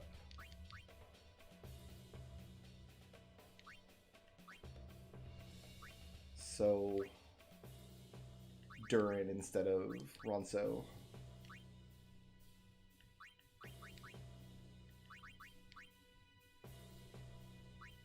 He has nap pass. That's nice.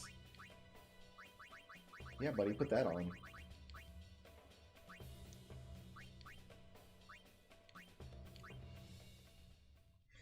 Everyone can learn everything if you go and get those tech finds. That, to me, like squarely falls into the this is not worth doing. Because theoretically... Oops. Oh, look at this. I didn't know this was here. I didn't know this button did anything. Anyway. Theoretically, we could win tech finds for every single player on every single team in the entire game and completely max out all of their techs. But think of how long that will take. Just to get 8 players, just the techs that they can learn without tech find, that's already going to take a huge amount of time. Probably you're looking at 500 or 600 hours of just blitzball to do that.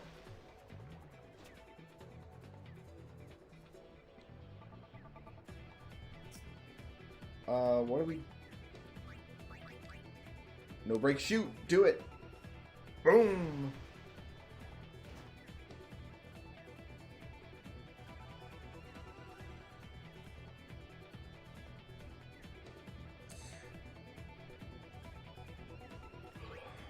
Net tackle.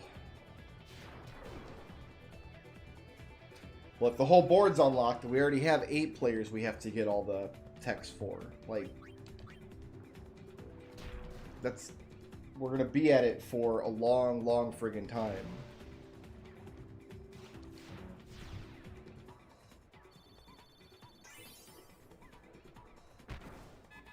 Look what they did. I'm gonna put a bucket on them. I'm not gonna let them win by 1. They gotta, if they want to win, they better win by 2. That's all I'm saying.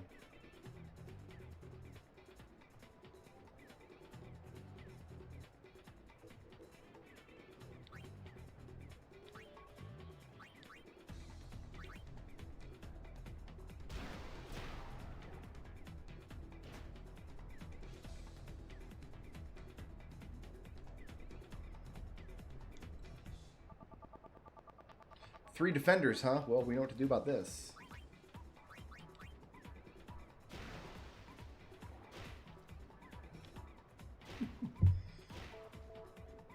It's good to know that I'm not going to have to tech find a bunch of spaces either way, but like we're going to reach a point where we're going to just have to do exhibition games against specific players for specific skills.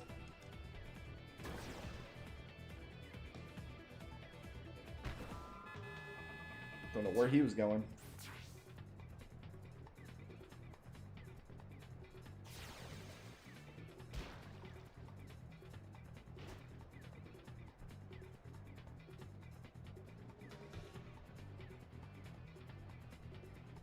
I guess I just assumed that other, like, I know Titus unlocks not literally all the skills, but it looks like he can get most of them.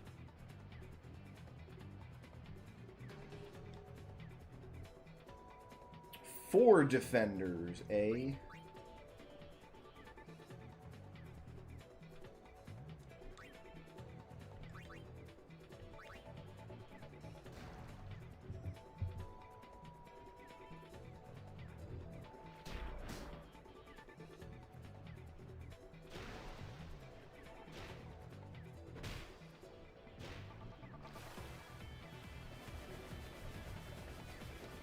In fact, even all techs on all blitzballers.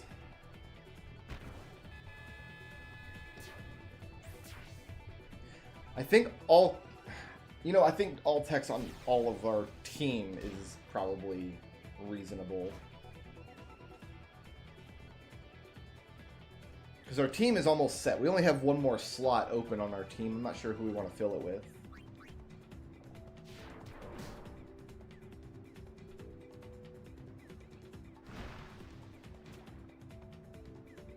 But I imagine we'll get into a groove of like matching techs and pulling and winning them in league and tournaments. Like, it's just going to be a stupid amount of blitzball.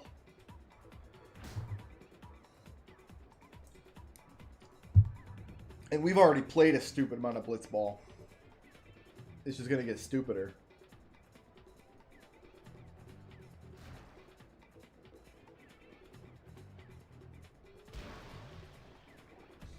Different characters seem to have different attack animations. Like Waka has a weird like overhead bicycle kick kind of attack.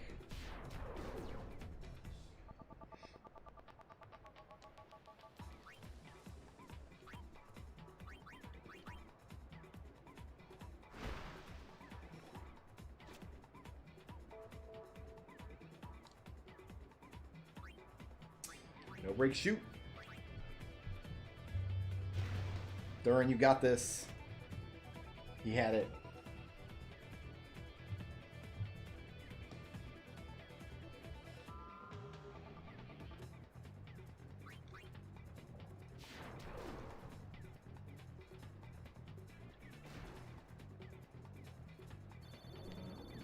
Nobody can learn sphere shot.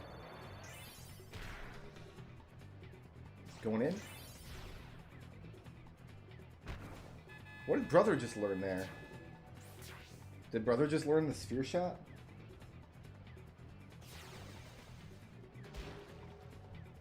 Oh, it's a different animation for each tackle. Okay, that makes sense. Here you go, Duran. Get a couple more experience points, buddy. Never mind, we're out of time. Alright, now if the Sykes won their game, we should be in second place. If the Sykes didn't win their game, I think we jump to first, and we have to reset.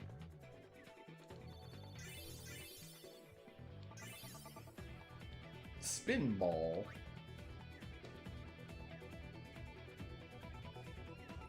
Don't know who that is. Zalaz went to the Beasts. Fair enough. Oh, damn it. The Sykes didn't win their game.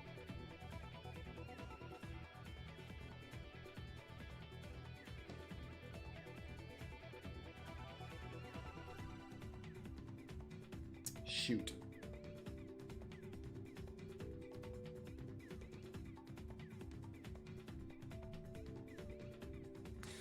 We need to replay that game. We need the Sykes to win. I did a whole 10-game league to get this tech find. I'm not giving it up at the wire. I'd rather replay one game than have thrown away all 10 on a useless prize that I don't need.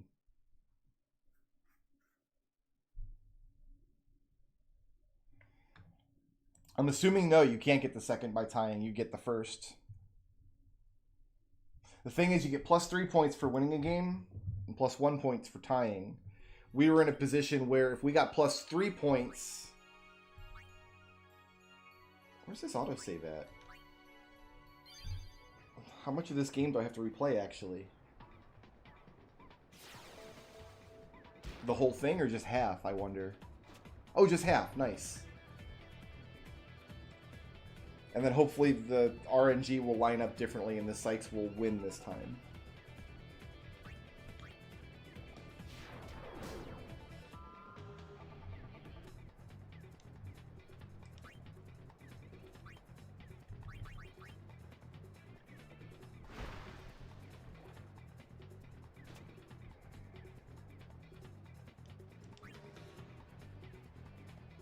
I got nap pass 3. Oh, I forgot he had that. Oh, that's really good.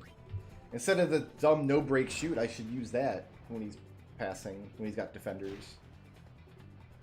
Waka sucks. That wasn't Waka's failure, that was Durin's failure, because his pass stats were low.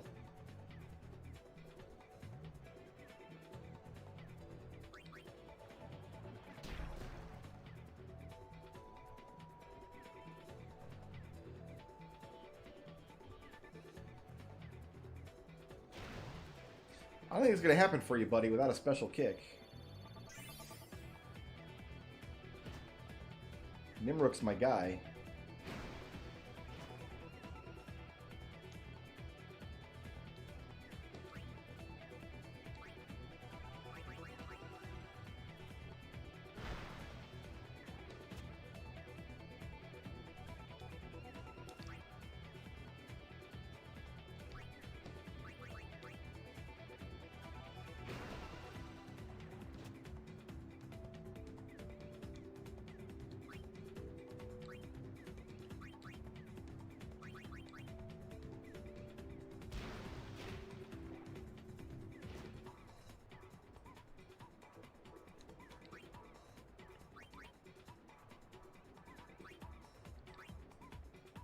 I thought I had a defender for some reason. Waka had a defender.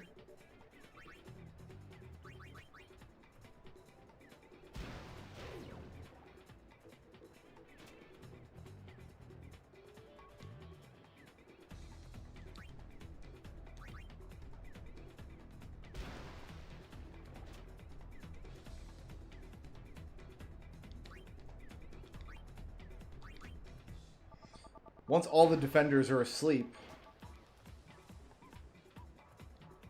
and we have the whole arena to ourselves.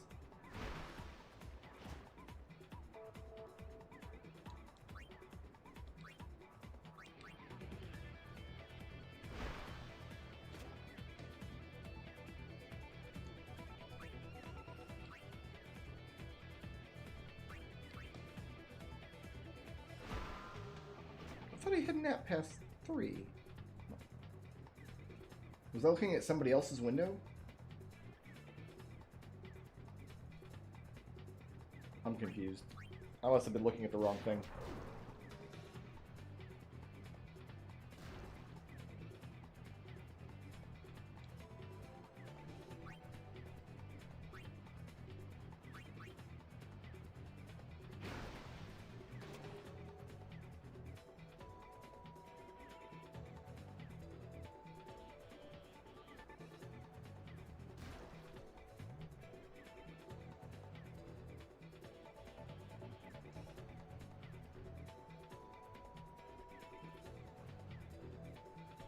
Using text is worth more XP? You think so?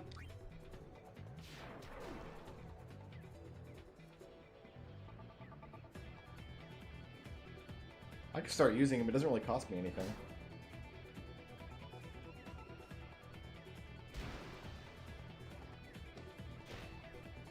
Get up!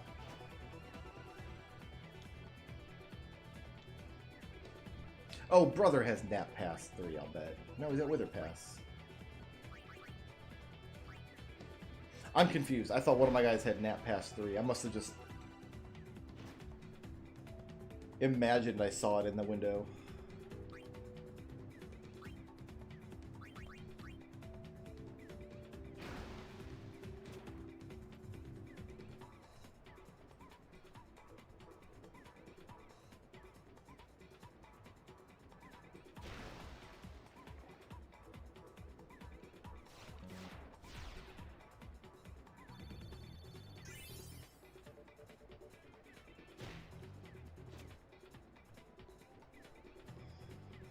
Durin gets a hand on it, even though it bounced off entirely the other side of the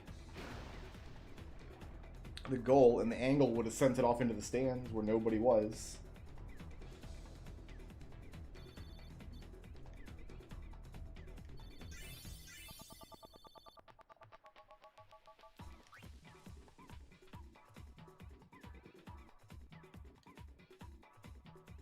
Alright, so different decisions are being made here.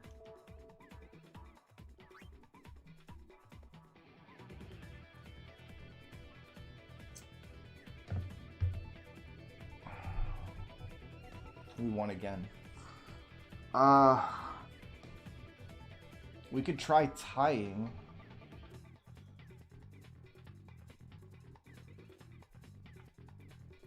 I don't know if the Sykes won or tied their previous game. I didn't pay attention. Did anybody pay attention? Did the Sykes just win or did they tie?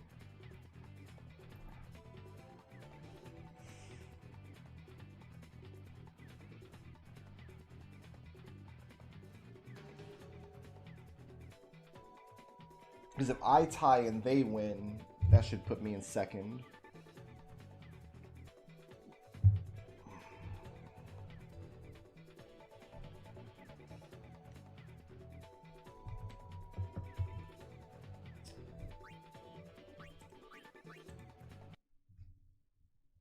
Shoot.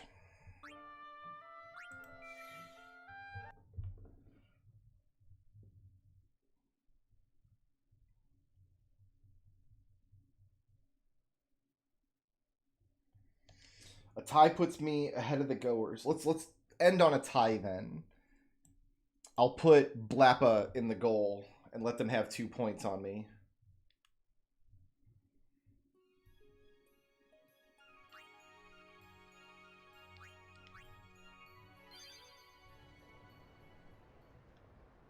The problem is I can't check the standings in between games. It only shows you the standings at the end of each game. So there's information that I need to work. Oh, I can't put Blappa in the goal. Shoot, there's no way they're going to score 2 points.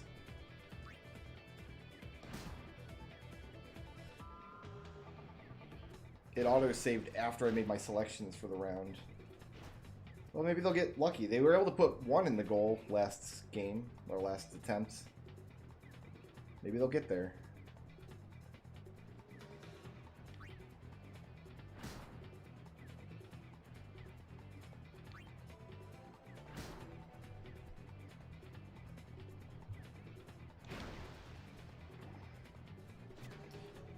Yeah, loading the autosave caused different decisions to be made because they made different buying decisions that time. Rop got picked up instead of whoever else it was. No, Zealots got picked up last time, and then Rop got picked up this time.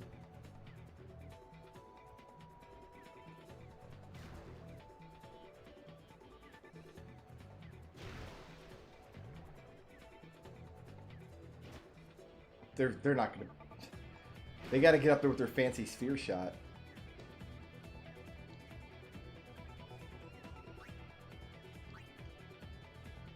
Yeah, there it is. Oh, I used it, and then he was too low on hit points. That's why it didn't show up again. I'm not a moron. That's not true. Who's the furthest away? Titus. This should guarantee a fumble. Boom, got it. Alright, go ahead and sphere shot that on in, buddy. We're on your side.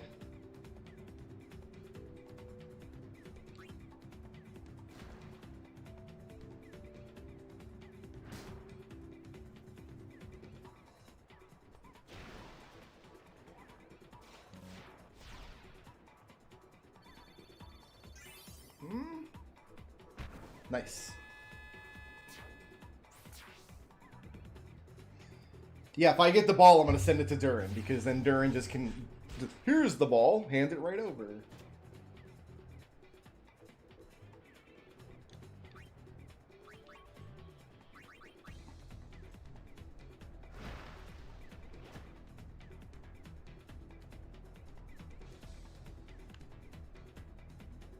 I don't know which one Iger is, though.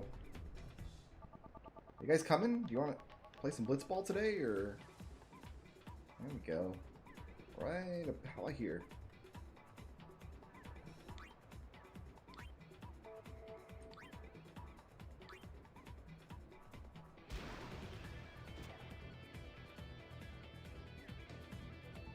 Send it in, buddy. Brother's gonna normal tackle.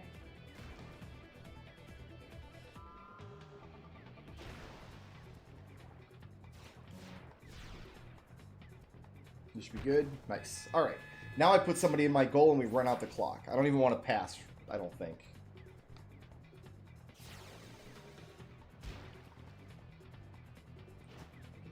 Because passing runs the risk of Iger getting the ball right next to the goal and putting another one in. And then I'd have to tie it back up. If I just do this... Good shape.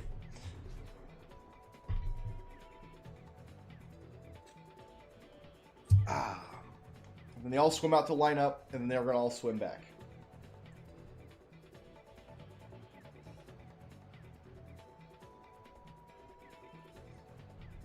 This is how you play blitzball.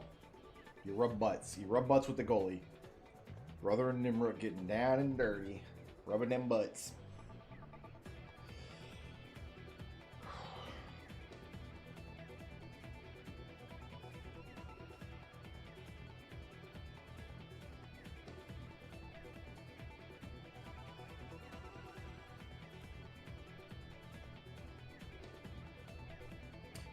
Time's up. Alright, so hopefully this puts me in second. If the Sykes lose their game and I tie, we'll see where that goes.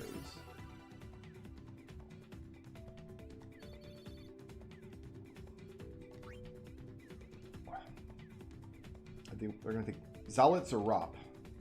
No, they re-signed her. So yeah, they're making different decisions. The Sykes lost. That's no good. And we're third. Because the Sykes lost. We need the Sykes to win.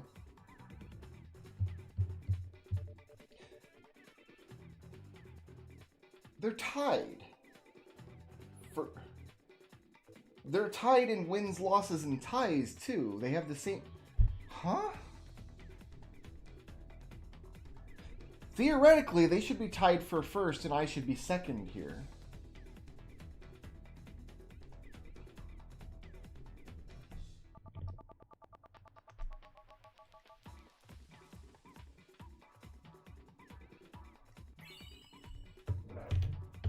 The Sykes have to win.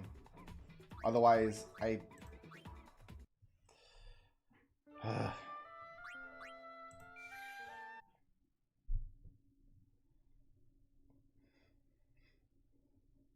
Are the Sykes playing the goers?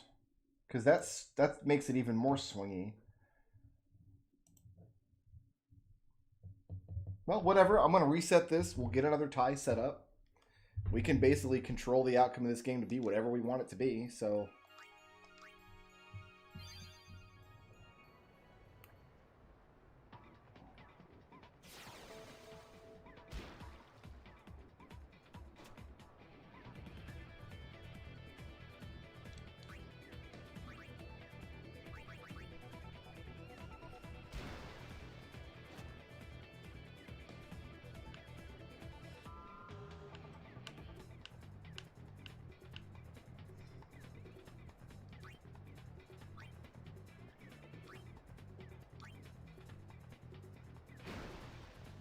See, Duran's good for something.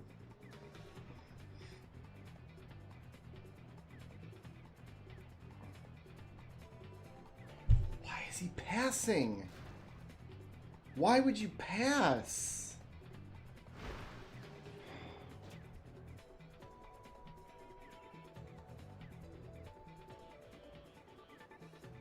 Why are they shooting with their second best guy? He's not going to be able to do nothing here. Jesus.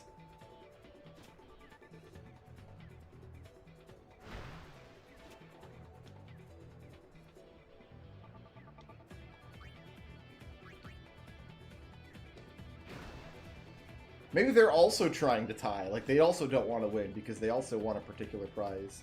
They can't reload, though. But that guy just orbited me. I feel very violated right now.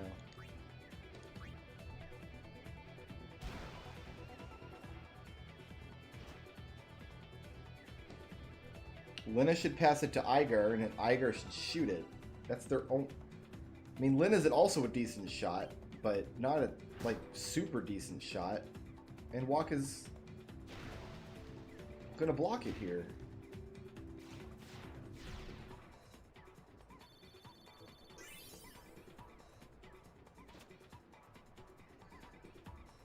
Get the ball to your best shooter and let him sink it. Like, hello?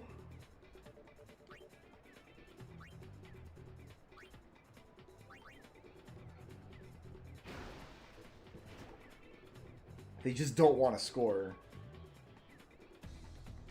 Is the only thing I can think of.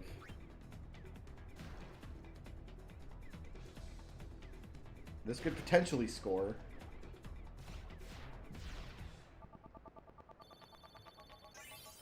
Nope.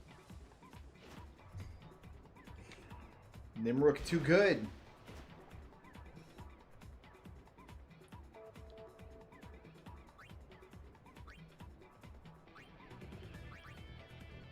Now, I don't think we have enough time on the clock to get 2 scores here now.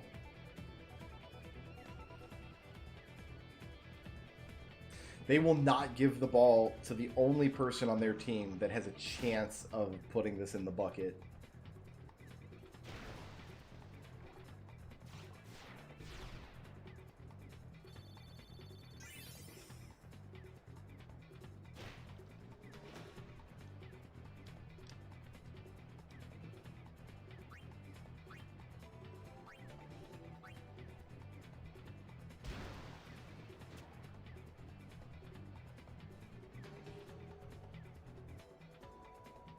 Can I nap past my own guy? Ooh, nap shot. Yes. Hit this. Good. 30 seconds. I don't think it's going to happen in 30 seconds, though.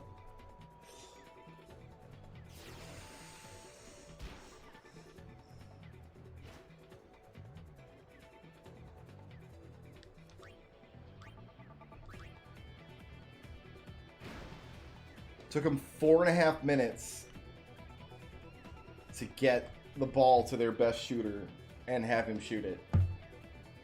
Took them 4 minutes to figure out that's what their strategy should be.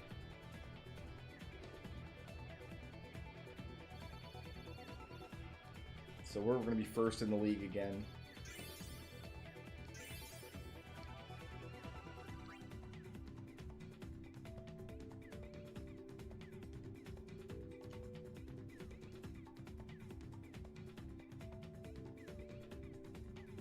Goers tied, Sykes lost, so that puts me first. If I win and the Sykes win, I'm second. There's a lot of possible outcomes here.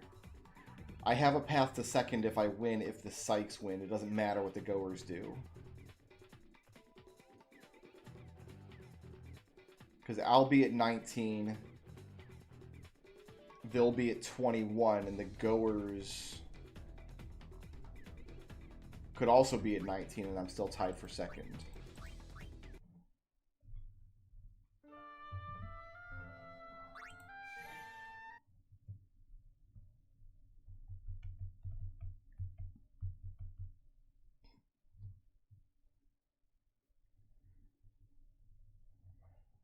I think I'm just going to swim to the goal and let the whole clock run out.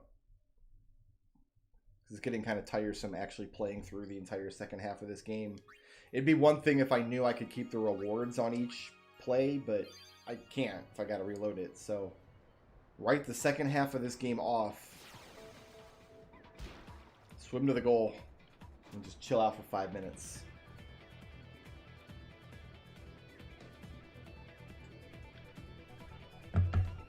Just hang tight.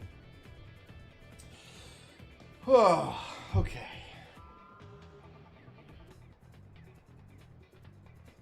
Namaste.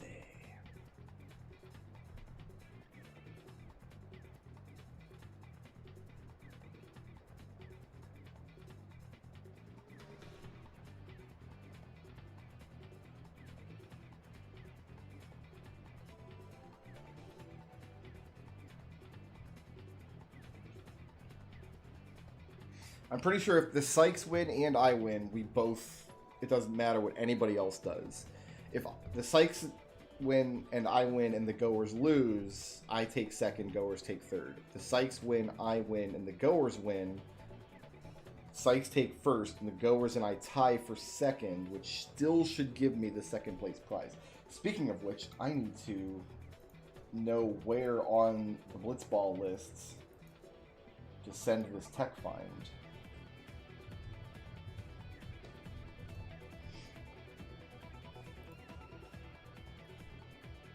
So we want to open up tackle slip on Waka.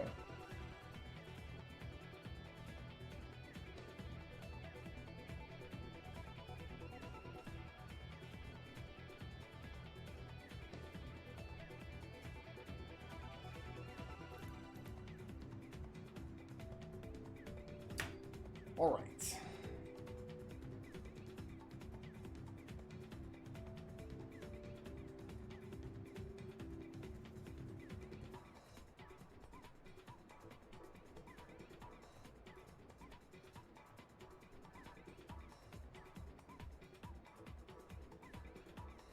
Cameraman is just going back and forth between those two shots.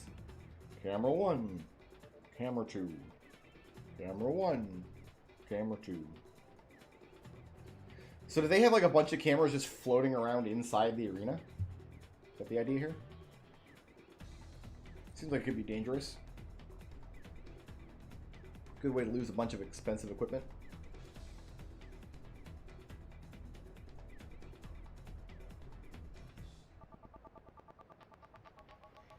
Well, we have had to replay the second half of this game a few times because we need specific outcome to happen as the last game of the league. We need to come in second place in the league in order to get the reward we're after here.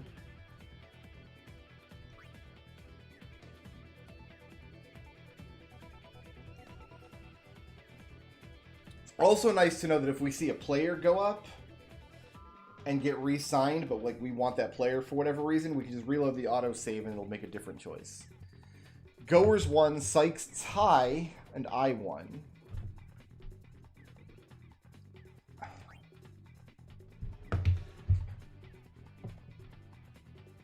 The Sykes suck, man. Like, this makes sense to me, this outcome, because we're tied for points, but I have more wins than they do.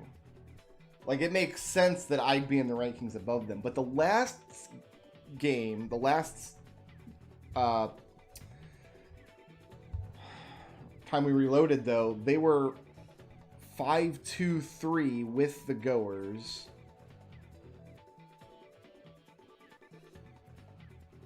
And they were still not tied in point, or they were tied in points, they were tied in wins, they were tied in losses, they were tied in ties, and it still ranked me. Hey. Hoi. We'll try it again. It's not the worst save scumming we've done in this game, that's for sure.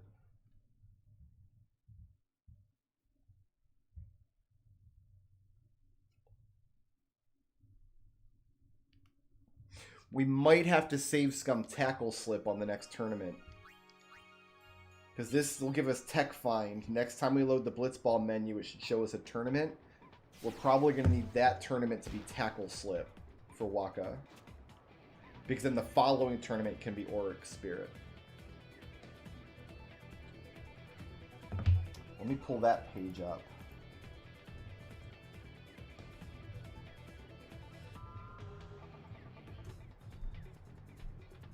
Can we get tackle slip as a blitzball prize?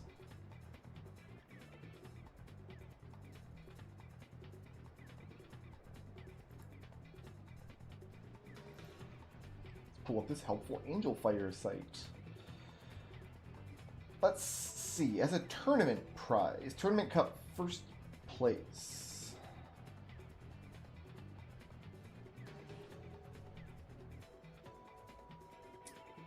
Tackle slip 2 is an option. That's not what we're looking for.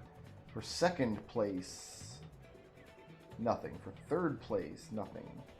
For top score, tackle slip is not a tournament prize at all. Tackle slip 2 is. That's not helpful for me.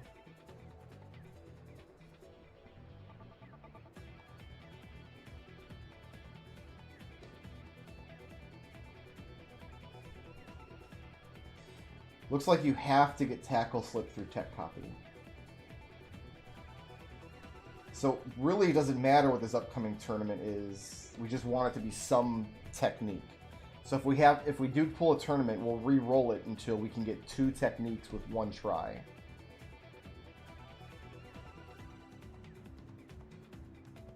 That way we'll do whatever the tournament ends up being, we'll get 2 techniques for it.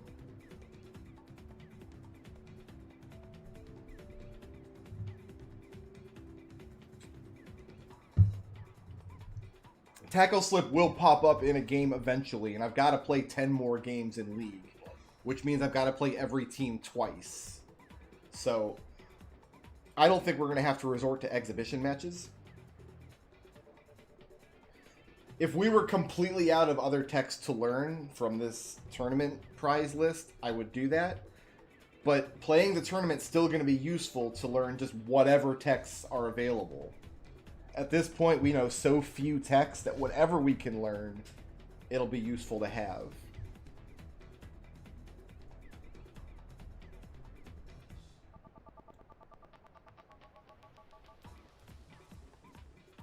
I should make a spreadsheet page that has all the techs and what players know them so I don't double up accidentally, but that might be a job for after the stream, perhaps. They keep wanting to sign Kulukan. So I won in the Sykes one and the Goers tied. That should be good. Finally. Finally we got it. Alright.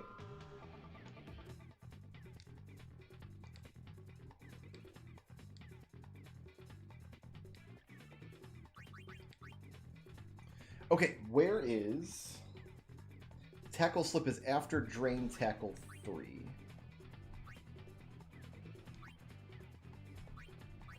I have no idea where drain tackle 3 is.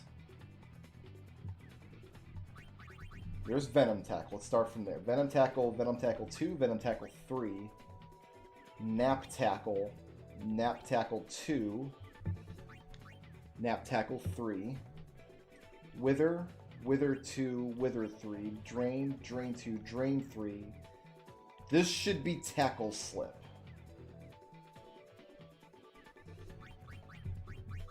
Third from the bottom in that column.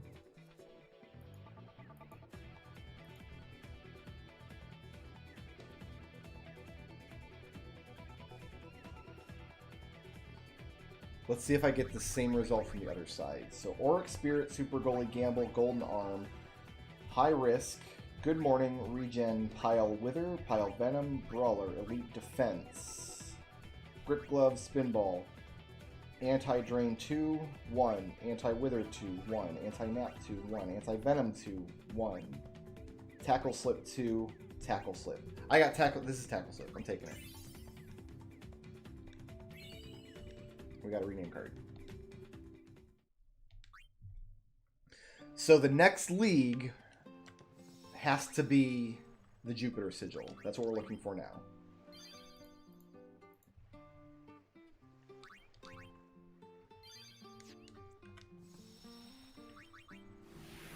And if it's not, we reload. It is. And we've got a tournament with no texts. So let's save Scum until we get the Jupiter Sigil and a tournament with 2 texts. That's the plan now.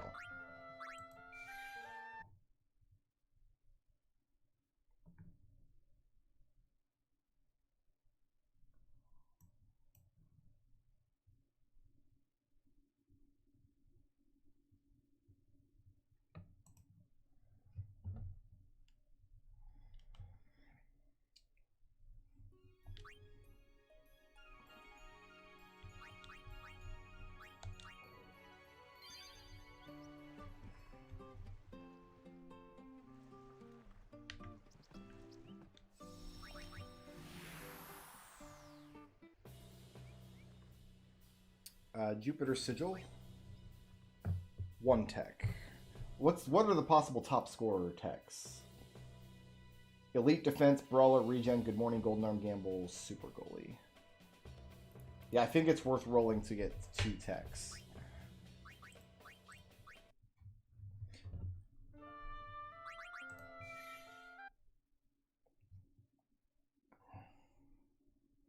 No, I don't want Auric Spirit in the tourney because Waka doesn't know Tackle Slip yet. He has to learn Tackle Slip before he can learn Auric Spirit. At some point down the road, he'll learn Tackle Slip from a tech copy. And then after that, the next tournament we get after that will save Scum for Auric Spirit.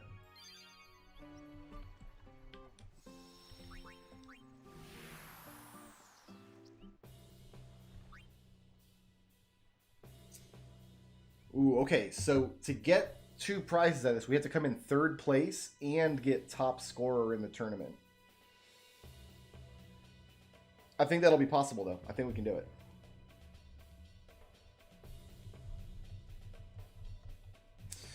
All right. Before I start this process, though, I do want to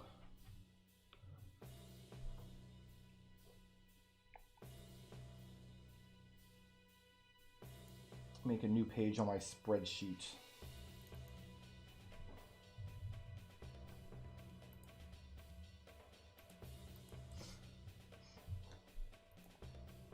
I do believe. I'll do this after the stream. Alright, so this is the tournament. We need to come in 3rd place.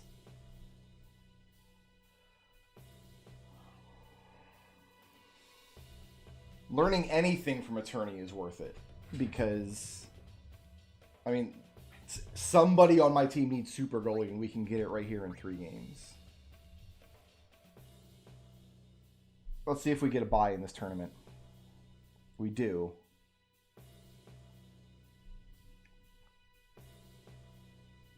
So to come in 3rd, I have to lose all 3 games, don't I?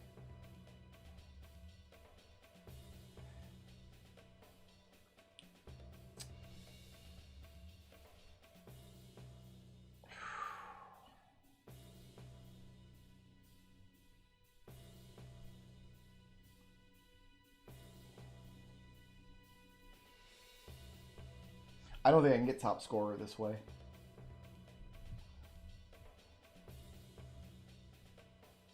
By definition, I can't. Because anybody I lose to scores more than me.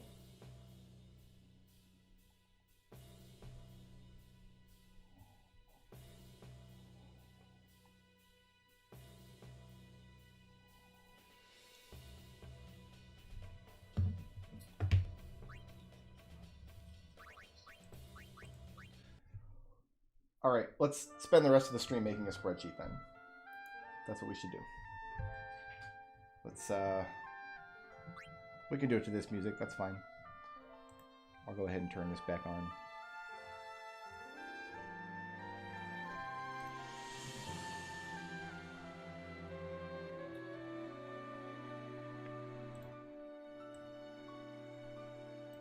Make sure that stays up there.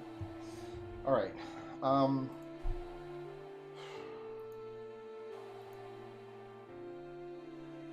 Alright, here's what we need.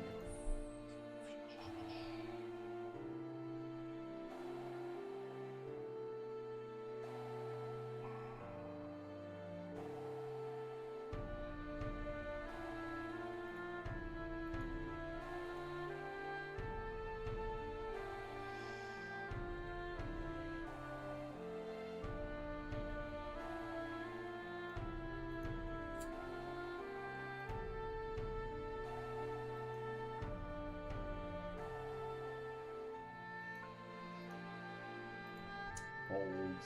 Just this one.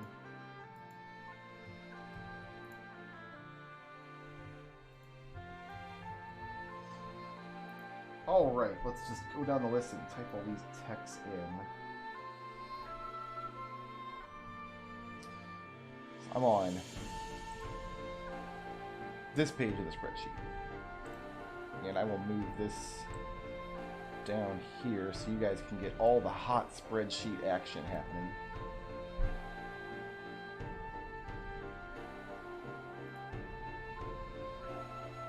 Yeah, these sprites are from Record Keeper.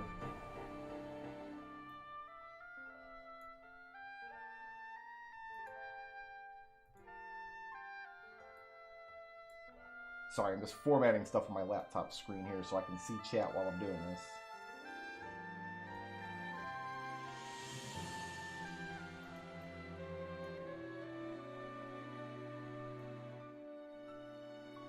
That's one of the things we're gonna notate on this spreadsheet, Bob, is which texts are key texts for which characters, for which players. Jack shot 2, sphere shot,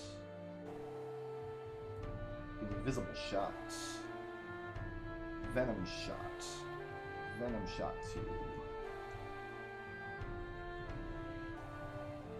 venom shot 3. I threw some stuff onto my desk. Usually when I'm doing work like this on a spreadsheet, my laptop sits right in front of me. Just because it's easier to type that way here. My phone's plugged in because I took an ill-advised picture earlier. Oh, I can actually have the laptop here and you guys can't see it in camera. I'd have to lift it up way up here. Oh, nice. Anyway, I can more easily type in this particular location.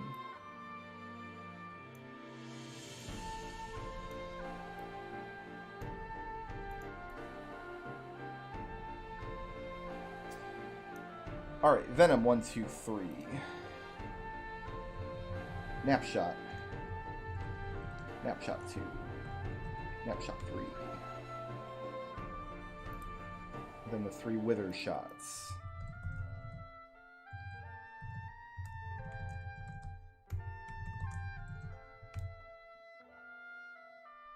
Venom pass.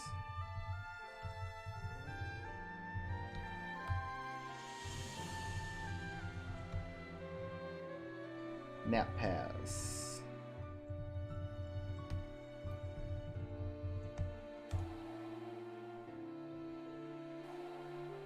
Wither pass.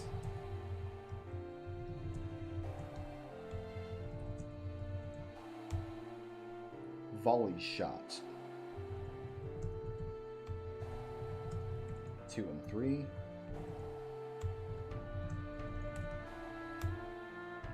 Venom tackle 1, 2, and 3.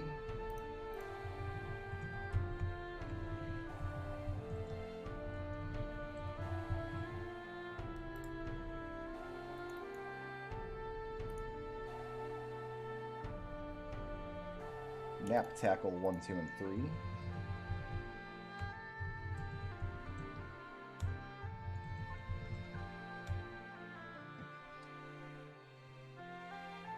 Wither tackle 1, 2, and 3.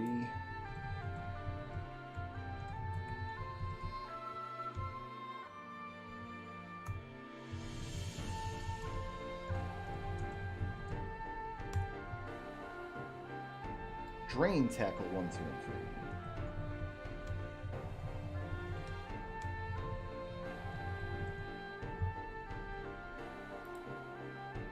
3. Tackle slip 1 and 2.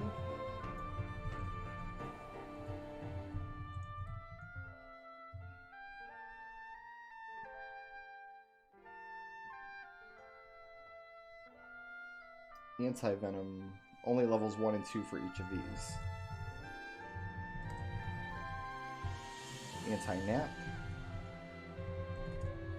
There's so many skills.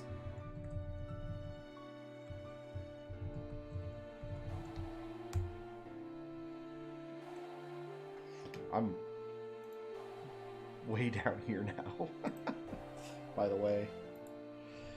Anti-wither. Anti-wither 2, where am I at? Anti-drain.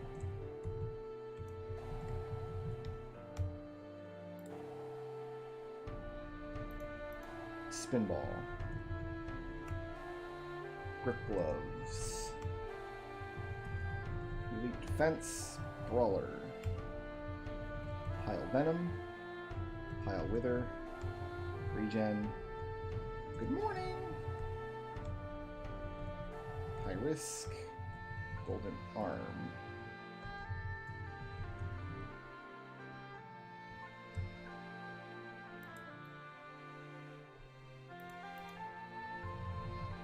Gamble.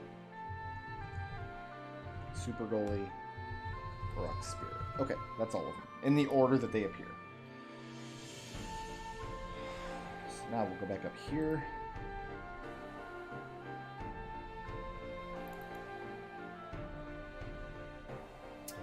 I try to put this in the order that I prefer to have them in my games, which would be... Ooh, wrong one. This whole row needs to be bold. Blappa, Brother, Titus, Zev. Who else? Waka's back there. Nimruk in the goal. Durin on the bench, and somebody else. We don't know yet.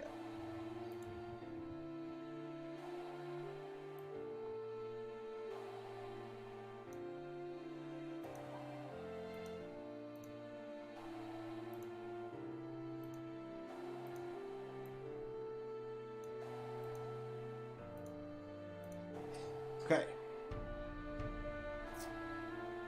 Now,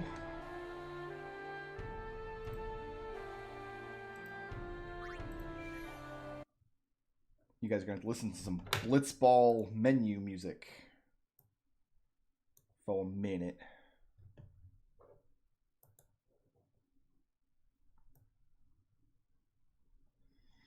You guys didn't know we were going for the hot spreadsheet action this stream, did you?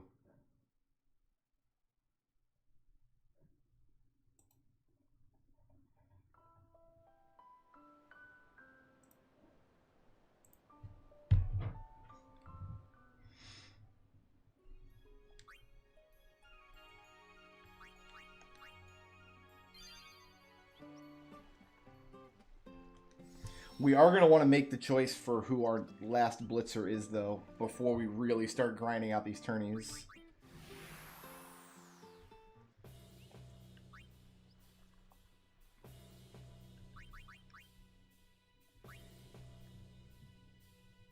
Okay.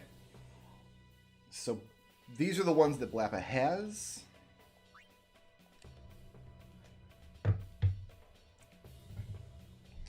Blappa has Sphere Shot.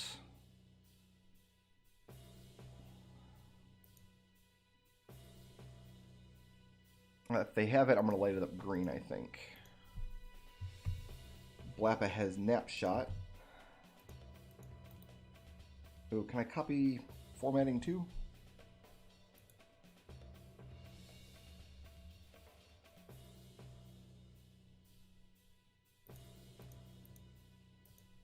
Whatever, I can do it this way. He has Nap Shot. He has Nap Pass.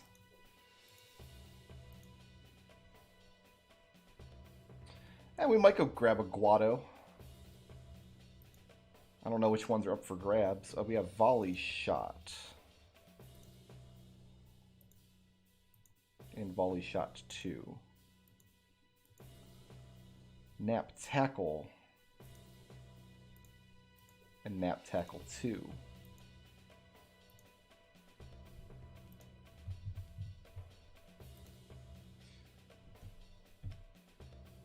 Drain Tackle. Tackle Slip.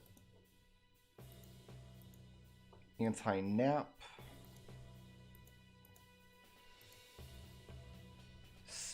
Spinball.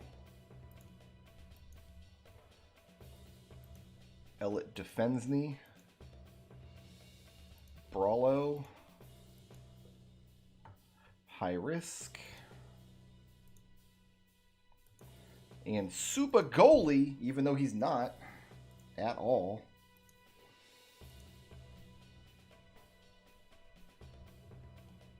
We can go see if Navarro Aguado is ready. Now, Blappa's key techs are Elite Defense, which he already has, Drain Tackle, which he already has, and Nap Shot, which he already has. So Blappa has all of his key techniques, so he can't learn all the techniques. So, no, learning everybody's key techniques doesn't open up the whole field. It just opens up, it looks like it just opens up some of the stuff. So, he can learn Invisible Shot, I'm going to call it yellow if he can learn it. So it looks like he can learn Invisible Shot. He can learn Nap Shot 2. Now, as he learns those skills, it might open up new slots. I'm not really certain how it works. I'm just looking at what's on the screen in front of me right now. He can learn Nap Pass 2. He can learn Volley Shot 3.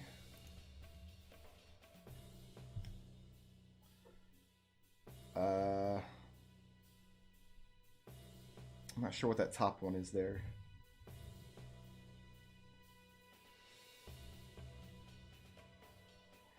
You know what I need to do, actually? Here, let's do this. I think Titus would be a better one to look at for this. Yeah. I want to have information on screen about where each one is in a column. So there's 1, 2, 3, 4, 5, 6, 7, 8, 9, 10 in a column. Is that correct? 1, 2, 3, 4, 5. There's 10 in a column. So everything from Jeck Shot down to Nap Shot 3 is in a column. Everything from Wither Shot down to Wither Pass is in a column.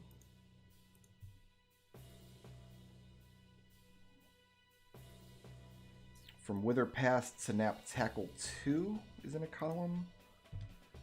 From Nap Tackle 3 down to Anti-Venom is in its own column. Anti-Venom 2,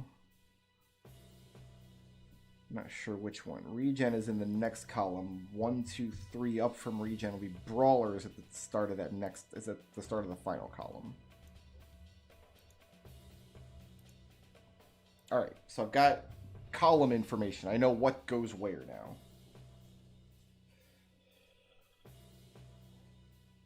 Well, Blappa doesn't have another key tech to learn. His key techs are done. He's learned Elite Defense, Drain Tackle, and Nap Shot.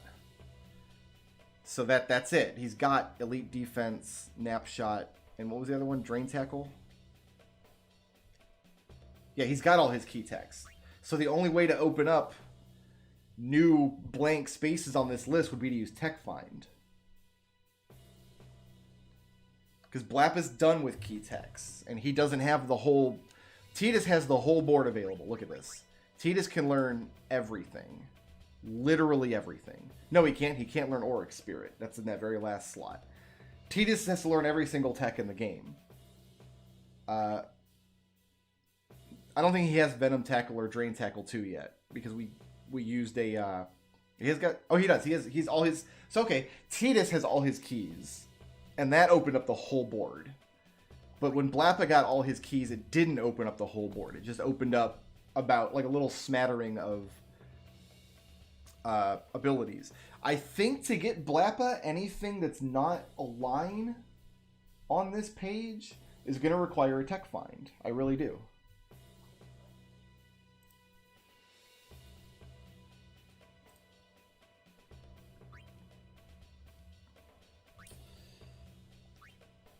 Alright.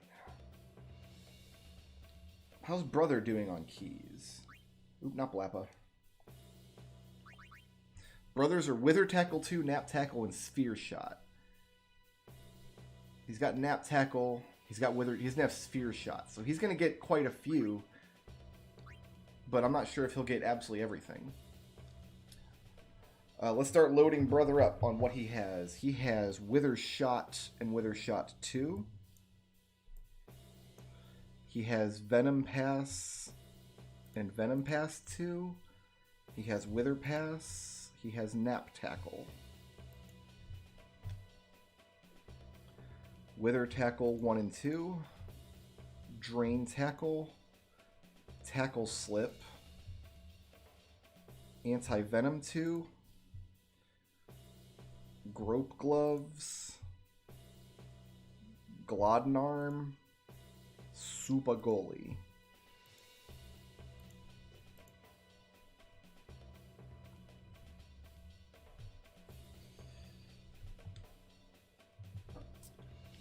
Alright, and Brother can learn from here. he can learn, it looks like Sphere Shot and Invisible Shot he can have. Venom Pass 2. Nap Pass he can learn.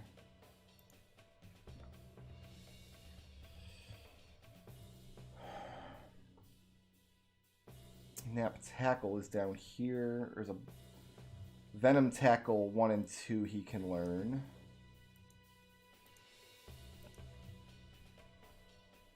Then after Nap Tackle is Nap Tackle 2, which he can learn. Then on the next page, he can get Wither Tackle 3. Drain Tackle here. 2 and 3.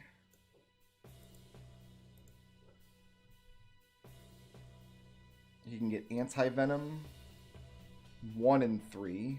No, there's no Anti-Venom 3. Never mind. Anti-Nap he can get. Anti-Wither he can get. Spinball and Elite Defense he can get.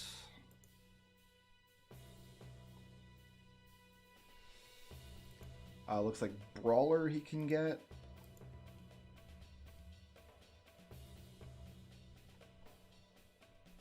Gamble, Golden Arm, a Blank Space, and then it looks like Good Morning and Regen he can get. So there's a lot of stuff Brother can learn. And his keys are Wither Tackle 2, which he knows, Nap Tackle, which he knows, and Sphere Shot, which he doesn't. So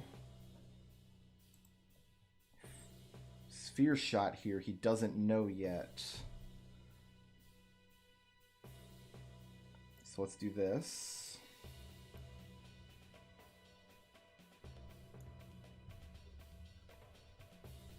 It's to the bottom of the list here.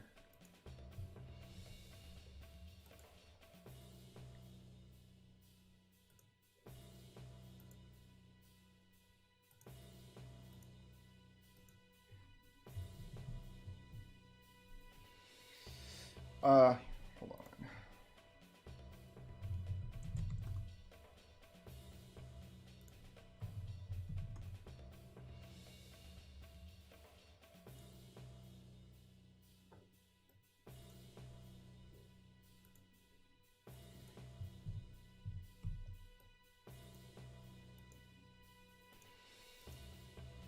So there, now we know that that is a key tech for Brother.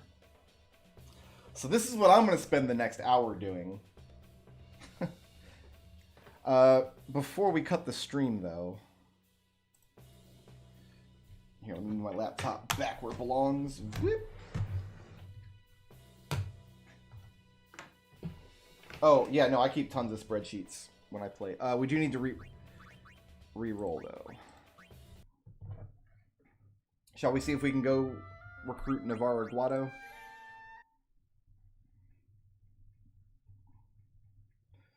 So I think the way it's going to shake out is Tidus can learn everything, but no other Blitzer can without using tech finds. If you get all three of somebody's key techniques, it will unlock all of the techs they can learn naturally. To go beyond that, you need tech find. That's my guess.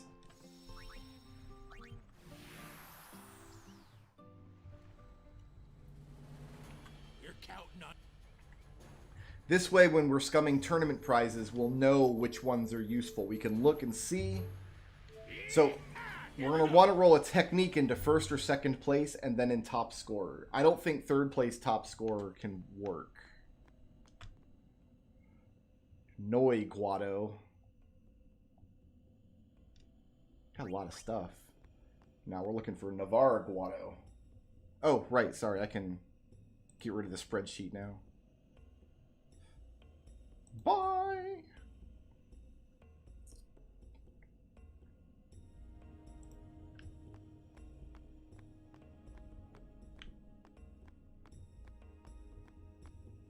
I'm assuming Navarro Guado will be here somewhere. I don't know that for an absolute fact. Guado.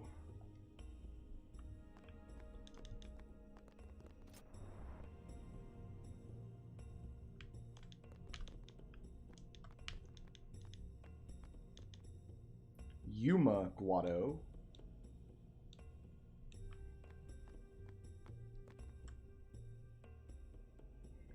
Runs around in front of Seymour's house. There he is. And he's free. No, that's Nav. Is Nav the one we want?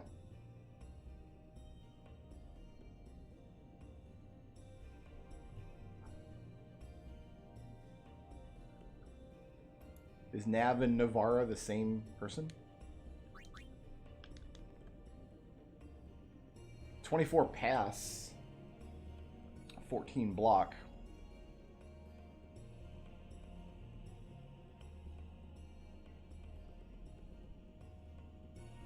And he's cheap.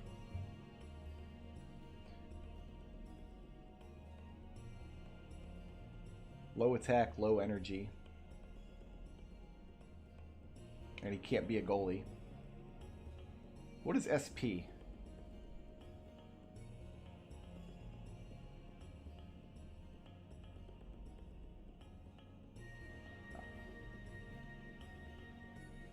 I'm not sure what SP is. Speed, yes, of course. Alright. I'm happy to take Guado. Welcome to the team, Nav.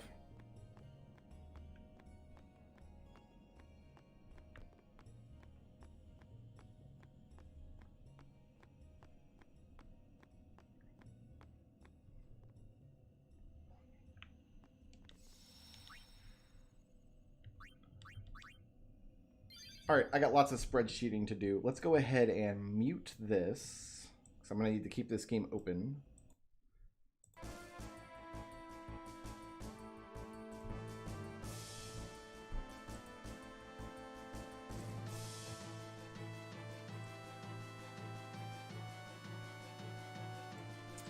You guys didn't think I forgot about Final Fantasy VIII over here, did you?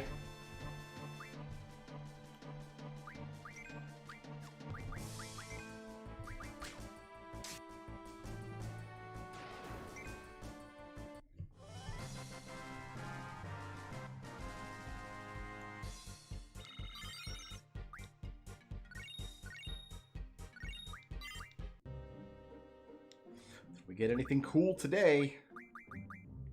Nope. Nothing new. Nothing new.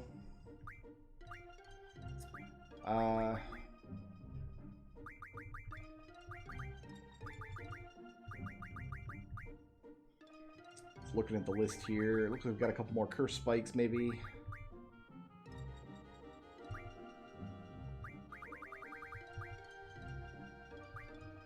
No more ribbons. Can I just import like my 63 stars from 10 into this game?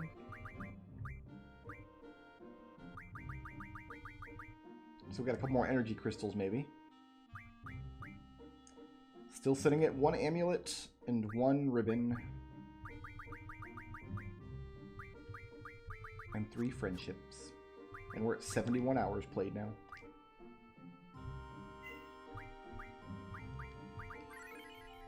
Guys, that's going to do it for me tonight. Well, it's not, because I got a big spreadsheet to make. Thanks for hanging out. Everyone, peace out and